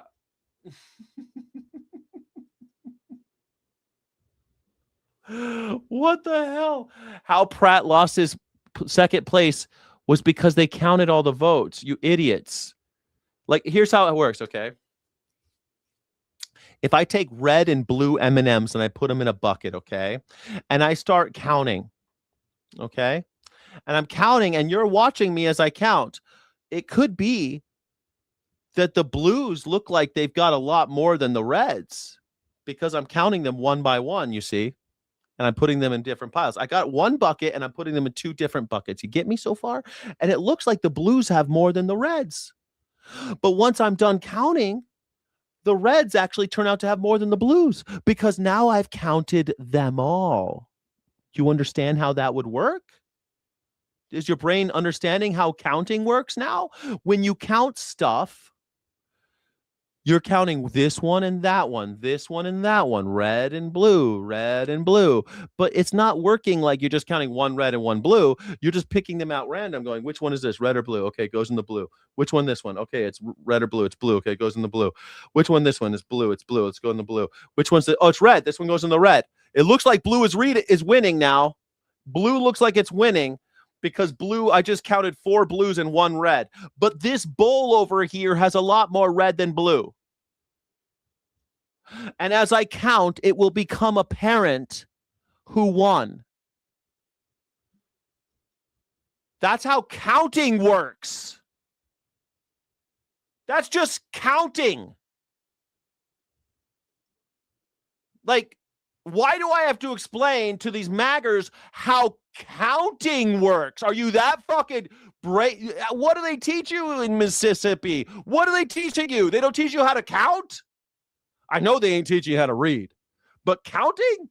This is just 1 and 2, 3, 4, 5, 6, 7. It's not like, we're not talking about algebra here.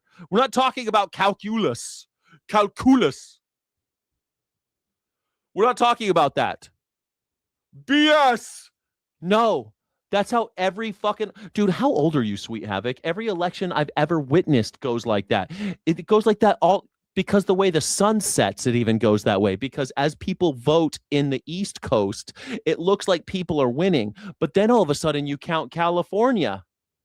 And now all those people who looked like they were winning when they voted on the East Coast, now they don't look like they're winning anymore because the West Coast is voting. Because that's how fucking counting works. You goddamn, that's BS. The sun doesn't rise in the East and set in the West. They start voting earlier on the East Coast than the West Coast. So if Florida votes for Donald Trump, it looks like he's winning. And then California, so Florida has 21 votes.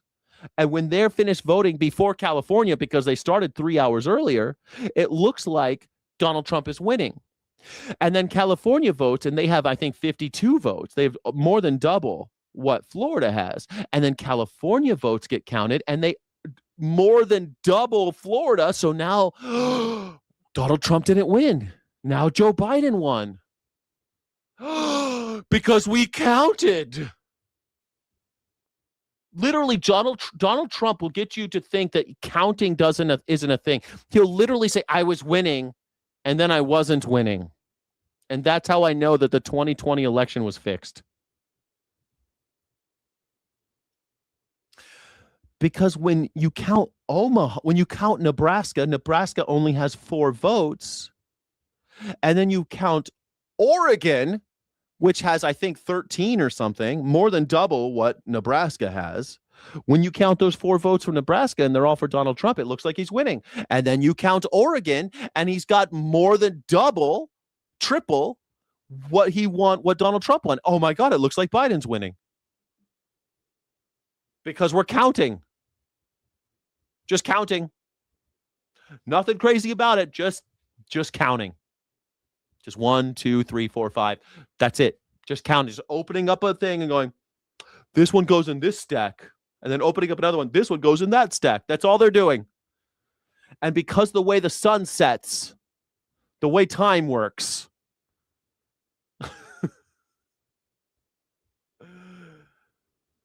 unbelievable. Unbelievable.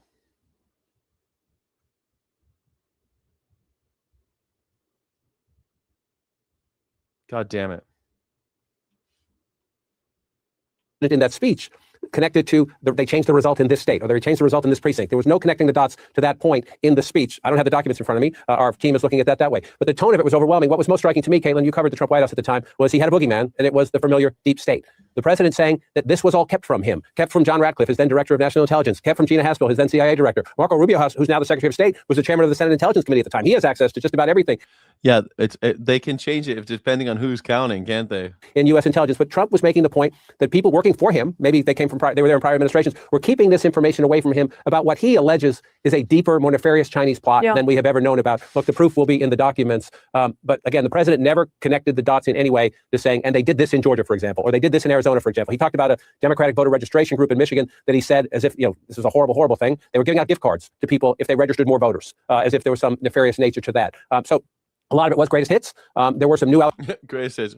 Registering voters, not registering Democrats or Republicans. They're getting voters. Allegations about China having maybe a more aggressive role than we've known about in the past. But again, nothing from the president where you can say, Party X did this, changed an election here in a way that changed the outcome. I did not hear one word of that. I heard a lot of ominous. And again, he says he wants the Congress to pass the SAVE Act. I've spoken to a number of experts today who think foreign meddling is a problem. The United States should do more about it. They don't see much in the SAVE Act that does anything about that. They think it's all about Trump's voter ID push. John, as someone who covered the White House, have you ever seen a primetime address or heard a primetime address like this one?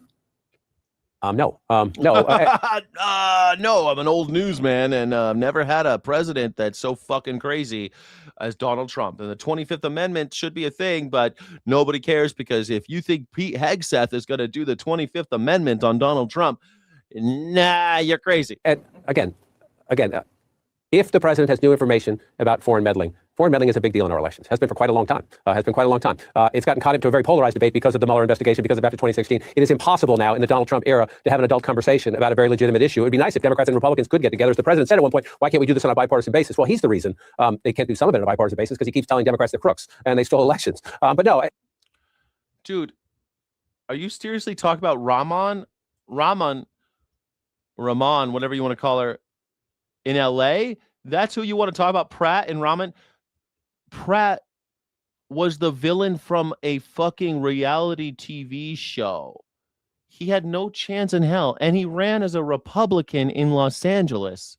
And the way it works is they get the people who get the most votes, they run against each other in the general election. You don't like that system? I don't give a shit. It ain't my system. I don't live in LA anymore. But whoever gets the most votes, they get to run in the general.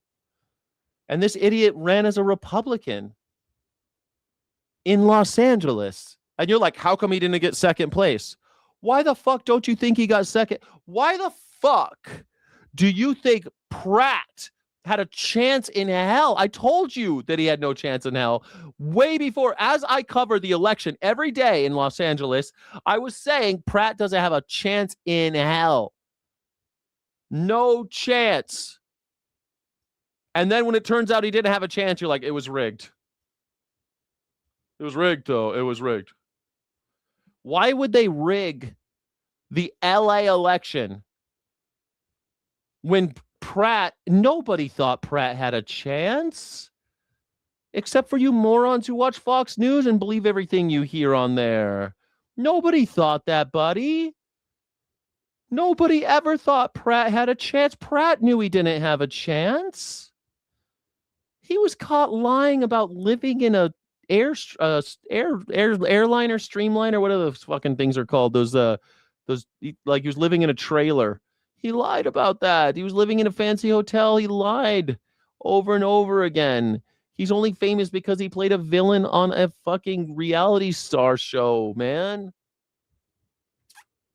Nobody thought he had a chance. You got suckered, bro. The ominous tone of it, presidents speak to the nation when wars start. Presidents speak to the nations after tragedies. Presidents do speak to the nation to ask for big policy. I kind of feel sorry for people like you, Sweet Havoc, that you believe this shit. It's crazy.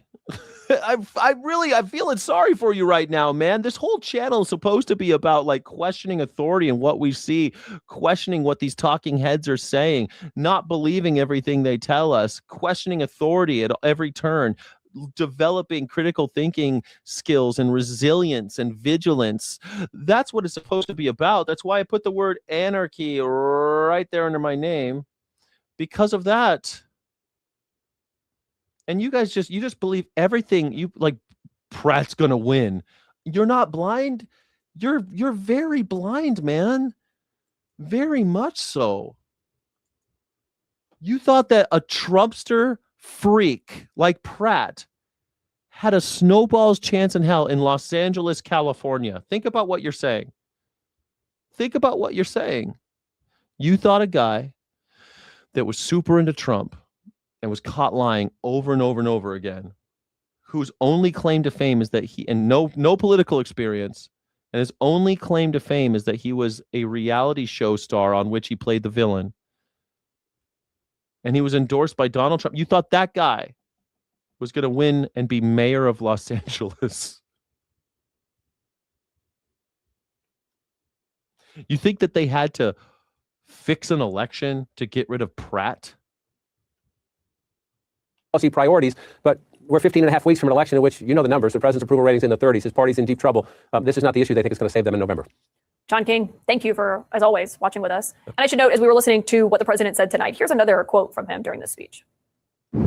Finally, to reveal just how vulnerable our elections continue to be, we are releasing the results of a stunning investigation by the Department of Homeland Security.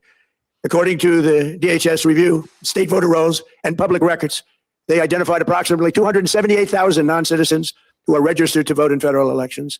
Since Democrat states refuse to share their voter files, the real number is actually much higher. Democrat states. Than that.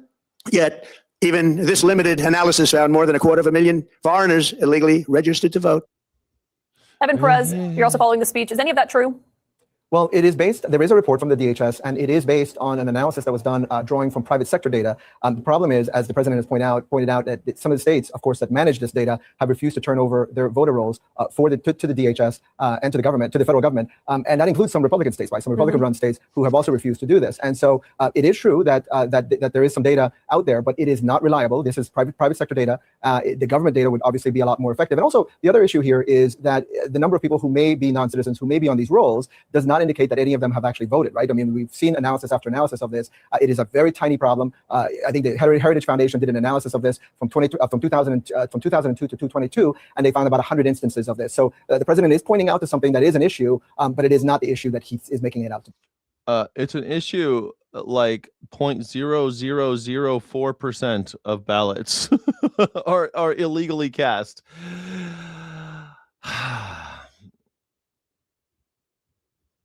We looked it up. It was like 0.004%. Good evening from New York. I'm Chris Hayes. Every day it gets clearer and clearer that Donald Trump wants to January 6th the midterms. And the president fundamentally does not believe Using January 6th as a verb is scary as in free and fair elections. He wants a Jan 6th the midterms. That's a thing we're saying now. Chris Hayes, what the fuck? You putting that out in the universe, buddy? Use any means at his disposal, legal or not, peaceful or not, to ensure he and his party retain power regardless of what the voters say. Of course, listening to what the voters say is the very essence of democracy. And so to that end, tonight, 1 hour from now, he would deliver a primetime address on what he claims, we think, although who knows, but as of now, he claims is interference in the 2020 election. Yes, you heard that correctly, 2020, the election he lost 6 years ago. Now, predicting what will come out of Donald Trump's mouth is a fool's errand. I mean, even his teleprompter operator can't do that. But MS Oh, did you hear about the teleprompter operator? now reports Trump pre-gamed the speech this week by holding a closed-door meeting with a bunch of notorious cranks and Did you hear about how his teleprompter guy is now in trouble because he was making bets on Kalshi about what Donald Trump would say. Conspiracy theorists, the people who feed into his delusions about a stolen election, and other reporting indicates Trump's fellow Republicans are terrified of what he'll say tonight. As one former Trump administration official told Politico, quote, "The people I talk to are scared shitless." Why is no one can act surprised that Trump is doing this. Why does look at this shit? Look at this guy. How is this photo a thing taken in America with this dude's face like this? How is this a thing? This photo was taken in America? This looks like fascist Italy. Of course, every day, there are new examples of how his administration and his Republican enablers in Congress, in the House and the Senate are obsessed with subverting our free and fair elections. They don't want a free and fair election to happen this fall. Last week, to pick just one of the latest examples, Trump fired the commissioners on the Election Assistance Commission. It's never been done before, just a few months before an election, throwing their midterm preparations into chaos, trying to clear the way, we imagine, for potential misconduct. In fact, one of those fired commissioners told PBS News he thinks he was fired due to the president's anti-voter rhetoric. Taken together, the firings, the effective neutralizing of this commission, the president's persistent lies about the 2020 election that he lost, the calls to change mail-in voting and voter registration, what do you believe is the president's broader objective here? I don't know, but I think that, it might be the anti-voter rhetoric that's going out, but I want to assure the American people to still cast their votes. And if they have doubts about the system in other aspects, to serve as a poll worker. As Jeff Bennett alluded to there, the White House is also targeting voter rolls. This has been a kind of long-running story here, an obsession. So last year, the Department of Justice sent threatening letters to every state, essentially trying to shake them down for access to unredacted voter registration data while searching for non-existent instances of fraud. The obvious goal, to suppress the vote, keep eligible Democrats or people likely to be Democrats from casting their ballots. Now, they keep losing those fights in court after court after court, in state after state after state. But again, as we saw with January 6th, that didn't stop them. They kept going, right? Trump's trying another avenue to achieve the same ends. He's also trying to use the U.S. Postal Service via an executive order to determine effectively who gets a mail ballot. Like the USPS will get to kind of veto who gets to vote by mail. You don't like water sports? I love water sports. You guys don't like water sports? Water sports. All Airbnbs are now open for water sports. I mean, this is, I don't know what to say about this Donald Trump speech anymore. Like, it's just, it's ridiculous, and it's over, man. This is like he's letting it all out. Tonight's speech. Aisha Hasni is with us. Aisha, he covered a lot of ground tonight. Yeah. Also, 250,000 illegals. Where's your cross? Where's your blonde hair? Did you not get the memo? He claims these documents will now show we're registered to vote in our country. And we'll hear from the Department of Homeland Security Secretary Mark Wayne Mullen, it sounds like, as early as tomorrow about that, Sean. Apparently, the president reached out to some Senate Republicans and shared some of this information he's talking about with them because Senator Bernie Moreno of Ohio had tweeted right before the speech, the time for complacency with China is over in regards to the allegations the president just made. The headline here is that he has announced that he's declassifying a trove of documents that he claims reveals vulnerabilities in our election system. Those documents are not posted, as you said, on the White House website. The part that you mentioned here about China, where he's alleging that they hacked and gathered voter information on some 200 million Americans over a number of years. That includes names, addresses, voting affiliation. The president says intelligence officials that knew about this did not inform Congress about this. So he is asking the ODNI, the Office of the Director of National Intelligence, the Department of Justice, the FBI, the CIA, to look into this, and then also asking the DOJ to bring charges if necessary about this. It is unclear if the president or the administration spoke to China or Xi. What, you guys against food banks now? Who's against food banks? I like food banks. About what the president was about to announce tonight before he made these remarks. Sean, you also heard the president make claims that electronic voting machines are vulnerable and easily compromised. Fox News has not seen that evidence yet, is not in a position to evaluate the accuracy. Oh, Fox News is saying that Donald Trump's a liar. Did you just hear that? Fox News has already spent billions of dollars defending themselves against when they made all those claims that Dominion voter machines were fraudulent. And Donald Trump is still making that claim. And I don't think they want to have more money going down the tube over at Fox News. Of the president's statements and claims at this time. He also added, as you mentioned, that the Department of Homeland Security found about 278,000 non-citizens were registered to vote in federal elections. And he used that to once again call on the Senate to pass the Save America Act. Lots to take in, as you said, and I expect that Congress will begin reacting almost immediately. Yeah, Aisha, I think you're right. I mean, if that number is anywhere near accurate, and apparently the documentation that they are releasing will be open to the American people. Careful what you say. Declassification. We'd be talking about the largest data breach in American history. 220 million Americans voting information in the hands of our top geopolitical. You can buy that. All that stuff you could just buy. You can buy all that online. You can buy voter registration information. It's not that hard. So he started off in a typically perverse Trumpian way with a typically deeply sick Trump statement. He actually said the words, and he was reading this from a teleprompter. We had transgender for everybody. So I guess that was what Donald Trump's way of coming out as transgender, because everybody means the guy who's saying it. We had But that's the transgender stuff for that everybody. was put in the teleprompter for him. It's for by the everybody. deeply sick people who work in the White House who pump that stuff into his teleprompter. He was talking about the state of the world as he found it when he became president. And he said, we had transgender for everybody. That was right at the beginning of his speech. This obsession that he has with transgender issues and transgender people. And suddenly, speaking of transgender people, is anybody else going to go watch? I'm watching the Odyssey today. I can't wait. Where I gotta check my ticket time, make sure I didn't get the 11 o'clock show, because that means I gotta leave. I gotta cut the stream early. But like, where's my Regal app? You got to buy your tickets in advance. Did anyone buy their tickets in advance to see the transgender for all? Transgender for everybody in the Odyssey. Everyone's transgendered in the Odyssey now. Haven't you heard? Asmongold hates the Odyssey because everyone in the Odyssey is transgendered. He's very upset. Oh, look at the Odyssey. It's like right there. Oh, there it is. There, the Odyssey. Okay, let's see. Where's my ticket? Where's my ticket? Where's my ticket? Come on, baby. What's the ticket? What's the ticket? Active orders. 3 o'clock.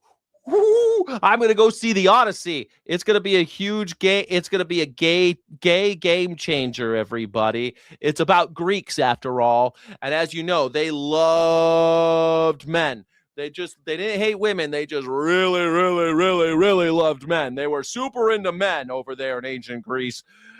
Maybe that's why Asmongold is really upset about. I don't know why does Asmongold hate the gays? Why does he hate the Greeks? Why does he hate poetry? Why does Asmongold hate everybody so much? Why does he hate the transgendered? Why does he hate everybody? Asmongold, he hates everybody except for cockroaches. Do you ever see how that guy lives? He lives with the roaches. Dude sleeps with roaches crawling all over his body. That he's okay with, but trans people, no, that's disgusting. Like, what is going on now? Asmongold, women are disgusting. Trans people are disgusting. Everyone's disgusting except for me, living with the roaches crawling all over the walls. all 300 million people in America were suddenly in this demented man's hallucination, transgender. And then what? He got us all back to whatever gender he thinks we were before. He got to the it is so deeply sick. Every single beat of this speech is deeply, deeply sick, a deeply sick delivery by a deeply sick person. He said this lie that everyone knows is a lie, written for him in the teleprompter. It wasn't an ad lib. He said, now we pay the lowest price for prescription drugs anywhere in the world.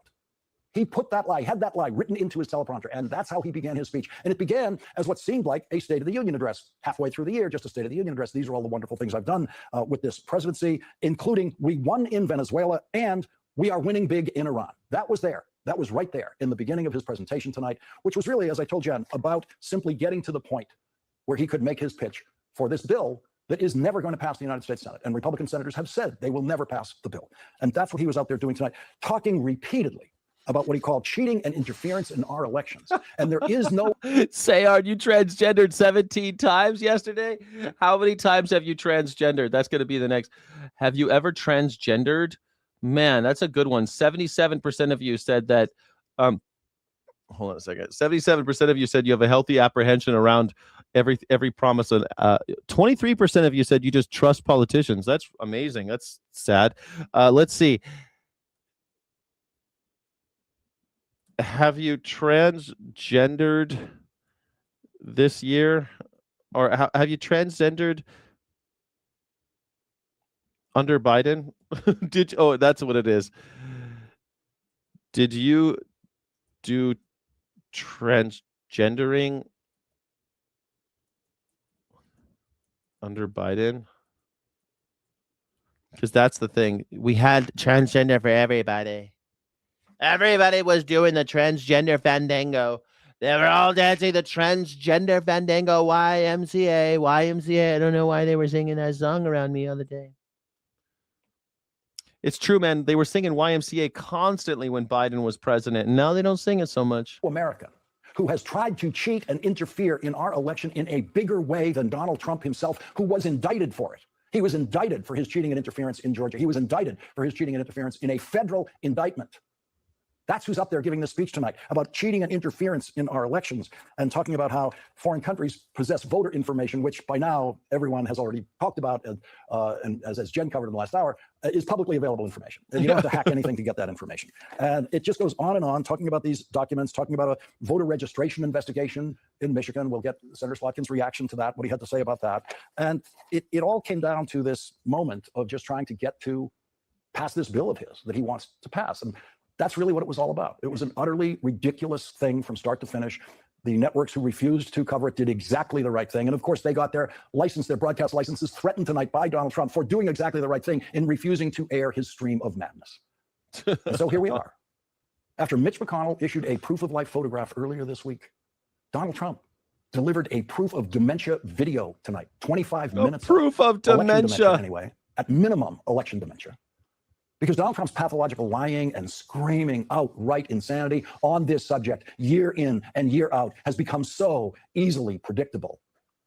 Careful clinicians studying this patient, Trump, like Georgia Senator John Ossoff, were able to tell us 9 hours before the event what was going to happen tonight. So when they buy and sell those corporations, it helps the election. So like you're going out and knocking on doors, right? Like say you're a Democrat and you want a Democrat to come vote for you. Well, you need to go knock on some doors. And so you got to go look at, okay, who's the Democrats in my area?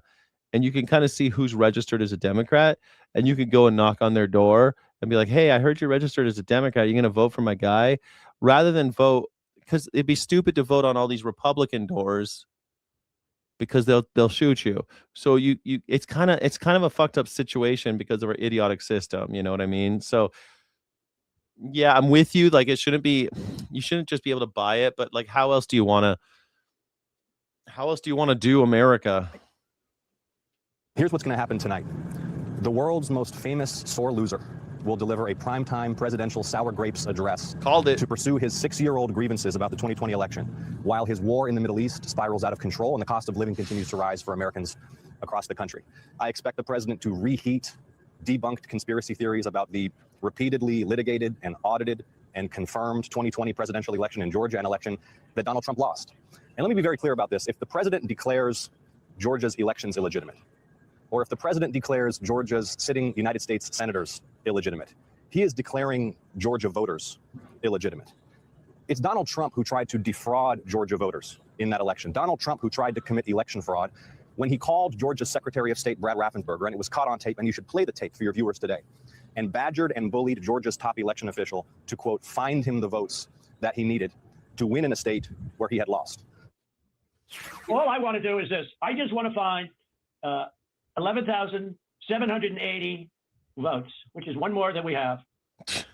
That is the sound of a crime in progress. Donald Trump was indicted for that phone call in the state of Georgia and in a federal indictment charging him with a conspiracy against the United States of America. He should be in jail.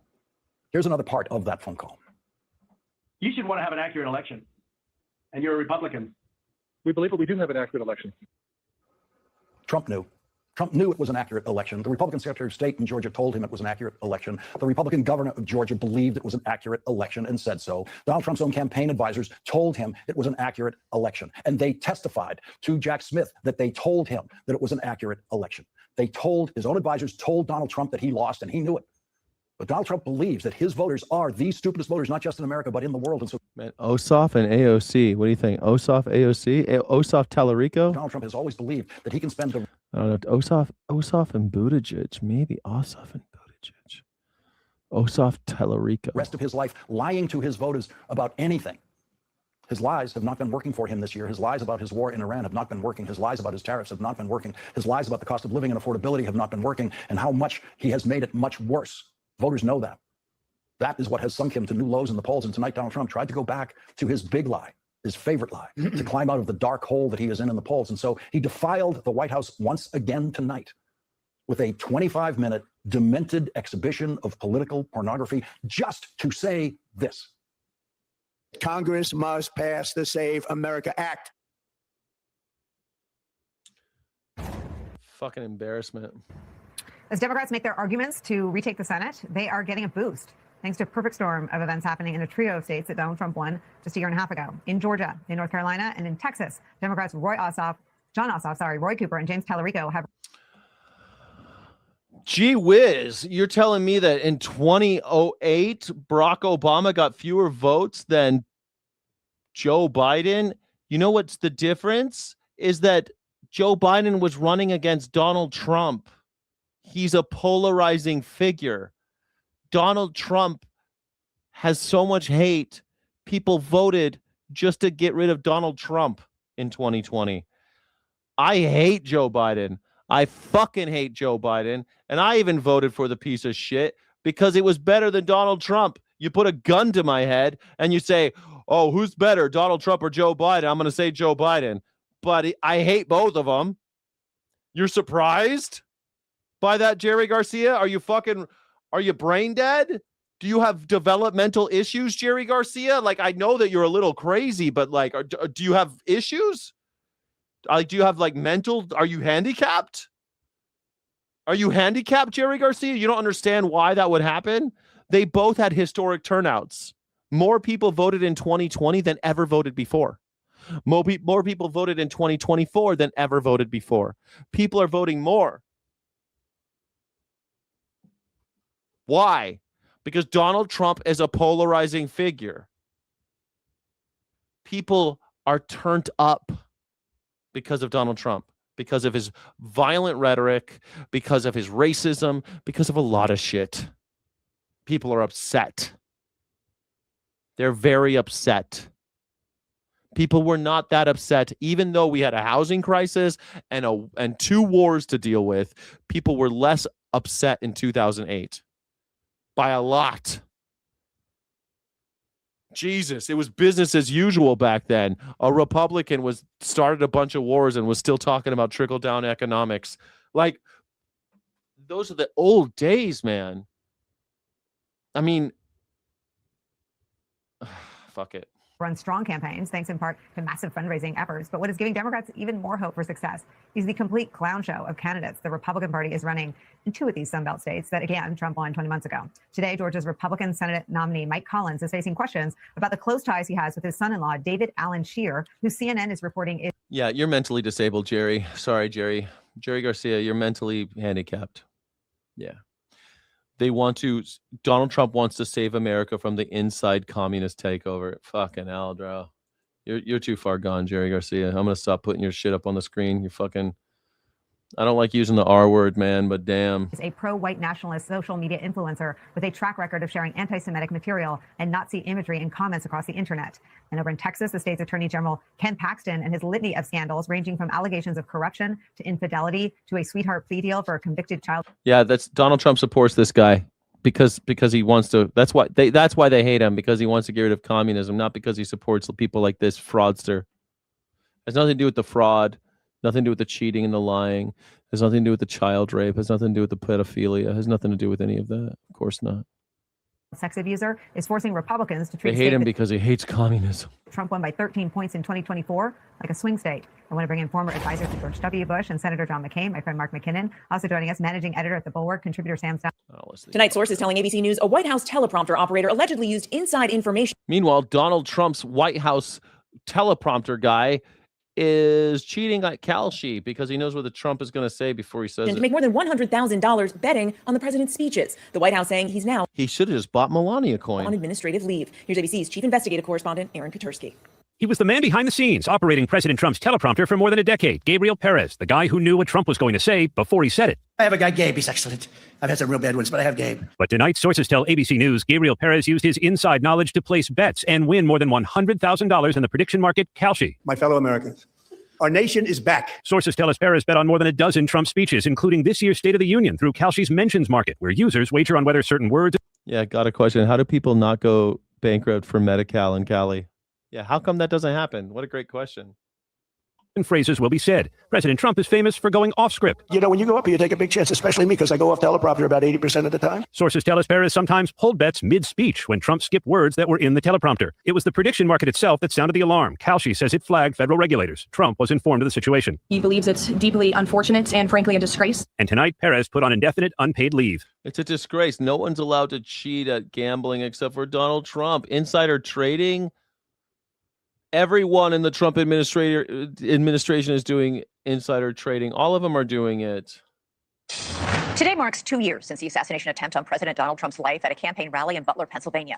While Trump survived the attempt, Fire Chief Corey Comparator was killed that day, and for 2 years, his widow hasn't stopped asking why. Yeah, how come no one ever talks about this guy? She spoke exclusively with our News Nation investigative correspondent, Does he exist? Like I mean, does the guy exist? McHugh. At this point, I'm doubtful the dude even existed. This was fake. I'm tired of hearing that. It's not fake? Then what the fuck happened? It was not fake that day. President Trump got shot. 2 years after that fateful day here in Butler, Pennsylvania. That's the clip. Not my husband got shot. President Trump got shot. This isn't fake. President Trump got shot. This is the wife of the guy who died. Helen Comparator is still pleading for answers. When the first shots rang out that day, Helen's husband, Corey Comparator, a 50-year-old fire chief, father of 2, dove over his wife and daughter, acting as a human shield, taking one of those bullets himself. Unfortunately, he got killed. And I don't want anybody to forget that. And I was looking right in his eyes when it happened. So I don't want people to forget that. And I still love Donald Trump. And that we Were you cheering when he put his hand up? Was that you cheering? Were you like, yeah, USA, USA? Husband's bleeding out in the bleacher. USA, USA, USA. Husband's gasping his last breath, the death rattle. He's dying, blood spurting out of him. USA, yeah, Donald Trump, fight, fight, fight, fight, fight, yeah. Because I think it's weird that a dude was shot and was bleeding all over the place, dying, and all of them were cheering. I think it's weird. I just think that's weird. I don't know. Seems odd to me, personally. struggle every day. Still. Because we don't have answers. Helen Comparator says there should never have been a first shot that day. The Secret Service had plenty of warning of a possible gunman on the grounds. Looking back on that day in Butler, what do you think the Secret Service got most wrong? Everything. Helen's frustration validated by this DHS report. It says the Secret Service failed to establish a joint communications room with local law enforcement who had been receiving reports about the suspicious person, later identified as the shooter, Thomas Crooks. They didn't pick up the radios. They had no communication. They had no communication with the outside. None. Read in that report that there were 102 calls, radio transmissions that were missed. Yep. It says, instead, we found that Secret Service received only 5 phone calls and 3 text messages about Crooks. So they're admitting they got 5 calls and texts and they didn't do anything. But what's your reaction? My reaction is why? Why? Why wouldn't you have Well, to reacted be fair, one? I'm guessing they get lots of calls about this type of shit. I'm guessing they get a lot of calls about Donald Trump, you know. How do you know if you get 100 calls a day about killing this guy? How are you going to know which ones to take seriously? No matter what, if he finally does get got, the same thing's going to be happening. They'll be like, oh, why didn't you answer any of these? They got 100 calls a day saying that someone wanted to off him and you guys didn't do anything about it. It's like, well, we were getting 100 calls a day. It's probably closer to like 1,000. They probably have 1,000 credible reports. Look at maggers, man. They report me. They report everybody. Maggers are always like reporting YouTubers and shit, reporting TikTokers and telling the FBI and telling the Secret Service and shit. Maggers are constantly doing that bullshit and inundating them with bullshit so that when he gets got, it'll be just as much their fault as the guy pulling the trigger because they're busy turning in YouTubers and people they don't like on Facebook. They do that type of thing. I mean, if they would have held him back off that stage and not let him go, I wouldn't be sitting here with you today. Crooks himself remains shrouded in mystery. Authorities still haven't publicly identified a motive for his attempted assassination of President Trump. You've expressed belief that the gunman, Thomas Crooks, didn't act alone. I don't believe there was another shooter there, but I believe that he was working with somebody. I believe Donald Trump? Was he working with Donald Trump? I believe it was inside. It was an inside job inside the government somewhere. And this was a political? Oh, yeah. Political. Absolutely. Yep. Have you seen evidence to that? Oh, yeah. I've been told. You're just a widow. How the fuck would you know? Things, but I've had something that happened with me that just afterwards, and you're starting to put the pieces together. It just. Yeah, I mean, that's normal, man. When my mom died, she died like a week after she got her vaccine. I thought, man, these fucking vaccines are killing people. Just immediately, of course, like you want to make sense of shit. You just want to make sense when somebody dies.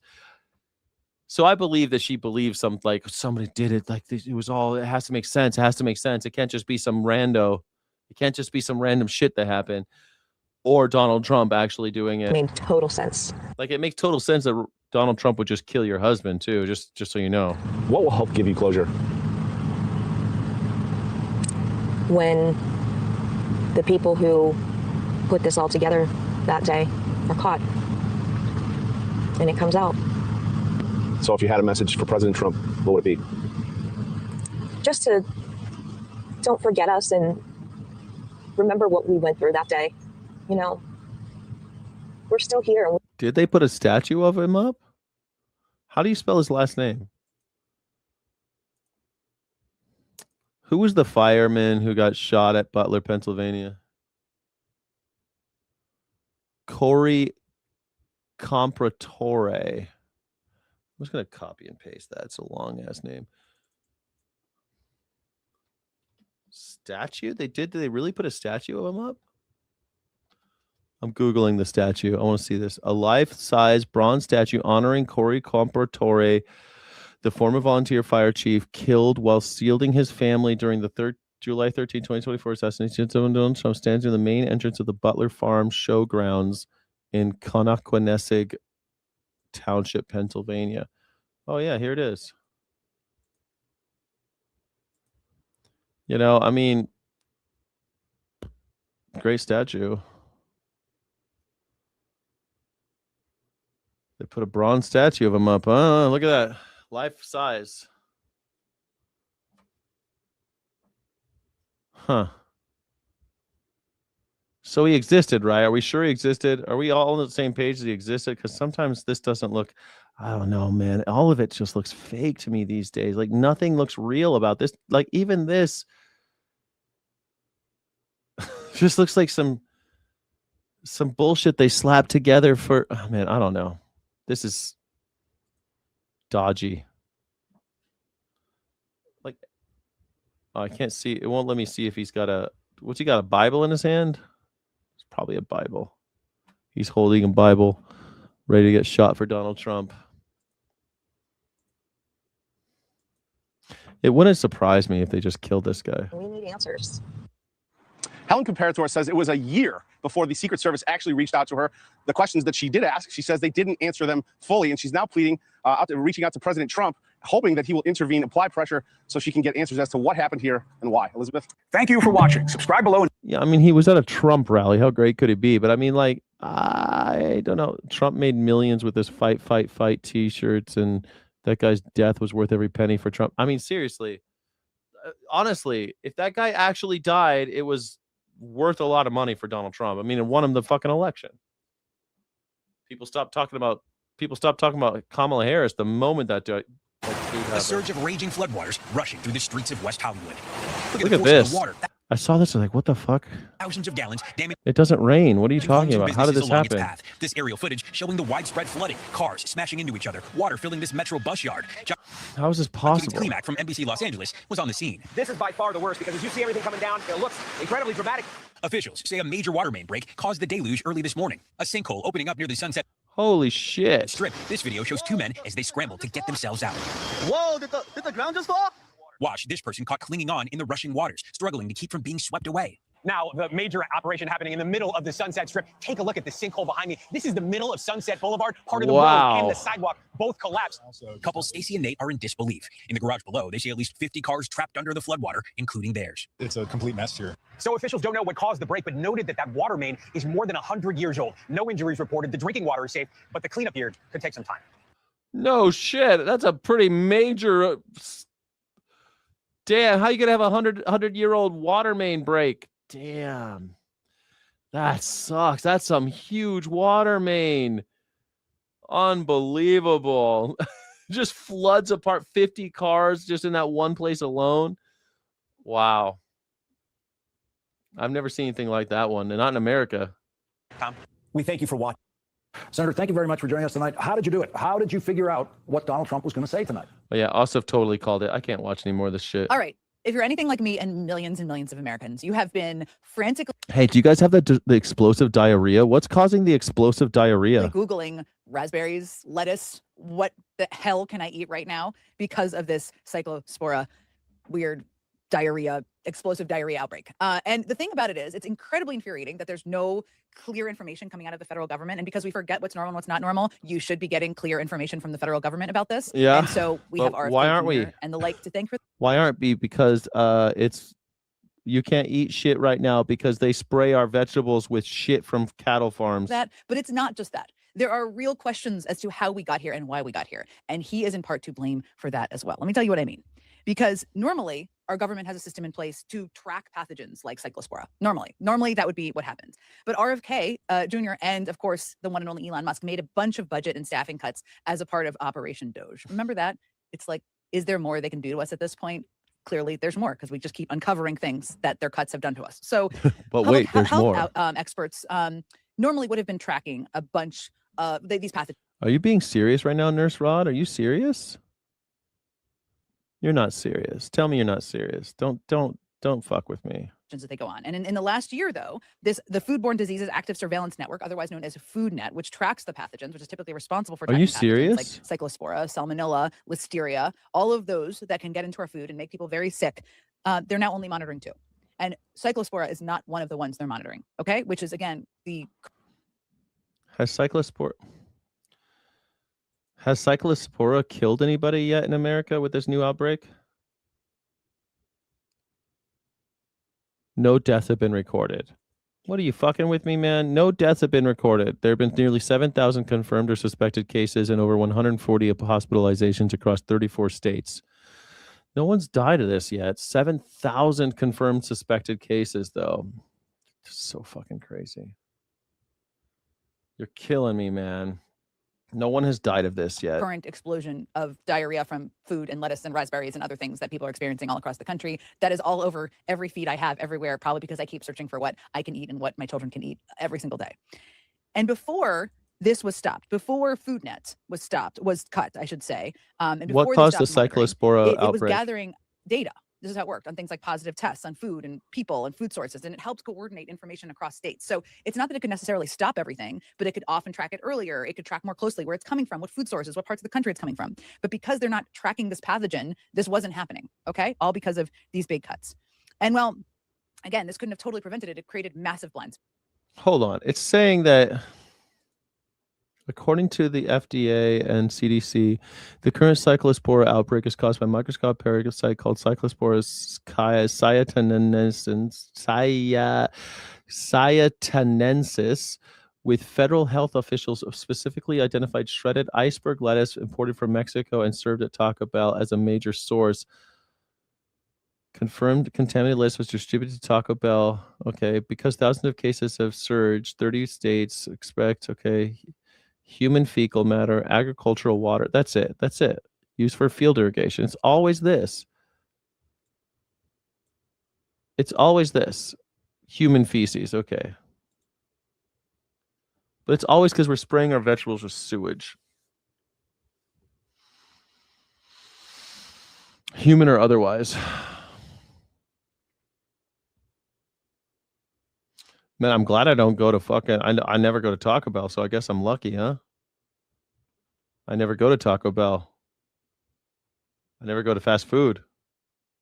And Senator Chris Coons kind of summed up RFK Jr.'s impact here pretty well. And I'm just going to read you his tweet. And this is what he said. RFK Jr. made cyclospora tracking optional, getting a CDC program used to detect outbreaks. Now cyclospora ISIS has hit 31 states. That's what happens when you dismantle the systems designed. Is cyclospora okay? found This is, in again, the a feces reminder of livestock? all of the often unseen damage that they have done to the systems of government that actually make our lives work, make people's lives work, keep people safe across the country, including your food, including making sure if you want to have a salad, you're not going to worry about getting explosive diarrhea in a week or two. This is the kind of thing they're cutting. Is there more than they can do to us? Yes, but it feels like a new thing every freaking day. Humans are the Okay, primary again, host. This was Elon Musk also who was involved in this. And speaking of that guy who just continues to haunt all of our nightmares, that guy's back. And he's back in a way you wouldn't believe. And maybe you've seen this. I don't know if you've seen it or not. But basically, Christopher Nolan's epic star-studded movie, The Odyssey, which is, of course, coming out this weekend. Lots of anticipation. They're all over the place with their marketing press tour. Everybody wants to see this movie. I want to see this. But CDC also says that it's present in poultry. CDC, identification of cyclospora in poultry. They found it in feces from a domestic farm animal, concerned farm ducks and other poultry animals.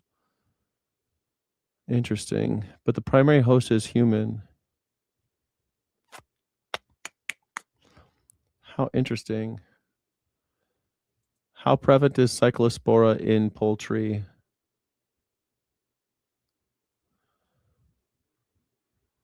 How prevalent? Yeah, how prevalent? Cyclospora is not naturally does not naturally colonize or infect poultry as a true host. While rare studies have occasionally found cyclospora like oocysts in chicken feces, current consensus by the Centers for Disease Control and Prevention and U.S. Food and Drug Administration indicates that the parasite exclusively infects humans. Chickens can act as a mechanical or transient paratonic carriers if they ingest contaminated water or feed, meaning the oocysts simply pass through their digestive tract without causing an internal infection. Oh, so they could be passing through the belly of the beast. See, this is what I imagine happened. They're feeding the chickens shit water from humans. They feed them gray water. Like, you're not supposed to be drinking from sprinklers in the city. Like, you're not supposed to walk in the park and drink from the sprinkler because you might get cyclospora, because we water a lot of stuff with gray water. And sometimes cyclospora makes it through. But we also give chickens gray water because we don't care that we're giving them dead water or gross water because they don't get infected by cyclospora. But if they shit and all that shit that comes out of a chicken producer, we water crops with that regularly. We don't generally water crops with our sewage, but we water animals with our sewage, and the animals can eat it and it passes through them, and then we use their shit to water our crops. And that's what I would guess happened. That's my theory right now. Movie. So that comes out this weekend. And Lupita Nyong'o, who is objectively drop dead gorgeous by any account, okay? I think she's She's pretty. playing Helen of Troy, who's of course the mythical woman who was so beautiful that her face launched 1,000 ships and ignited the Trojan War. That's Lupita Nyong'o, okay? Great casting for this particular role. And man, oh man, though, Elon Musk, the man I hope you blame if you get this horrible exploding diarrhea. I hope you blame him. But that man cannot stand it. He cannot stand that a black woman, Lupita Nyong'o, again, objectively drop dead gorgeous, is cast as Helen of Troy. And he has been all over Twitter about this, X, whatever we're calling it. And back in January, he actually reshared a tweet that called the casting of Nyong'o disgusting. And What? he also accused director Christopher Nolan of losing his integrity, just adding a little bit of his own analysis there, all about this casting. Christopher Nolan, highly regarded Oscar-winning director Christopher Nolan, right? Okay. But Elon Musk would not stop. He became kind of obsessive. Christopher Nolan, one of the most well-respected filmmakers of our time, really. Like, maybe, I don't know, who's a better director than Christopher Nolan now? And don't tell me Scorsese or some shit, or Coppola. Those guys are all old as fuck. Like, who is the current big director, bigger than Christopher Nolan? Nobody. Why do you guys hate? Why does Maggers hate these See on your guys? screen about tweeting about Christopher Nolan and this casting decision, again, of an objectively drop dead gorgeous woman to play a drop dead gorgeous mythical person. Okay. Mythical sisters. So the thing about this is that, again, Helen of Troy is By the way, Helen of Troy is barely in the Odyssey. She's barely in it. not a real person. She's a mythical person. So Musk is not only racist and definitely pathetic, but it's all a bit hilarious because he's so obsessed with a mythical character and who's being cast as a mythical character. And now Elon Musk is beefing with Tom Holland. Yes, Tom Holland, he thinks he's beefing with Tom Holland, the actor who's of course in the movie. And Tom Holland, I'll get there, basically responded to Musk saying, very happy to say it again, The Odyssey is an amazing film, and missing out on seeing it because you think it's woke or whatever, it's cutting off your nose to spite your face, you're a loss. Okay, Tom Holland. But here's the other funny part about this, because this story just keeps getting weirder. This is not It's Tom not Holland, the real actor. Tom Holland. This is Tom Holland's a historian who Musk is beefing with over the Odyssey movie. A nerdy historian, in the best way, we love nerds around here, who happens to love Christopher Nolan's adaptation of the Odyssey. Do we think Elon Musk knows he's beefing with Tom Holland, the historian, and not Tom Holland, the actor? We don't really know. But as for now, I'm happy to not tell him or make sure he doesn't know.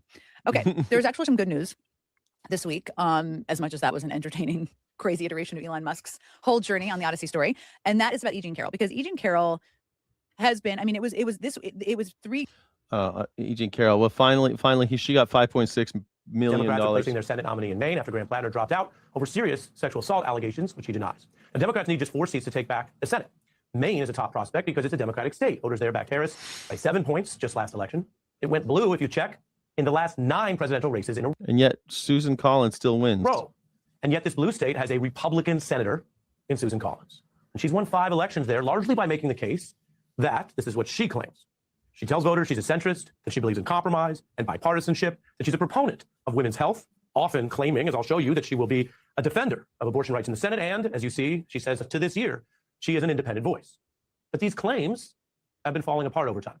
So tonight, after the understandable attention on the Democratic ticket in that state, right now we turn to a special report on why Maine is such a focus in the first place. It's because of its vulnerable, embattled, and sometimes misleading incumbent senator. And the choice facing Maine voters is, as I just showed you with just a handful of states that matter, a place where their choice, if you're watching in Maine, your choice, could determine the control of the entire United States Senate. Yeah, it's so scary. It's all coming down to Maine. Gentleman yields back. The chair recognizes the gentlewoman from Massachusetts, Ms. Presley, for 5 minutes. Director Voda, I too am glad that you're leaving. Sadly, your harm will remain This is so crazy. for generations to come. Listen to this. I have every reason to believe that history will judge you harshly. Oh my God. Especially in that you were a key author of Project 2025. Again, implications that we'll be feeling for generations. Like this, $500 billion. Director Vogt, that's how much medical debt Americans hold. In fact, many families have medical debt over $50,000. Now, that may not be a lot of money to Republicans like Trump, who, quote, don't think about Americans' financial situation. But that is a lot of money for most people. This is debt people accumulated during the most challenging times in their lives, like battling cancer or recovering from an accident. The Consumer Financial Protection Bureau, under Biden, issued rules making sure that medical debt. Terra firma, most of the time they're using it because they don't have anything else to do with it. It's not because it's great for the crops. Artificial fertilizer is far better for crops than chicken shit, but they use it as a byproduct of the chicken production facilities. It's usually owned by the same people, or they sell to their neighbors, but it's often owned by the same people. And sometimes they're just growing their own feed, right? They're growing feed for the chickens, and they'll spray their own shit on the chickens' feed. But there's a carrot farm next door. Like that happened in California, where a dairy farm was spraying shit right on the field that they were growing for the cows. They were growing, I forget what they were growing, but there was a carrot farm next door, and they got E. coli. And it was because of just a little wind. And now you got E. coli on your carrots, you know? So, you know, it's one of those things where it's a disgusting practice. They need to stop. There's no reason to spray dead, just, you know, slaughter-bound animals' feces. Most of it does get, you know, run off into dairy catchers and stuff. What do you call them? Dairy digesters and stuff in order to extract methane. But a lot of it gets sprayed on crops because basically it's shit and water, right? It's water and shit. So it sounds great. Just grow it on. If you're going to grow crops for cows and you're using water to take all their shit away, it makes sense to throw it onto the fields, at least some of it. But anyway, it's a fucked up system. It's there as a byproduct of the animal slavery industries. And I don't know. Do you really want to get into like it's a horrible industry. It's a disgusting industry. And if you're supporting it, I don't know how you look yourself in the mirror. Would not be reported on credit reports and put guardrails around how that debt can be collected. Common sense things like companies not being able to come. Yeah, it's true. It's been used for centuries. And have you ever been to one of those? I mean, they call it chicken litter. Chicken litter. Go look at what chicken litter. Go see what it looks like. It's also dead chickens, by the way. It's dead chickens, a bunch of shit, feathers, all that stuff. It's all that. Yeah. And sometimes they mix it with water and they spray it on crops. So they sell it in the store. Oftentimes you'll see bone meal, feather meal, chicken litter. You'll see it in like your fertilizer that you buy at like Home Depot or something. It's true. It's true. It's been used for centuries. It's been used for centuries. All sorts of things have been used for centuries. Does it make it right? After you for bills you've already paid. Now, to be clear, these kinds of protections were supported by families throughout the country, Director Vogt, in rural communities, in urban communities, in suburban communities, and in Democratic and Republican districts. But Director Vogt, you took that away when you rescinded those rules. Director Vogt, give me one reason why companies should be able to harass cancer survivors to collect more than they owe for a medical bill.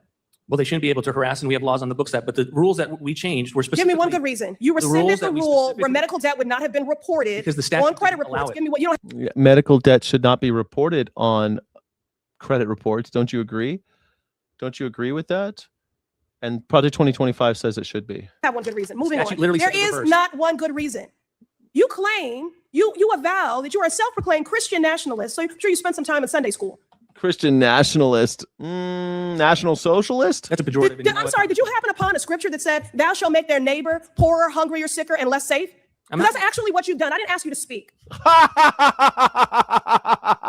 God damn, man. Oh, shit. Russell Vaught's out. This makes no This sense. lady's so fucking hardcore. It's like, I can't even watch him get dressed down like this. A Pompano Beach woman is trying to unravel the mystery behind a Look at this lady. She randomly pulled this. Look at her Florida license plate. racy license plate. And there you see her holding it up. She was only in Florida, man. She got squeeze ass. I'll take it. She won.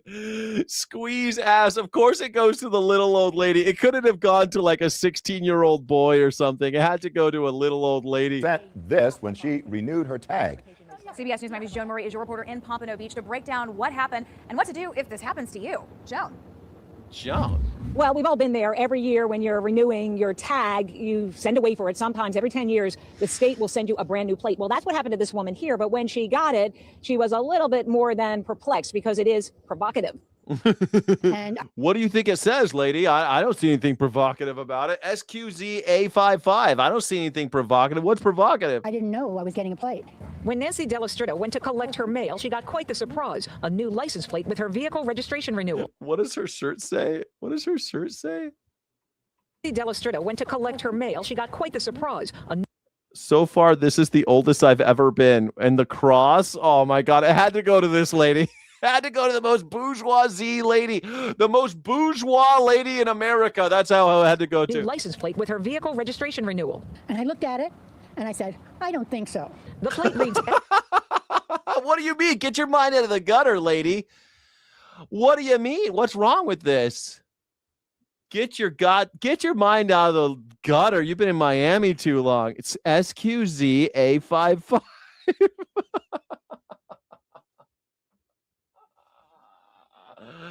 I love it. Good question. Let's see. What are we saying here? Scott, what will we eat? Sky, if everything we eat is used in one way or another to grow our greens and our veggies or feed our food, what is the answer or answers? What do you mean? Just eat stuff that grows out of the ground. Just eat stuff that grows out of the ground. You don't need to kill anybody. You don't need to. It's not necessary. The only reason we go through all of these lengths is because we have to grow a ton more grain in order to feed animals. That's the only reason we do all this crazy shit. The only reason we do all the crazy shit where you're like, oh, how are we ever going to get out of this? Is because we're feeding corn, soy, wheat, all the good stuff. We're feeding it to animals instead of growing stuff for humans. Like, that's why. A55. You talk about fertilizer. That's already been solved. It's called the Haber cycle. They take nitrogen out of it. They solved that back in like 1905 or some shit. They were afraid that they weren't going to be able to grow enough crops. This is before the First World War, that they were afraid that there was going to be a huge die-off and huge famines because there wasn't going to be enough fertilizer. And they're like, but the population keeps going up, but they can't feed animals and people. And they came up with this idea to capture the nitrogen because we're breathing in nitrogen all the time. A lot of our atmosphere is nitrogen. We can capture it through a pressurization. It's a piece of technology. It's pretty cheap. And then you could put it into soil. And now you have artificial fertilizer. You just create artificial fertilizer. Of course, you could get the same thing through composting and stuff like that, but you can't scale up. You can't do all the things we do with just chicken poop. You just can't. So there's not enough chicken poop to do all the shit that we do. You can't feed and kill 70 billion chickens every year just by using chicken poop to grow the food for the chickens. It's not possible. Same thing with cows. Like, you can't get enough cow shit to grow enough food for the cows. You can't do it. So we use the Haber cycle and create artificial fertilizer and also composting technology and a lot of other stuff. The point is, you don't need, first of all, we only use a little bit of what the cows and chickens are producing and horses and all the other animals. What we normally do, because if you go to a dairy right now, most of the effluents is going into these tent looking things, and as it decomposes, it's creating methane, and they're capturing the methane and they're using as clean energy. Which is a whole other thing, but I don't want to get into all of that right now. It's the point is, if you're not growing food for animals, you don't need all that fertilizer. SQZ-A55, but from a distance, those 5-5s can be read as S's. Well, you get the picture. Squeeze blank. I don't think. No, at home for like a home scenario, if you're just like growing your own food, you just compost. That's what they were doing for. You want to talk about what they've been doing for centuries? We've been doing that for millennia. You can't eat the corn cob. You put that in a pile, it'll turn to soil. You can't eat the banana peel. Put that in the corn pile. It'll turn to soil. You trimmed your trees. Put that in a pile. It'll turn to soil. We've always known how to compost is one of the first things that humanity figured out. It's like extremely old technology, like extremely old, like caveman days type of shit. So composting, we all know how to do that, right? What do you think they were doing in like the pioneer days? They didn't keep a bunch of animals in order to create fertilizer. If you were out there on the mesa and all you had was a horse, that was the only animal you had. If you were lucky, that's all you had. Most people didn't even have a horse. They were out there plowing their fields by hand and shit. They didn't have all these things. If they were lucky, they had a pig, and the pig would eat like an apple core. You eat an apple, and the core would go to the pig, and the pig would get fatter, and then once a year you'd kill the pig. Like they were living closer to the earth, and they were composting and feeding the pig, But a lot of them didn't have any animals at all. They didn't have fertilizer. They had compost. That's what they had. Mostly they had compost. You need more nitrogen. You're breathing in it all day, so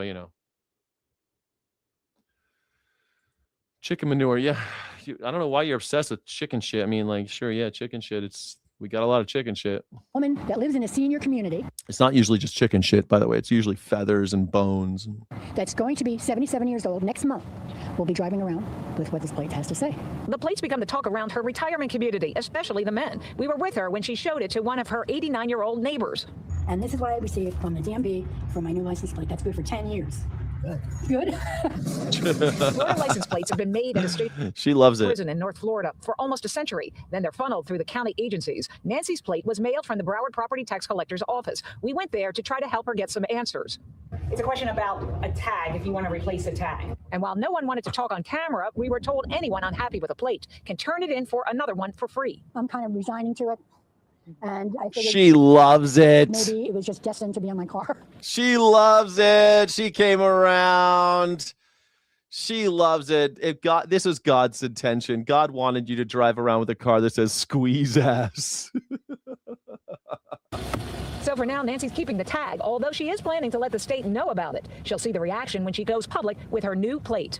I can handle it if I get a few honks here and there. Actually, being over 70, I might like a few honks. I love it. There you go. There's that Florida energy I was missing from this story.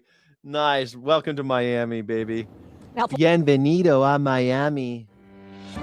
Now to some breaking news. U.S. forces have conducted a new wave of strikes against Iran. It's the sixth consecutive day of shelling. The U.S. Central Command says the goal here is to further degrade Iranian military capabilities. White House Press Secretary Caroline Leavitt was asked about these strikes earlier today, and here's what she had to say. She said, we're killing them because of nukes or something. President Trump has now greenlit strikes on Iran for nearly every day this week.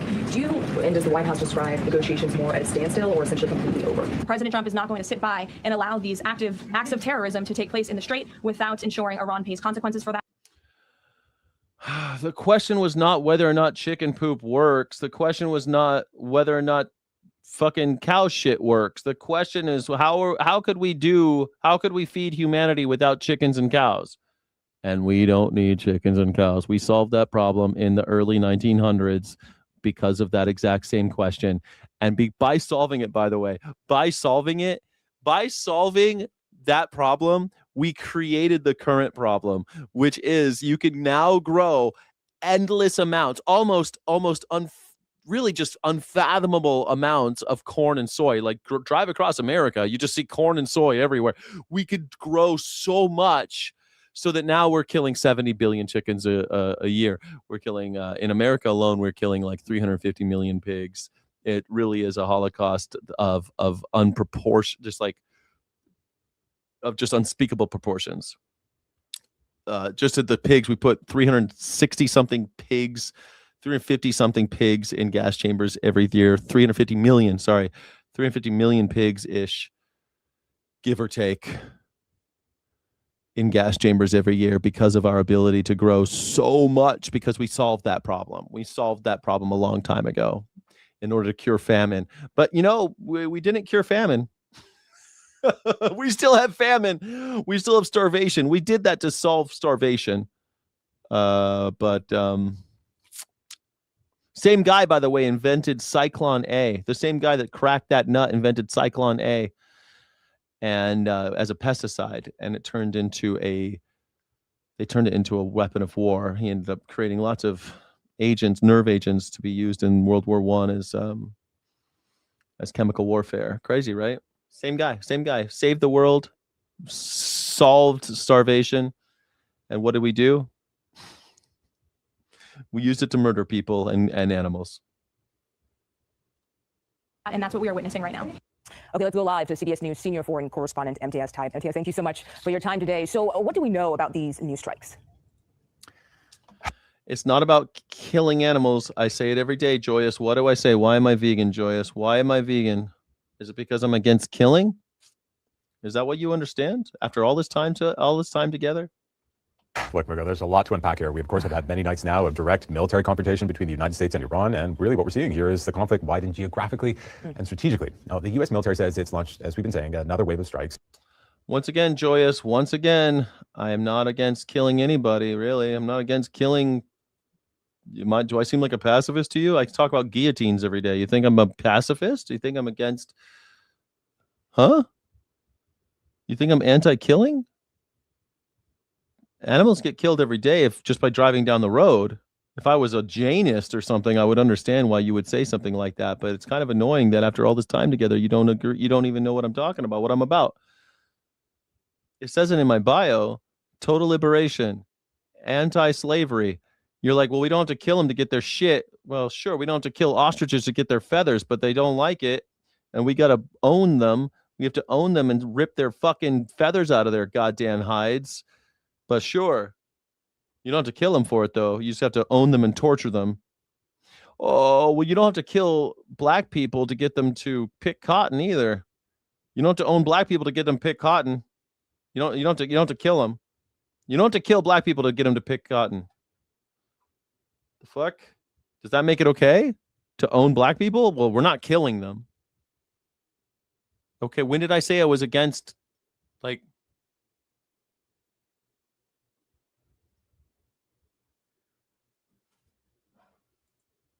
Sky, no, we don't know. I don't know what kind of weird cannibal practice is you're doing and telling yourself I'm a vegan. I don't know what you're talking about. I don't know what you're talking about, Joyous. I have no idea what you're talking about. I'm against slavery. I'm against owning anybody. That's it.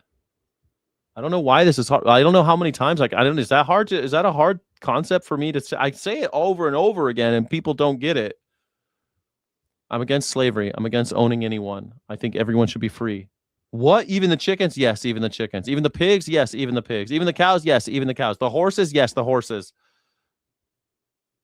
What about flies? Yeah, the flies. They should be free. Everyone should be free. No one should own anybody. No one should be put in a cage. What about ants? Can we put ants in cages? I don't think so. I don't think we should put ants in cages either.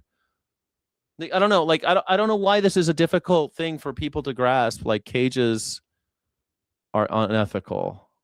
Putting anybody in a cage is unethical. Sometimes I might get attacked by an animal and kill the animal. That doesn't mean I want to eat them, but that just doesn't mean that killing is like always okay or anything. It's just that sometimes you have to kill. By living in a house, animals probably were killed to live here. They cut down the tree outside my house. Animals definitely died when they killed that tree. When they killed that tree, there were probably animals living in that tree, and they're dead. Or when I drive down the road and insects hit my windshield, I'm definitely killing those insects. That's my fault. Those insects are dying. But they're free. They're getting in the way. It sucks. I'd rather not kill them, but it's like I still got to get places. I still got to live in this world. That's it. How do I get my baguette? You cannot be true to yourself that what you eat veggies because you're vegetarian, right? You're vegan, you don't eat meat, but you do eat veggies, you do eat bread. Where do you think you get what the fuck are you talking about? Bread is salt, water, yeast, sugar, flour. That's bread. What do you think? Where do you think the problem is with bread? Who had to be a slave for my bread? Who had to be a slave for my bread? Quick. Targeting Iranian military infrastructure, including strikes near the Strait of Hormuz. Who has to be enslaved for my baguette? Which, of course, is that narrow waterway through which roughly 1/5 of the world's oil supply passes. Now, American officials say the goal is to degrade Iran's military capabilities and to stop attacks on commercial shipping. Now, Iranian media is reporting that the strikes hit multiple parts of the country, including areas near Tehran, Bandar Abbas, and Qashm Island, which sits next to the Strait of Hormuz and is considered critical to Iran's ability to control traffic through the waterway. Now, this latest escalation comes after a preliminary ceasefire framework agreement reached last month, as we've been calling it, the Memorandum of Understanding, and I think a lot of people see it as something that has effectively collapsed. Now, since then, both sides have resumed military operations, and the fighting is increasingly centered on control of the strait, which remains, again, one of the world's most strategically important energy choke points. Now, the concern here is that this is... We're still at war in Iran. So the fact of imprisonment is what I meant. That's why you're saying you're vegan. You're not trying to eat something that has been kept in some sort of prison and killed. I don't want to eat anyone, not anything. Anything. I'll eat things. I don't want to eat persons. You know, there's a little person inside of a chicken head, right? There's a little person in there who wants to be free, wants to fuck, wants to fly around, wants to feel the wind on her face or whatever. You know, like, I just don't want to fuck with that. But like, I am a conscientious objector to this whole system of slavery. How could I be taken serious? I'd be a hypocrite if I ate animals. If I tell you I'm against slavery and then I turn around and I'm eating an animal, you would be in the right to call me a hypocrite. And I'm trying to not be a hypocrite. I'm trying really hard to not be a hypocrite. That's all. I have values. One of those values is I hate slavery. One of those values is I love liberty for all. Not just for me, not for just for white people, not for just white men, for everyone. Not just for humans, for everybody. I think whales should be free. I don't think they should be locked up at SeaWorld for my entertainment. I think, who else? Like, I think hawks in the sky should be free. I don't think you should put a little hood on their head and fucking strap them to your arm and tell them to go do things as part of a hobby. I don't know why this is... I don't think that we should rip feathers out of animals that want to live so that we can fill our pillows. Would you eat a wild animal? Probably not. No. Why would I eat a wild animal? Why? Why would I? They want to be free. It's an anti-supremacy stance. Like, if I went to a wild animal's house, okay, whatever that may be, maybe it's, you know, a beaver living inside of his little dam, and I kill the beaver so I can wear his skin as a hat and eat his flesh.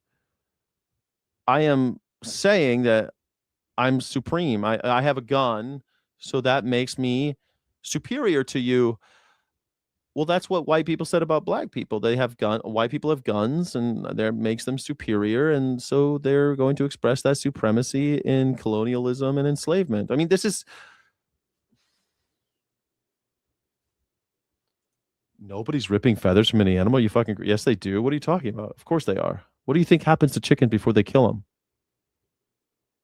Yeah, they rip their feathers out. How do you think they make Big Bird? They rip the fuck out of some animals. They rip all their fucking feathers out, slit their throats, turn them into whatever chickens or whatever they want, the Chick-fil-A, and then they make they dye the feathers and they turn them into Big Bird. That's what they do. That's it. Sky, you're eating veggies that have been composted over and over, as well as other things, and they're like poop and even down into my what don't you understand? Did caribou? what the fuck are you talking about? And also, if the farmer isn't vegan, I have no control over that. If the farmer, most farmers don't though. Most farmers, when they're growing human food, they don't like to use shit. Most farmers who are growing food for humans don't like to use anybody's shit. Generally speaking, because it causes other problems, as we're seeing with this cyclorama bullshit, and also the E. coli outbreaks. They don't usually like to use shit for fertilizer on human food. Generally. Mr. Beast is a creep. I think we all know this by now. Okay, Mr. Beast is not somebody that that I think has a lot. I have chickens. Look, man, you have chickens. I don't. What am I like? You want to argue about your chickens, or am I talking about the system? I'm not even talking about your fucking chickens. I'm talking about a system of abuse and slavery that I don't want to be a part of. That's all. That's all I'm saying. And you're like, but my chickens. I'm not talking about your fucking chickens. I don't like the fact that you had chickens, but it's none of my fucking business. You can be whoever you want to be, man. Be what you want to be in life. I can't tell you what to do. I can't change the way you feel. I'm telling you, I'm against slavery. I'm totally for liberation for all. If I came on YouTube and I said that, and you found out I wasn't vegan, I think that would be I think that would betray the trust that I hope that you have in me over this time. That's it. I wouldn't trust if someone told me like AOC, I don't trust her. She says she's all about the Green New Deal and that she's all about the green energy and all this shit. Well, if she loves the environment, then what the fuck's she doing eating hamburgers? It is the worst thing to eat is cows for the environment. The very worst thing you can do is eat a hamburger if you love the environment. And she does it. So fuck AOC. I say it all the time. Because she's a hypocrite. I think that she's right about what she says out of her mouth, but what she puts into her mouth makes her a hypocrite. That's all. Of ethics or a strong moral compass. I've reported extensively on Mr. Beast. I wrote about his labor violations back in 2021 for the New York Times. And this was before, by the way, people were really like off the Mr. Beast train or even negative on him in any way. They were like to criticize Mr. Beast back then. Like PewDiePie made a video hating on me, which he archived. Terra Firmer, listen to how fucking psychopathic the sentence says. People are different, bro. White people are different, bro. Whites are different, bro. But animals should be respected and have the greatest care if they are food, even if they are food. How can you respect someone you're going to murder and eat? What are you even saying? What if plants are sentient? There is no sentience plants. And even if they were, you're killing more plants to feed animals. God damn it. We just got finished talking about this. You're killing way more plants in order to feed animals. The whole reason we grow so many fucking plants is to feed animals. So if you gave a shit about plant sentience, you would stop eating animals because they eat a fuck ton of plants. What is Soylent Green? It's humans. People are different. Animals aren't people. Why not use race with you? You're just a racist who you're speciesist, they call you. You think that you're better than another species. But a fish looks at you and thinks you're stupid because you can't swim. And you look at a fish and think they're stupid because they can't climb a ladder. And so you think that it's okay to kill them because they're different. You are the same as a Nazi. A Nazi would gladly kill someone who's different. They want to live in all the ways that matter. They are the same as us. They want to live. They want to breathe. They want to fuck. They want to hang out with their friends. They want to feel love and shelter. That's it. That's all they want. The same shit we want. It's the same shit we want. And I have the audacity, I have the crazy idea to say, yeah, you can go. You can go. That's go ahead. That's the crazy thing I'm doing. I'm so extreme. Oh, you just want to live? Get on with it. That's all. That's all I have to do. Please, by all means, continue living. Continue living, fucking doing whatever the fuck you were doing before I came about. When I see rabbits in my garden, I don't think I got to kill those fuckers and eat them. No, I think, oh, look at their cute they love their little friends. They're all hanging out. And I say, go ahead. By all means. I got little squirrels that go in my garden, little birds come. And I don't want to eat any of them for some reason. I just say, go ahead, do your thing. Have fun. It's planet Earth. We're all on this rock together. By the way. But like Phil DeFranco came after me. All of these big YouTubers came after me because I deigned to criticize Mr. Beast's business practices back in 2021. I've also written really critically about Mr. Beast literally since All right, Joyous 777. Quick question. Pop quiz, hot shot. In what defining feature is present in chickens that is not present in humans that makes it okay to kill them? What is the feature present in chickens that is not present in humanity that makes it okay to kill them?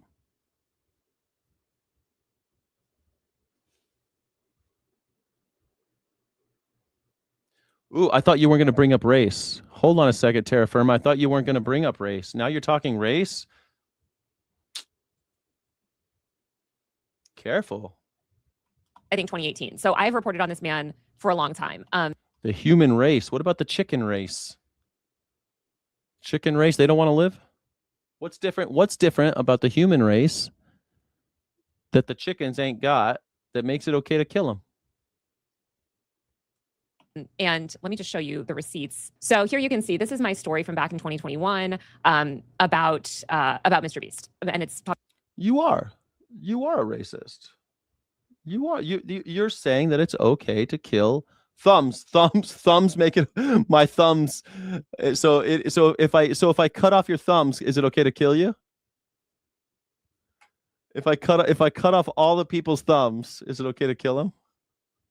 Thumbs. I like it though. I like the thumbs.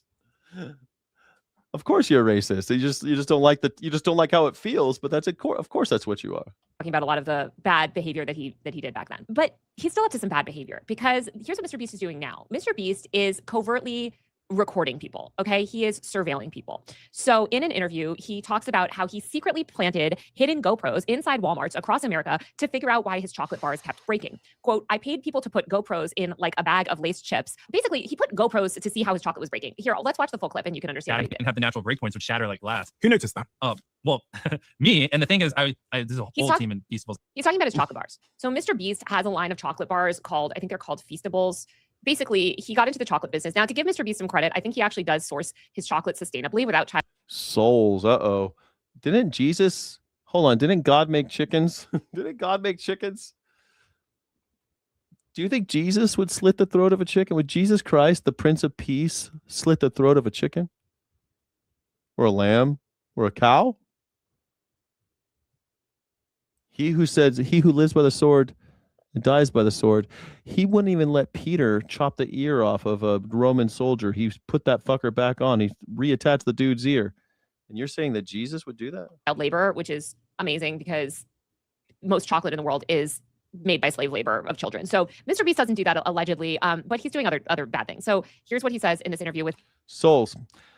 You realize that that's exactly what they said about the Indians, right? That they don't have souls, and that's why it's okay to use them as slaves. That's literally what they said. They called them mestizos, and they had all sorts of hierarchies about how some humans have souls and some don't, according to the Bible, according to the Catholic Church. They said that. But you disagree with that, right? The church said for hundreds of years, that black and brown people have no souls.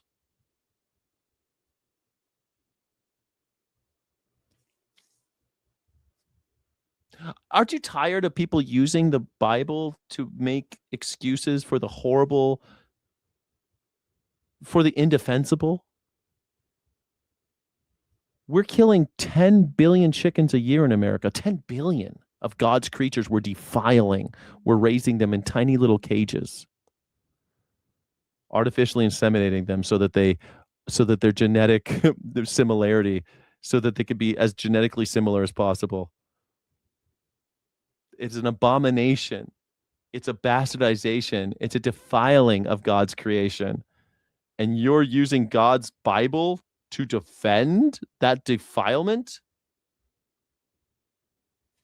Aren't you tired of people doing that? Aren't you tired of people using the Bible as an excuse to rape cows and chickens, put their babies? When I say 10 billion, many of those billions are 1 day old because the boy chickens aren't worth anything because they won't grow up big enough to eat and they don't lay eggs. So when you're making eggs in America, you kill all the boy chickens. And the way they do that is they put them on a conveyor belt and put them in a meat grinder alive when they're 1 or 2 days old. Baby chicks, billions of them. And you're like, that's fine. That's fine. Because the Bible says so. What? Diary of a CEO, the red pilled manosphere guy. So I would tell him, like, Man, there's it's too many just broken like bars. the Bible's always used as an excuse to do the most horrible shit. It's unbelievable. But again, I ask you, how would Jesus slit the throat of a cow? How would Jesus kill a cow? I want to know how you'd think it would happen, especially since Jesus was the guy that went into the temple and said, you're not allowed to kill animals anymore. When I go into Walmart, I'm seeing too many that are broken. They told me, like, you're worrying about this too much. It's not that big of an issue. It happens to everyone. And I got to the point where it was just fucking pissing me off because I hated like grabbing a bar off the ground or seeing on the shelf all these like shattered chocolate bars that I put like I paid people to put GoPros in like a bag of Lay's chips pointed at, because I couldn't. Well, you're in luck because only one of the gospels said the fish thing. Most people, the other gospel, what Matthew and John, I think, they contradict each other. One gospel says there's fish and the other one says there's no fish. They think that the reason why the whole thing with the fish and loaves, that it was just loaves because a fucked up translation happened because the symbol for Jesus was a fish. And so they got mixed up when they translated the gospel. So like they don't think that the fish thing actually, like even the miracle of the loaves, that there was no fish there. So that it was just a mistranslation, but whatever, man. It's just so ridiculous to try to use Genesis, huh? You want to go into, so you accept that Genesis is real, like Noah's Ark, and that you believe in Leviticus. You're into the Old Testament now. The Old Testament is notorious. You guys, everybody, they cherry pick the Old Testament in order to justify horrible actions in the modern day. Slavery was defended for hundreds of years by cherry picking the Old Testament. And that's exactly what you're doing now. You're using the Old Testament, cherry picking, in order to justify horrible shit that's happening today. It's psychosis. I tried to get Walmart to give me the security camera footage and they wouldn't. So I put hidden GoPros in a bunch of random Walmarts just to point it at the Feastival bars just to see why are they fucking breaking so much. So there's so many shots of like, like a mom grabbing a bar and then she'd be looking at it literally like this and then you just see the box just go and she'd go and it just fall off the shelf and then they just put it up and some of the bars would be broken and it would just happen over and over and over again. The Old Testament is literally just a hodgepodge of old shit that happened way before.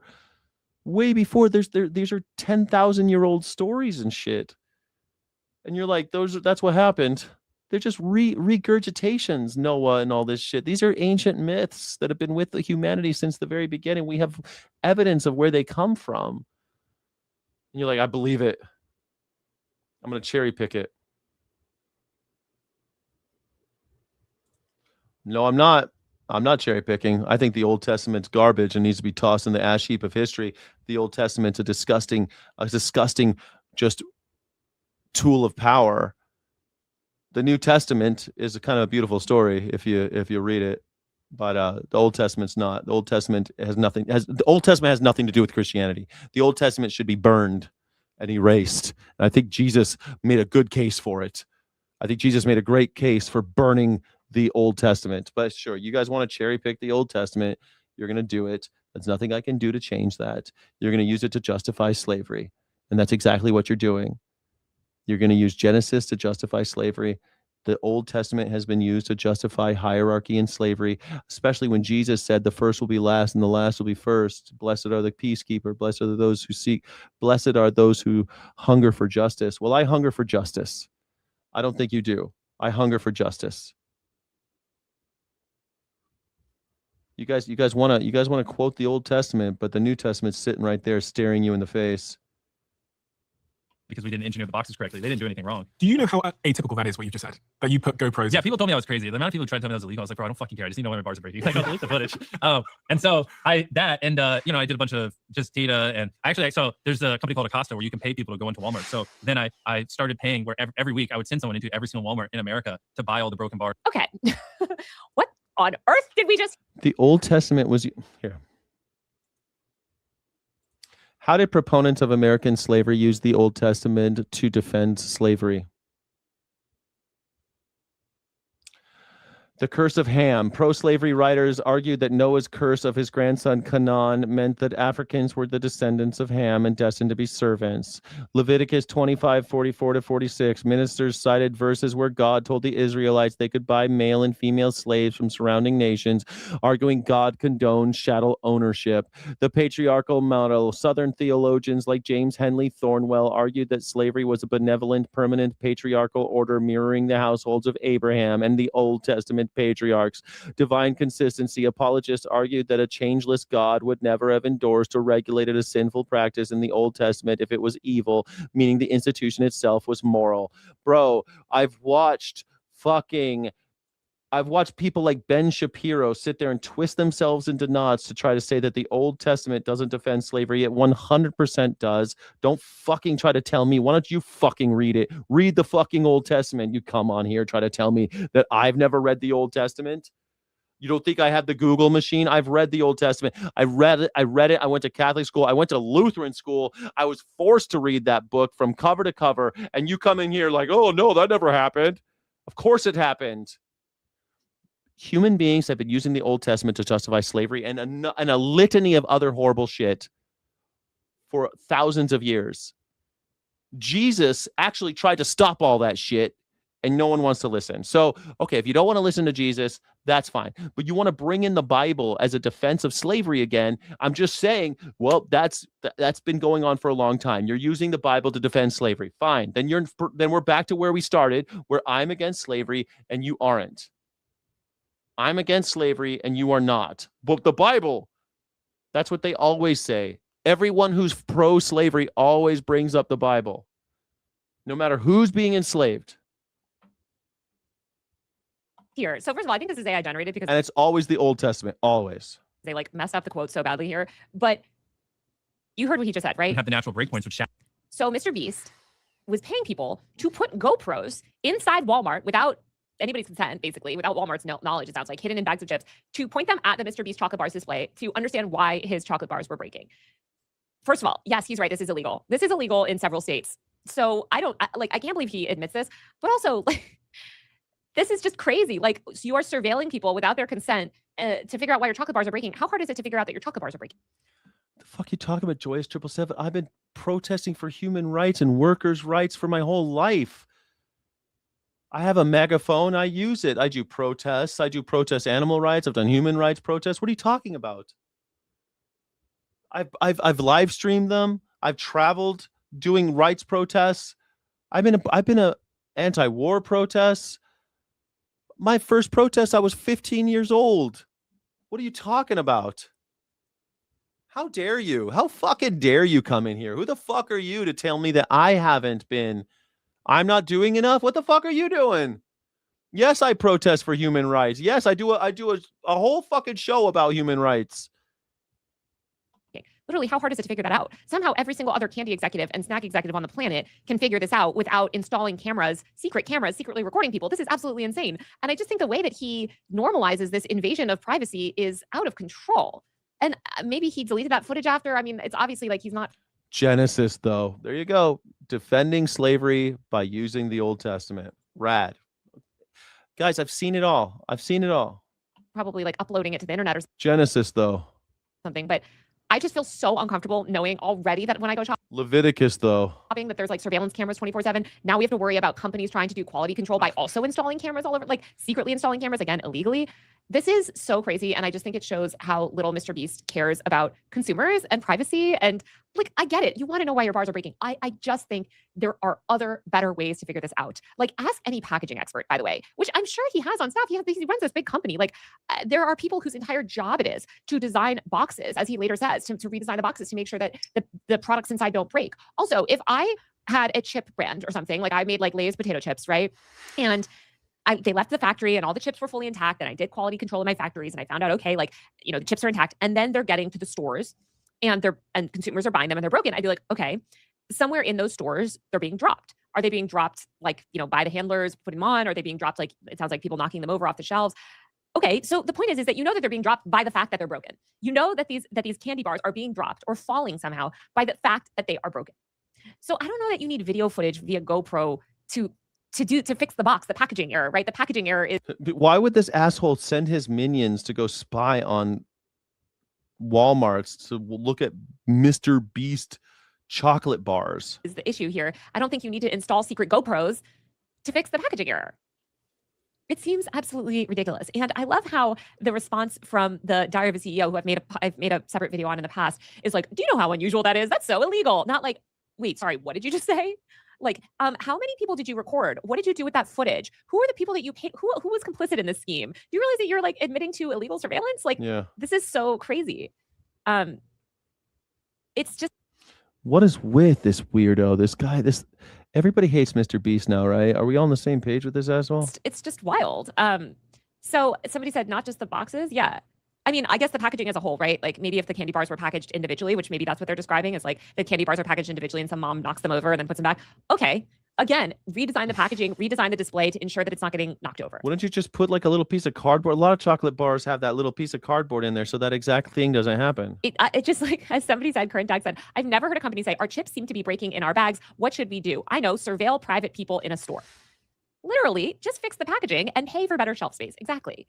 So I just hated this because I hate the like normalization of surveillance. I hate recording people without. Yeah, they do have their own, but they're not there for to watch Mr. Beast chocolate bars, are they? She does know they have their own, but Mr. Beast surveilling people remotely in a Walmart is really creepy. I don't think it's illegal surveillance, to be honest, but maybe it is. I don't know. It seems odd to me. She says she just hates surveillance. It doesn't sound illegal to me because if you're like the way the right to privacy works is that you have the right to privacy if you have the reasonable expectation of that privacy. So like right here, it's illegal for you to stand outside my door and film me inside because I have the expectation that while I'm inside, I have privacy, right? But if I go to a mall and you take a picture, I'm in the background, I'm in a public space, I don't have the expectation of privacy. So you can tape me when I'm out there. That's how the First Amendment works. So if we're in, and there's certain things like when you're in a church or there's certain places where you have the expectation of a private meeting and that if someone records you in one of those places, it's illegal. But I don't think Walmart counts. You know what I'm saying? Their consent, as you guys know, my feeling on the meta glasses, all of this stuff. I hate people recording anyone without. Yeah, their I mean, consent. meta glasses, great point. Meta glasses, they're not illegal, but they're fucking creepy. When like they're doing it with a phone, right? But I think these retail environments it's increasingly normalized to just like videotape people, whether that's a content creator, like content creators are now making videos of themselves, in store aisles constantly. It's like, it's become like, I feel like retail environments have just become these like stages for content. Yeah, Mr. Beast is freaky, right? He's a creepo, man. He's just a creep. He's always been. He has no moral compass. That's the thing, I guess. I think that's what she's really saying. The guy has no moral compass. Rather than just fix his fucking chocolate bars, he blames the public and then has his little minions go out and record the public to see who's fucking with my chocolate bars. What a crazy, weird thing to do. Like, I used to sell beer and sometimes beer bottles would break. We didn't try to like pull footage. Beer bottles just break. Sometimes a lot of them break and sometimes a few of them break. But when you have a nationwide thing like Bud Light and it's all over the world, all over America at least, you're going to lose some bottles of beer. It's just part of it. Creation, and you see people in the store recording themselves shopping, whatever. And, in some sense, it's like, I wouldn't say it's a true public space. Of course, it's a store, it's a corporate space. But, I don't want to have to, like, when I'm going to the grocery store or going to Walmart. Vegan Anthem makes a good point. How do you know that disabled humans have a soul? I mean, after all, Adolf Hitler and Action T4 was the first group of people that were put into the gas chambers because they said that they didn't have any use and it was doing them a favor. People who were disabled, it was doing them a favor and they weren't serving any purpose. So it's okay. I guess. I mean, I disagree, of course, but I mean, it seems like a lot of people would agree with that. I don't know why. I mean, someone said if they don't have thumbs, it's okay to kill them. So I mean, if you don't have thumbs, that means it's okay to kill somebody. I guess that if you're a little slow doing math, I guess it's okay too now, huh? Have to worry about somebody filming me, some content creator filming me, or somebody putting, oh my God, there's a spider. Yeah, so anyway, I hate this. And I think that Mr. Beast has no moral compass. And if any other corporation did this, I feel like we would not take kindly to it. So I hope that people can, like, there was no. Okay, this whole thing with a soul. Where in the Bible does it say because you don't have a soul, it's okay to kill you? Where in the Bible does it say if you don't have a soul, that makes it ethical to murder somebody? No backlash to this at all. This is what also surprised me.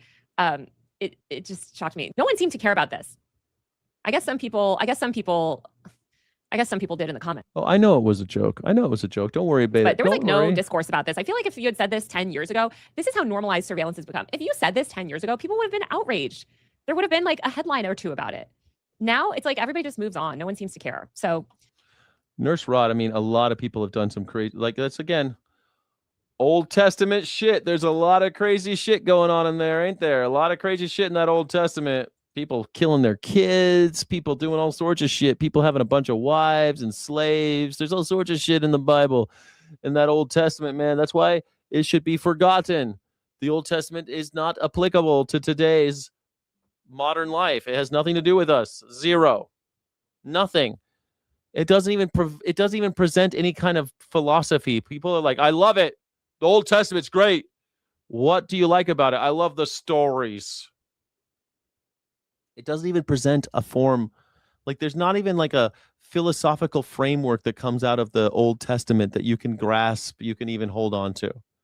Not until Jesus Christ, who basically takes Buddhism and mashes it with the old shit, with other old shit. And then he's like, hey, we got this new idea. It's called Christianity, I guess. My name's Jesus. Got this new idea. Don't kill anybody, okay? And poor people are better than rich people. Rich people go to hell, poor people go to heaven. Like, I mean, that the meek shall inherit the earth. I mean, these are ideas that are just Buddhist because Jesus lived in an area where all those ideas were crossing paths. They were all crossing paths, and he lived right in the middle of the crossroads of it all. And he got all these new ideas, and he happened to be raised in the Jewish tradition, and he knew John the Baptist and all that shit was happening, and all this stuff was going on. And Jesus is like, I got some ideas of my own. And people are like, what about all this old time religion? Yeah, you can bring that with you if you want. You can bring any old timey religion you want. That's why Christians think they're Buddhist. And some Christians think they're Judeo-Christian. And some Christians think that, I'm Christian, but I also believe this other philosophy.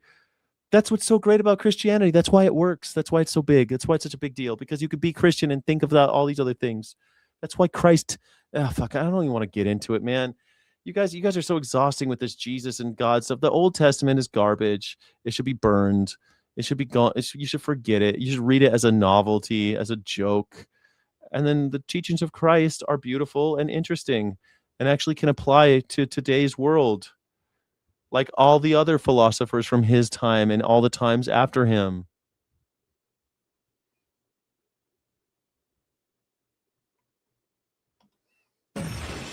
New York, smoky, sticky, and hot. So we sent Johnny to Central Park to see how you're handling the heat dome. This is Jesse Waters. He loves smoky, sticky, and hot. How hot are you right now? Oh my God. He's talking to girls. It's actually genuinely insufferable. I'm sweating top to bottom. Like, Why is it so blurry? That's a little too much information. I'm sorry. It's better than Korea here. Better in America than Yeah. Korea. Okay, the Democrats don't agree. Democrat? I'm just really hoping Democrats, why are you? people are wearing like a lot of deodorant today. Lift up your arms. Oh my God. Don't. Oh my God. He's lying. He's actually lying right now. Fake news. Don't talk to me. Did you take off from work today? I am not working for another month. You just took the whole summer off to stay out in the sun. Yes. Can't work on a day like this. No. How do you beat the heat? I sort of just succumbed to it. Wearing a bikini, drinking. I sleep in the basement in the summer. They keep you in the basement in the summer? Well, I choose. This guy, I always watch this because I just like, I always want to know what the Fox News people are like. It's so weird. No, I do not. Okay, thank God. We take off our clothes and just feel the wind. Should I take off my clothes? Yeah, you should. Oh, behave yourselves. They're calling this a heat dome. What is a heat dome? Heat dome? Heat dome? What is a heat dome? Like, is it a dome around us? Do you see a dome around us? Not really. You feel trapped in the heat. Like, it just, there's nowhere for it to go. Got a nice breeze right now. Yeah. How did the breeze seep into the heat dome? How did... It's a meteorological phenomenon that happens around where heat is concentrated over a land mass because there's no place for the. It doesn't. I don't want to go down. In the winter, they called the temperature as a bomb cyclone. Now they're calling it a heat dome. Do you think these people are just making stuff up at this point? Yeah, people are really bored these days. They're good at coming up with words. They're good at coming up with words. They are like affordability. They invented that word. What is the meteorological condition of a heat dome? Persistent upper level high pressure ridge that acts like a lid on the atmosphere. It forces air to sink and compress, which causes intense surface heating, clears the skies of clouds, and traps stagnant hot air over a large region for days. Yeah, there you go. Yeah, high pressure, upper level high pressure ridge acts like a lid on the atmosphere. The high pressure creates a cap that prevents warm ground air from rising, stopping the formation of cooling clouds or thunderstorms. It sucks because it's like you can't escape. She's right. You can't escape it because it never rains. You're waiting for it to rain because oftentimes when it gets hot, the updraft of all the thermal energy and all the water creates thunder clouds, and then it rains on you, and you're like, it's nice and cool again. But not with the heat dome. But we came up with a good word too. The Democrats dumb. Why is it so hot out? There was Republicans. an ice age, so I guess we're in the next one. Doesn't seem like an ice age to me. Well, that's true. The earth is sick right now. When is it going to get better? I don't know, tomorrow. I don't know. Don't you have a weatherman where you are? On the big map. Where's my map? Global warming. Would you rather be in the cold? Beaches are kind of far away and not that great. You ever been to the Jersey Shore? I just don't trust people from New Jersey. You gotta be kidding me. We believe in climate change. We do. But it's cold in the winter and hot in the summer. Isn't that what's supposed to happen? I'd love like my few kids and their kids to like have a Earth to live on that's not like 130 degrees. So the Earth is going to get to 130 degrees, inhabitable. Inhabitable, yeah. When do you think this is going to happen? I don't know. We have the right message. We don't have the facts. It's just a matter of time. What are you going to You expect these randos to know what the fuck whatever. do with your time left? You're going to make the most of it. Global climate change. These like. That's why we're You see, people don't know exactly how it all works, so that must mean they're stupid. They're not stupid. They just don't know stuff. How are you fighting climate change? They're not experts. They're busy going to work and shit. Reading books. There you go. I need water. Help me. I need water. Help. Mayor Mamdani says your air conditioning's got to be put to 78 degrees. What? No. Mine is like 63 right now, I think. You're concerned about climate change, but you're keeping your air condition at 60. I am a flawed human being. Apologize to the Earth right You're a hypocrite. now. I'm so sorry, Earth. 68 is my ideal temperature. What do you want to tell Jesse Waters? You're on his show, but here's the thing. He's from New Jersey. Oh. I guess like him and I have beef. Do you know who I am? No. Here's Johnny. Johnny?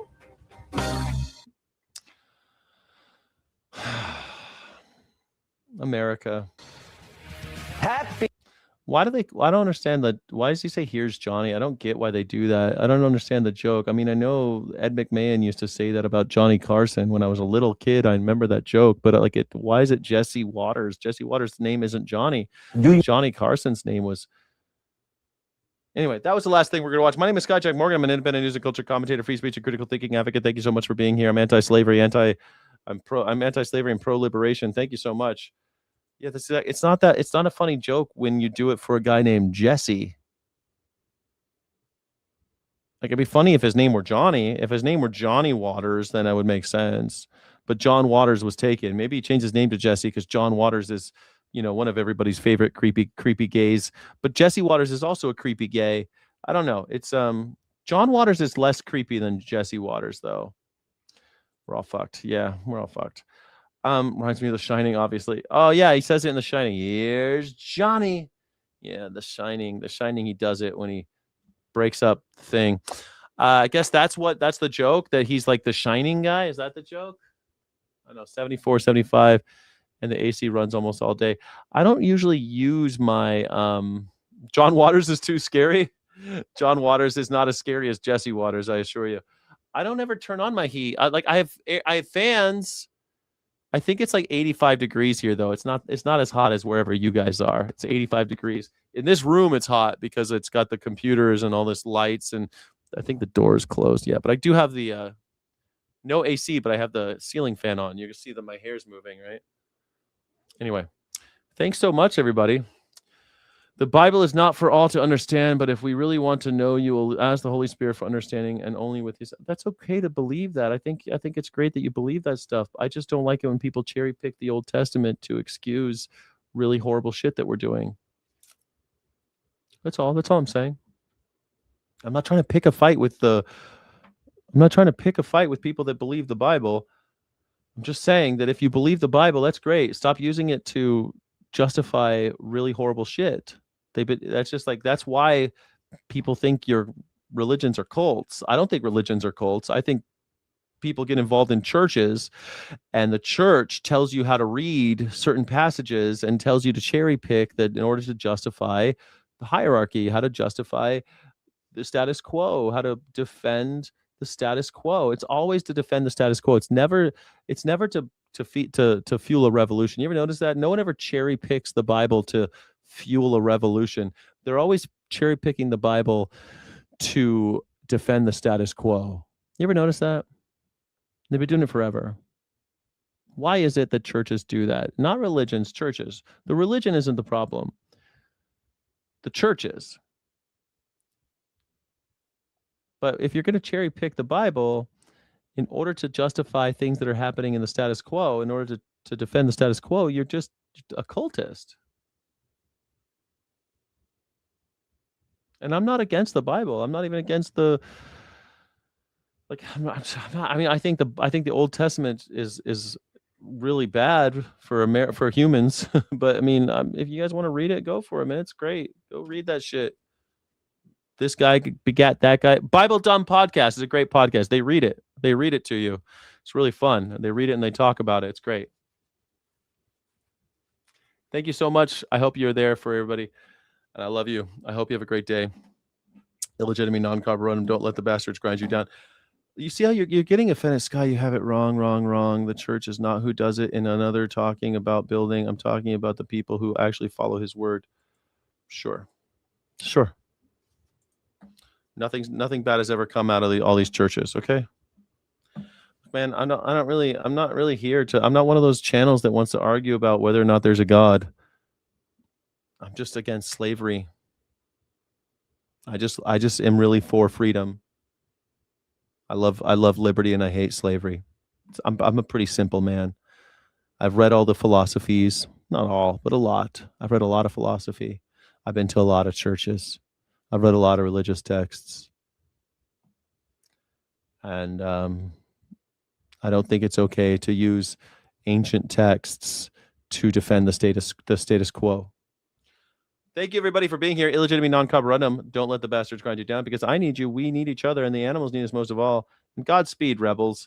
I hope that you'll have a wonderful day, and don't take any wooden nickels out there. I'll see you. I'm gonna do a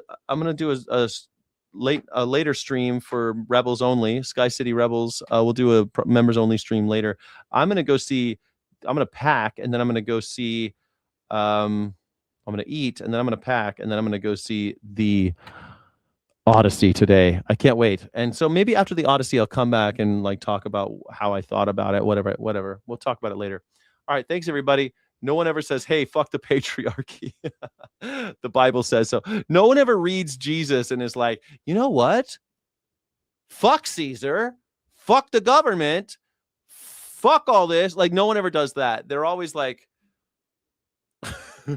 Leviticus, though. Genesis, though. No one ever reads the Bible and it's like, Jesus was born in a manger as a foreigner that people turned their backs on. They wouldn't let them in the inn. That Mary was an impoverished woman, a Palestinian woman. No one ever says that. Bruh, did you see? Weren't you the one who told me to watch The Carpenter's Son? I loved it. I thought it was really fun. I think it could have been better, but I liked it. The Carpenter's Son, it was good. About Jesus, the Apocrypha, Jesus Apocrypha, that was fun. Like 15-year-old Jesus? Teen-just?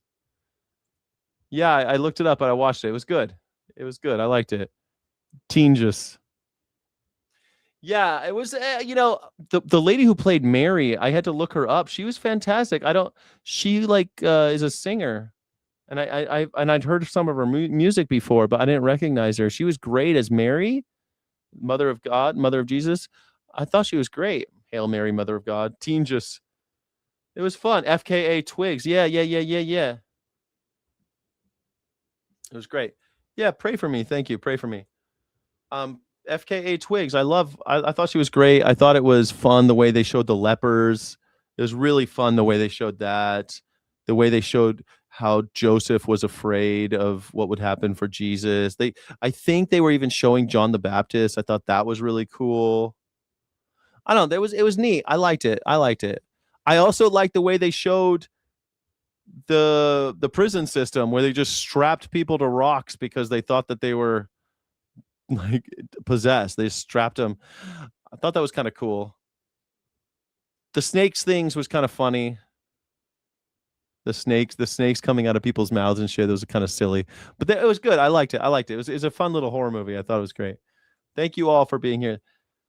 That's his right as an American in a free society to reject one's religion and joy.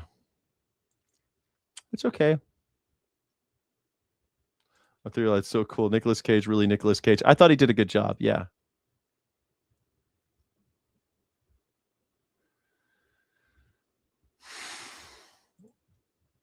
Man creating, because once again, what's this guy? Daniel Price. Only a dumb whore who's a complete hypocrite would whine about a patriarchy. What the fuck are you saying, Daniel Price? Are you stupid? Only a dumb whore would complain about the patriarchy. Patriarchy is the reason why boys are treated as cannon fodder, you imbecile. Patriarchy is a major issue. It's a problem. Anyone with half a brain understands that. Go back to school, you dumb piece of garbage. All right. Anyone who says dumb whore, like who talks like that? Only a dumb whore. Who would say that? Cage Against the Machine. Look, guys, this doesn't need to be a religious argument, guys. This is my whole point. I don't need to have it's not like we don't have to have a religious discussion. This isn't a religious hating. I mean, I'm anti-theist, but you know what it is. Matriarchy is a mess. You don't know what matriarchy is. You don't know what you're talking about. You know what patriarchy is. You obviously don't know what you're talking about. All right. Thank you, everybody, for joining.